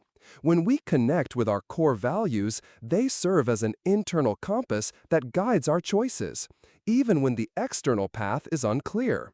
This provides a sense of direction that is independent of external maps.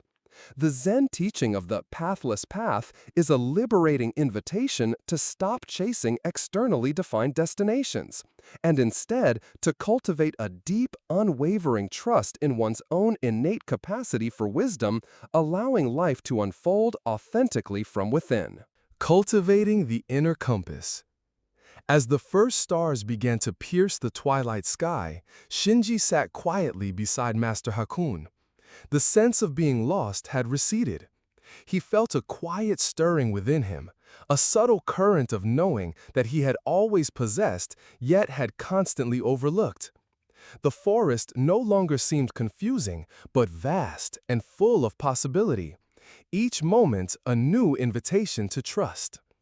The Buddha taught, Master Hakun concluded, his voice a soft echo in the stillness.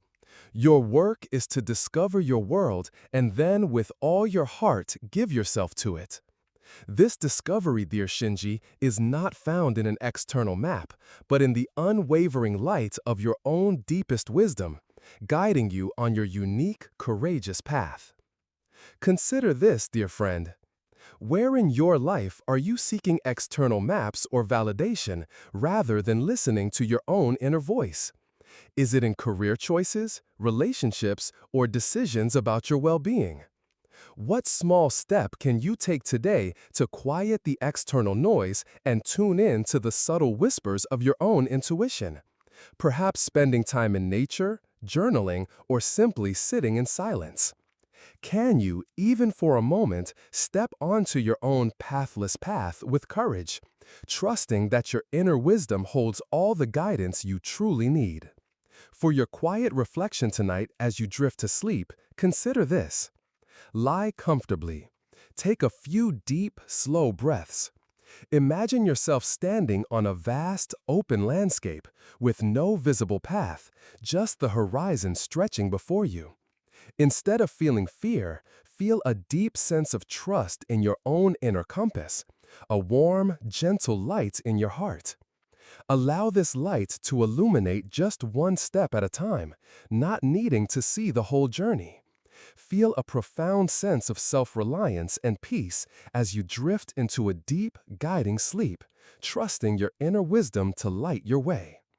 May your inner wisdom be your guide, and your path be one of authentic discovery. The Silent Bell, Finding Freedom in Stillness. In a secluded Zen monastery perched on a mist-shrouded mountain lived a revered master named Ryoshin.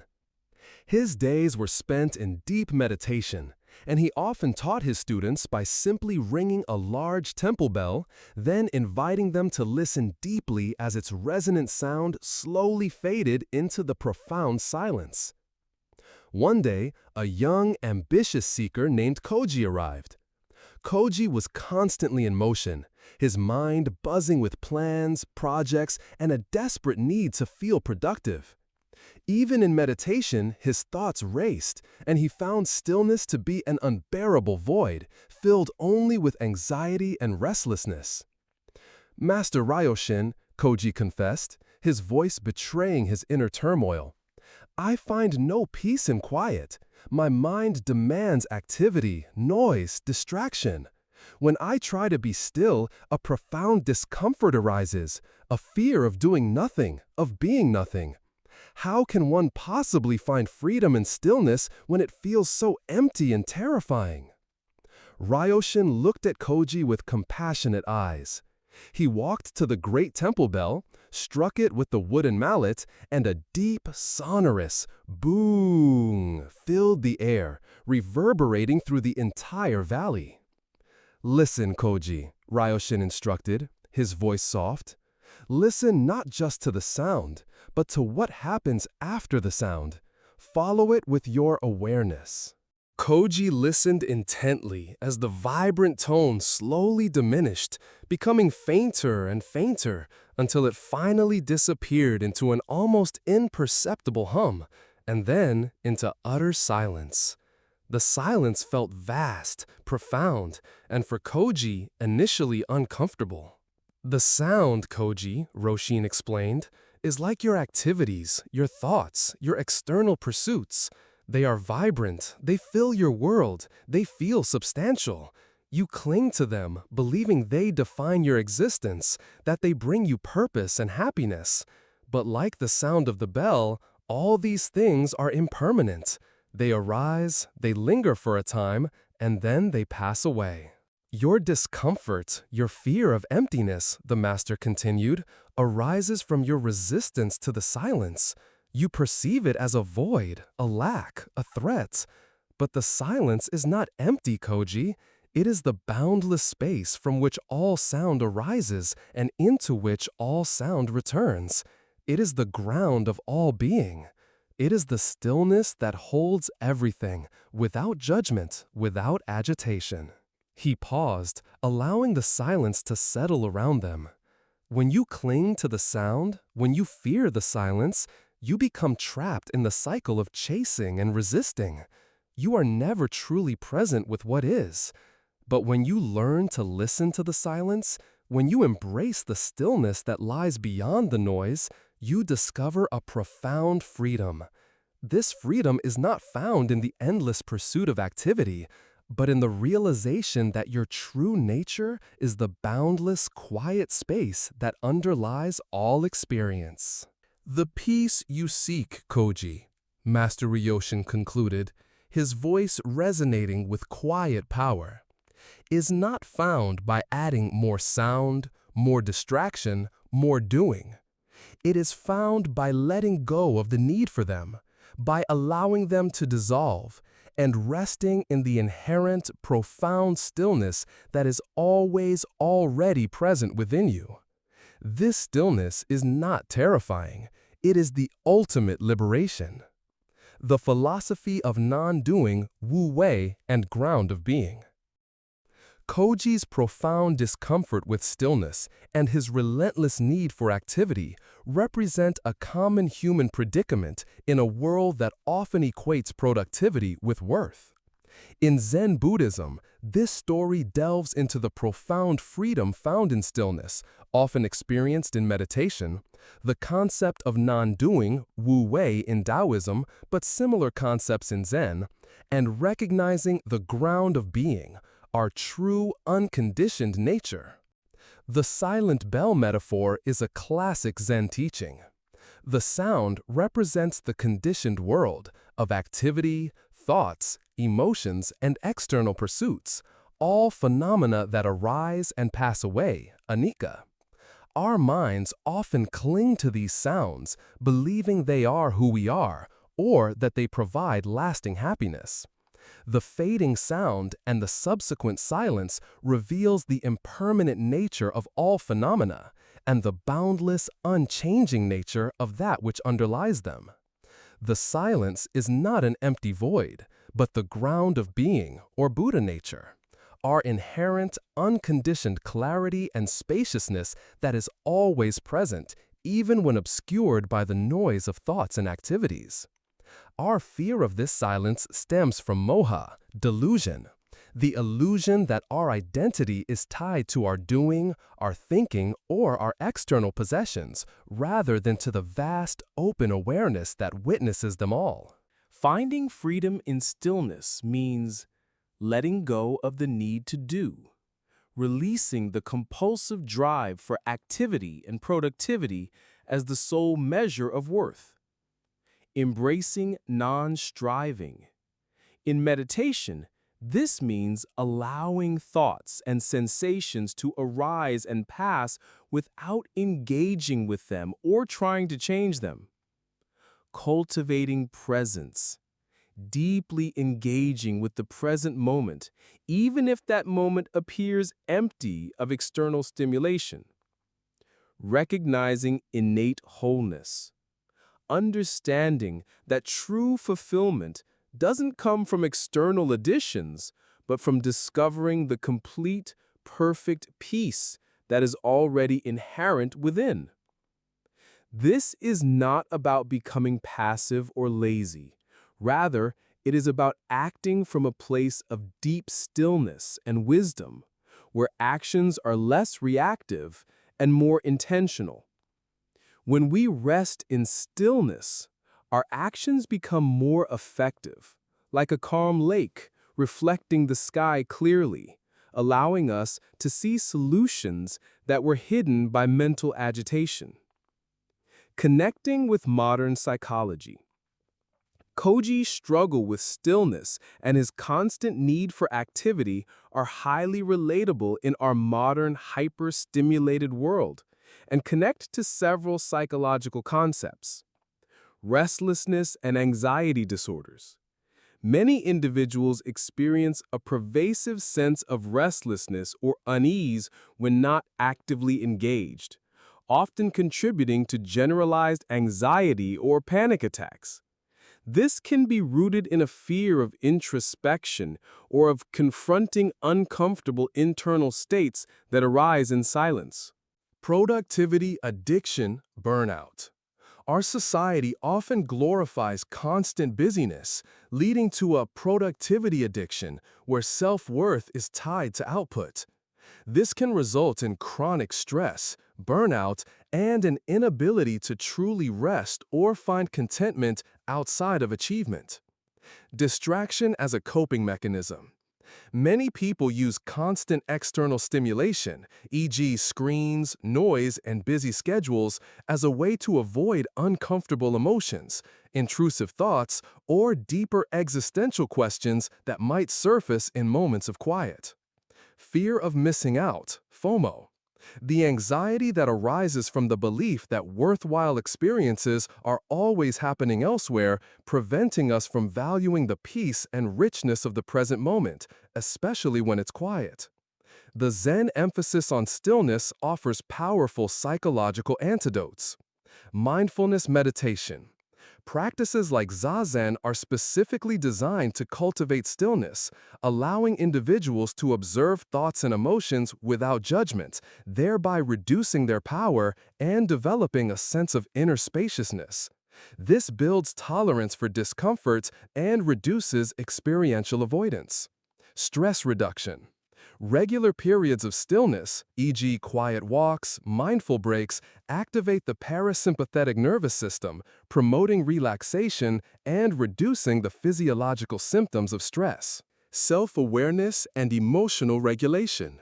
When we allow ourselves to be still, we create space to become more aware of our internal states, understand our emotional triggers, and develop more adaptive ways of responding.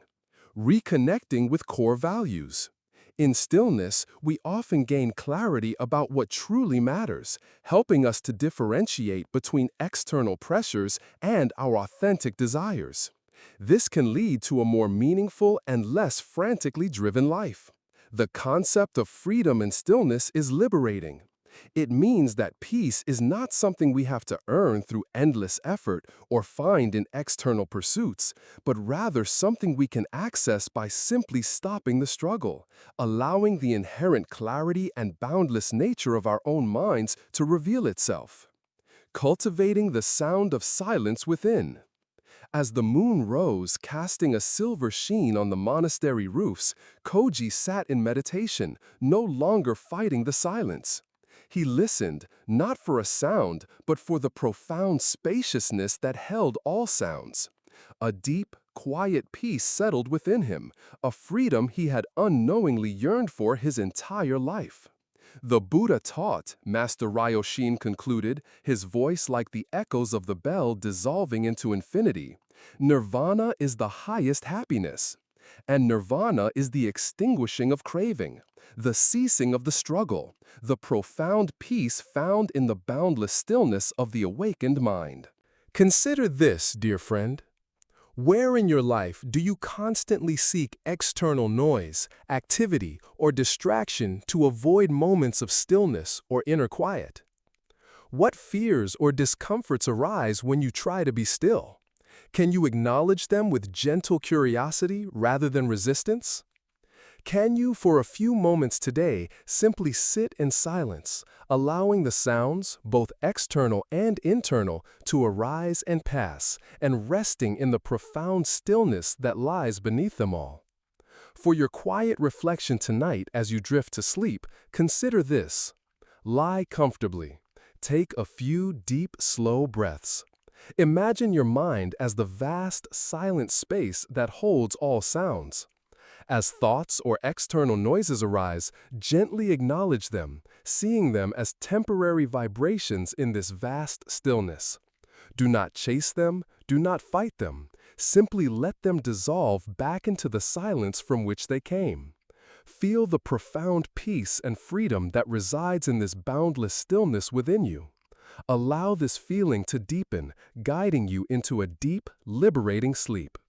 May your spirit find freedom and stillness, and your heart resonate with the silent bell. The mountain steadfastness, building resilience. High in the remote peaks, amidst ancient forests and cascading waterfalls, stood a solitary Zen temple. Its resident master, an elderly monk named Zenkei, was famed for his unwavering strength of spirit, his ability to face any adversity with profound calm. One day, a young entrepreneur named Sato arrived at the temple, his spirit shattered by a series of business failures and personal setbacks. His confidence was eroded, his energy depleted. He felt buffeted by life's storms, constantly on the verge of collapse. Master Zenkei, Sato lamented, his voice heavy with despair. My life feels like a flimsy tent in a hurricane. Every challenge, every disappointment threatens to tear me apart. I yearn for strength, for the ability to bounce back, to truly learn the art of building resilience. But how does one become unshakable when the winds of misfortune are so fierce? Zenkei listened, his gaze steady. He pointed to the towering peak that loomed behind the temple. its summit often hidden by clouds, its base rooted deep in the earth. "Look at that mountain, Sato," he began, his voice calm and resonant. "Has it not endured countless storms, blizzards, and scorching summers? Has it not seen forests grow and burn, rivers shift their course, and civilizations rise and fall at its feet?" Sato nodded. "Yes, master. It stands, seemingly unmoved." "And yet," Zenkei continued, "does the mountain fight the storm? Does it curse the biting winds or try to hold back the cascading rains? No, it simply stands. It receives the wind, the rain, the snow, and the sun, allowing them to pass through its vastness. It does not cling to the sunny days, nor does it resist the harsh winters. Its steadfastness," Zenkei explained, "is not a result of rigid resistance, but of profound rootedness. Its strength comes from its deep connection to the earth, from its vastness that can encompass all weather without being consumed by any of it. When a storm rages, it does not crumble, but integrates the forces. The wind carves its peaks, the water shapes its valleys, and the sun bakes its stone. Each challenge leaves its mark, but also contributes to its unique character and enduring strength. Your suffering, Sato," Master Zenkei concluded, his eyes holding deep compassion, "comes from believing you are a flimsy tent that must either fight the storm or be destroyed by it. But your true nature, like the mountain, is far more vast and enduring.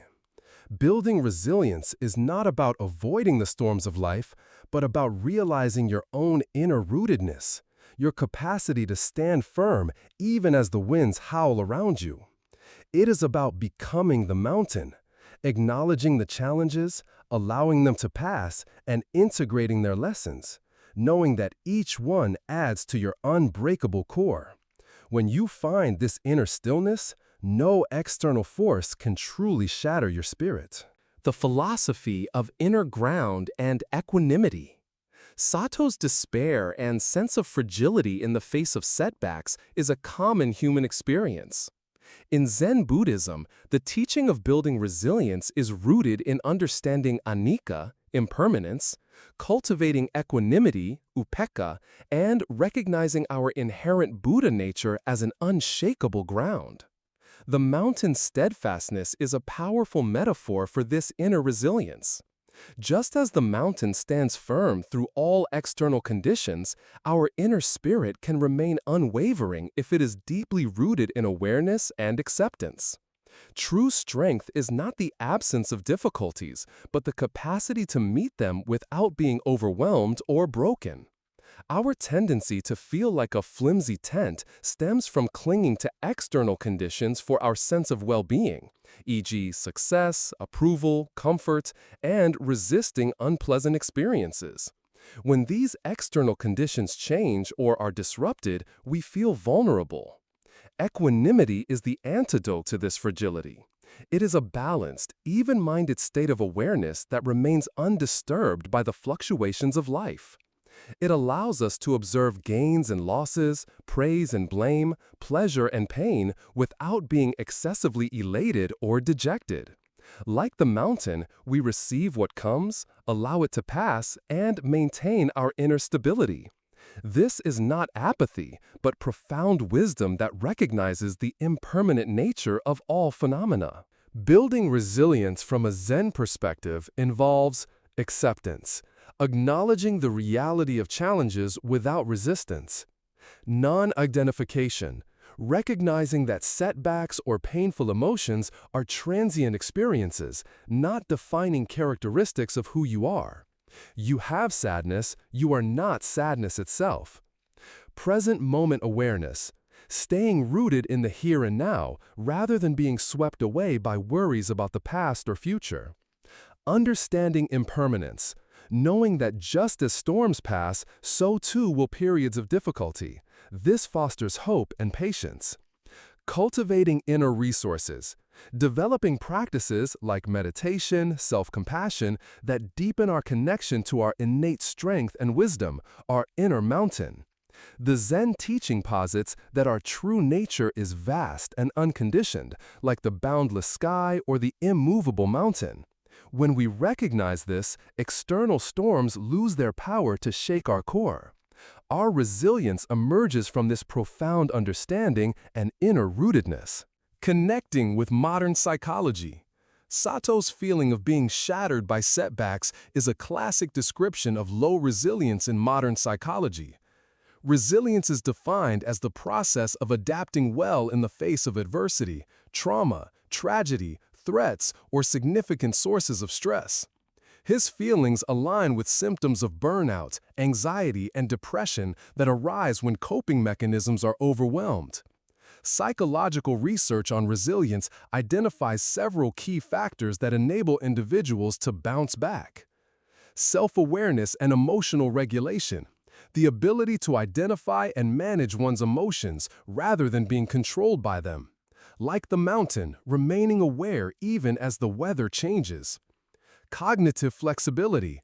The capacity to adapt thinking patterns, reframe challenges, and find alternative solutions, rather than rigidly adhering to a single, often negative perspective.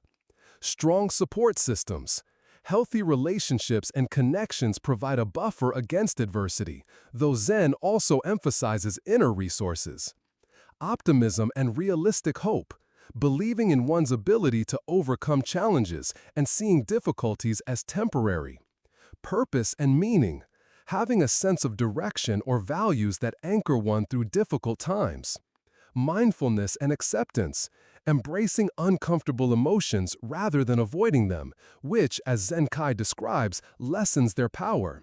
This aligns directly with acceptance and commitment therapy, which views flexibility and commitment to values as central to resilience. The mountain's steadfastness offers a powerful psychological metaphor for building a strong internal core. It encourages a shift from an external locus of control, feeling like a victim of circumstances, to an internal one, recognizing agency over one's response. By cultivating a mindful, accepting stance towards adversity, we develop the inner resources to weather any storm, emerging not just intact, but often stronger and wiser.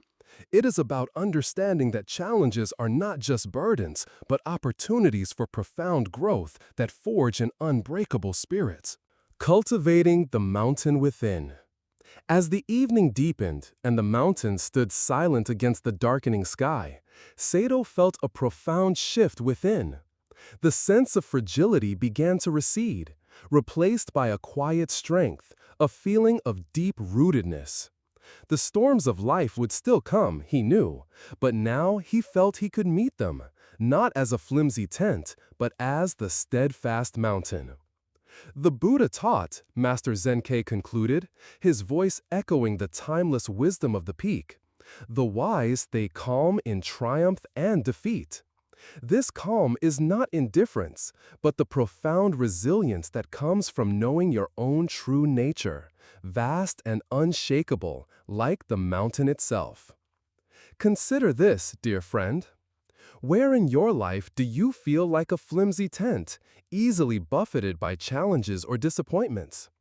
What is your immediate reaction when faced with a storm of misfortune or stress? Do you fight it, collapse, or try to escape? Can you, even for a few moments today, connect with your own inner mountain, your innate strength, your capacity to endure and integrate challenges? How would it feel to stand steadfast in the face of a minor inconvenience, allowing it to pass without being shaken? For your quiet reflection tonight, as you drift to sleep, consider this. Lie comfortably. Take a few deep, slow breaths. Imagine yourself as a vast, ancient mountain, deeply rooted in the earth. Feel your strength, your solidity, your unshakable presence. Now imagine winds blowing, rains falling, sun shining, all of life's weather passing over you. Notice that you remain unmoved at your core. You allow the experiences to come and go, taking nothing away from your fundamental strength. Feel this deep rootedness, this unwavering resilience as you drift into a profound, strengthening sleep. May your spirit be as steadfast as the mountain, and your resilience as vast as the sky. The Awakened Dreamer, living with presence. In a quiet village where the rhythm of life was often dictated by the demands of tomorrow or the echoes of yesterday, lived an old Zen master, Kenji. He was known for his profound stillness, his uncanny ability to be entirely, completely present in every single moment, whether sipping tea or sweeping leaves. One moonlit evening, a young man named Daiki approached him, his eyes heavy with weariness. Daiki's mind was a constant swirl of future plans, past regrets, and imagined scenarios.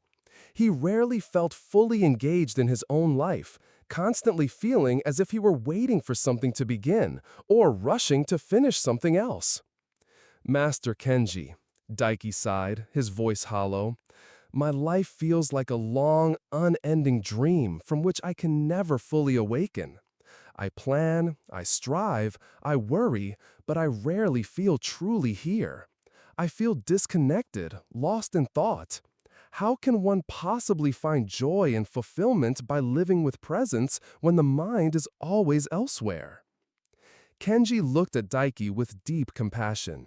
He then pointed to a single, luminous firefly that momentarily danced in the soft moonlight before disappearing into the darkness.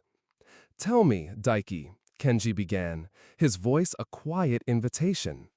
"Did that firefly hesitate before it illuminated itself? Did it worry about whether its light was bright enough or if it would last until tomorrow?" Daiki watched the space where the firefly had been. "No, master, it simply shone, fully, for that fleeting moment." "Precisely," Kenji affirmed. "The firefly embodies true presence. It lives, it shines, it vanishes, all within the perfect embrace of the now. Your life, dear Daiki, is not a dream you are waiting to awaken from. It is happening, fully and completely, right here. Your suffering comes from living as an unawakened dreamer, constantly believing that real life, real happiness, real fulfillment is somewhere else, in the past you replay, or the future you endlessly construct. Consider your breath, Daiki," Kenji continued, placing a gentle hand on the young man's chest. "Does your next breath depend on you worrying about it? Does your last breath hold any power over this one? No. Each breath arises fully and completely in this very moment. When you inhale, you are completely present with that inhalation. When you exhale, you are completely present with that exhalation. Yet how often do you truly feel your breath, rather than simply taking it for granted, your mind already rushing to the next task?" To live with presence, Master Kenji concluded, his voice resonating deeply, is to become the awakened dreamer. It is to realize that this very moment, with all its imperfections, its joys, its sorrows, its quiet ordinariness, this moment is your entire life. It is the only moment that truly exists. When you fully step into it, when you allow yourself to be completely here, now, without judgment or agenda, you awaken to a profound richness and vitality that you have been endlessly chasing elsewhere. You stop waiting for life to begin, and you begin to truly live. The philosophy of nowness and Satori. Daiki's experience of living in his head, constantly pulled between past and future, is perhaps the most fundamental human challenge addressed in Zen Buddhism, the inability to truly live with presence. This story speaks to the core practice of mindfulness, sati, the realization of nowness, and the experience of satori, awakening. Our minds are natural time travelers, constantly revisiting memories or projecting into the future. While this capacity has its uses, when it becomes our default mode, we miss the richness of the only moment that actually exists, the present. This creates a pervasive sense of disconnection, a feeling of life passing me by.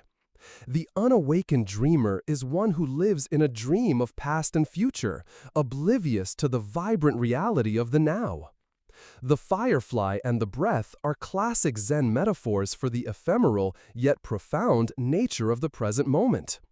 Each flash of light, each inhalation, each exhalation is a complete and perfect event in itself. When we fully engage with it, we tap into the essence of life. Living with presence is the practice of radical acceptance of the now, acknowledging and embracing the present moment exactly as it is, without wishing it were different.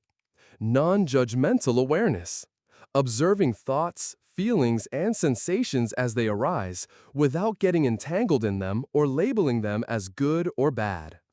Anchoring in sensory experience, using the breath, sounds, sights, or bodily sensations to continually bring the mind back to the present.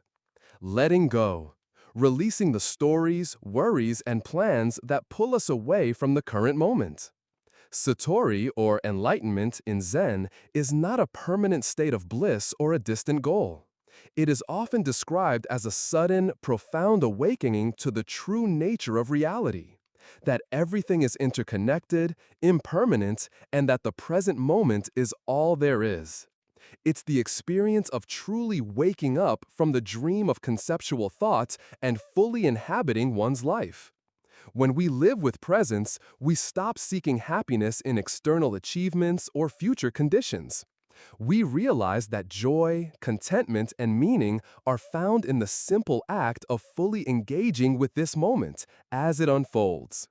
This frees us from the endless chase and allows for a profound sense of inner peace and authenticity. Connecting with modern psychology. Daiki's condition of feeling disconnected and lost in thought is a widespread phenomenon in our modern, distraction-filled world. This relates to several psychological concepts. Mind-wandering and attentional deficit. Studies show that a significant portion of our waking hours is spent in mind-wandering, often leading to unhappiness. Our constant engagement with digital devices further fragments our attention, making sustained presence difficult. Chronic stress and anxiety. Dwelling on the past, rumination, and worrying about the future, catastrophizing, are major drivers of anxiety and depression. A lack of presence means we're rarely truly at rest. Burnout and lack of fulfillment. When we're always rushing to the next thing, we miss the inherent satisfaction in the process, leading to a sense of emptiness even after achieving goals.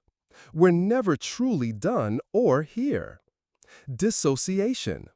In extreme cases, a chronic lack of presence can manifest as feeling detached from one's body, emotions, or reality, as if observing one's life from afar. The Zen emphasis on living with presence is the bedrock of mindfulness-based interventions in modern psychology, such as mindfulness-based stress reduction and dialectical behavior therapy. These therapies actively train individuals to develop present moment awareness through practices like focused attention on breath, body scans, and mindful movement. Practice non-judgmental observation, learning to notice thoughts and emotions without getting caught up in their content, thereby reducing their power to pull us away from the present. Cultivate self-compassion, gently bringing oneself back to the present without self-criticism when the mind wanders. Enhance emotional regulation. By being present with emotions, individuals learn to experience them fully and allow them to pass, rather than suppressing or being overwhelmed by them. The concept of the awakened dreamer is a psychological shift, realizing that true vitality and well-being come not from external circumstances, but from the quality of our attention and our ability to fully inhabit our lives as they are unfolding, moment by precious moment. It's the ultimate antidote to the pervasive feeling of rushing through life, constantly looking for the real thing. The real thing is this: cultivating the awakened heart. As the last whisper of moonlight faded and the first hint of dawn touched the horizon, Daiki sat with Master Kenji. The chaotic racing of his mind had quieted, replaced by a profound, gentle awareness of his own breath, the distant sound of a bird, the cool night air. He felt a profound sense of being, truly, fully, gloriously here. The dream was over. Life had begun. The Buddha taught, Master Kenji concluded, his voice a soft, resonant echo in the stillness. The past is already gone. The future is not yet here. There is only one moment for you to live, and that is the present moment. Be the awakened dreamer, dear Daiki, and in every breath you will find boundless freedom and infinite joy. Consider this, dear friend. How often do you find yourself living in the dream of past regrets or future worries, rather than fully inhabiting the now? What small sensory anchor can you use today? Your breath, the feeling of your feet on the ground, the taste of your food, to bring yourself back to the present moment. Can you, even for a few seconds, simply stop everything you are doing and truly be fully present with whatever is arising in this very moment, allowing yourself to fully awaken to its reality? For your quiet reflection tonight, as you drift to sleep, consider this. Lie comfortably. Let go of all thoughts of yesterday and tomorrow. Bring your full, gentle awareness to your breath. Feel each inhale, feel each exhale, as if it is the very first and last breath you will ever take. With each breath, affirm to yourself, I am here, I am present, I am awake. Let this profound sense of nowness fill your entire being, guiding you into a deep, fully present, and truly restful sleep, from which you can awaken refreshed, ready to embrace each new moment with open awareness. May your days be lived in presence and your spirit be that of an awakened dreamer. As our final story, The Awakened Dreamer, draws to a close, so too does this profound journey through 25 Zen tales for healing and awakening. I genuinely hope that these narratives have offered you more than just words. I hope they've provided moments of quiet contemplation, a soothing balm for your spirit, and perhaps a fresh perspective on the intricate tapestry of your own life. These stories are not meant to provide instant answers, but rather to serve as gentle whispers, guiding you towards the inner wisdom that already resides within you. They are invitations to let go of what no longer serves, to embrace the impermanence of life, to find beauty in the ordinary, and most importantly, to live fully awake in the present moment. For your quiet reflection tonight as you drift to sleep, consider this. Lie comfortably. Let go of all thoughts of yesterday and tomorrow. Bring your full, gentle awareness to your breath. Feel each inhale, feel each exhale, as if it is the very first and last breath you will ever take. With each breath, affirm to yourself, I am here, I am present, I am awake. Let this profound sense of nowness fill your entire being, guiding you into a deep, fully present, and truly restful sleep, from which you can awaken refreshed, ready to embrace each new moment with open awareness. May your days be lived in presence and your spirit be that of an awakened dreamer.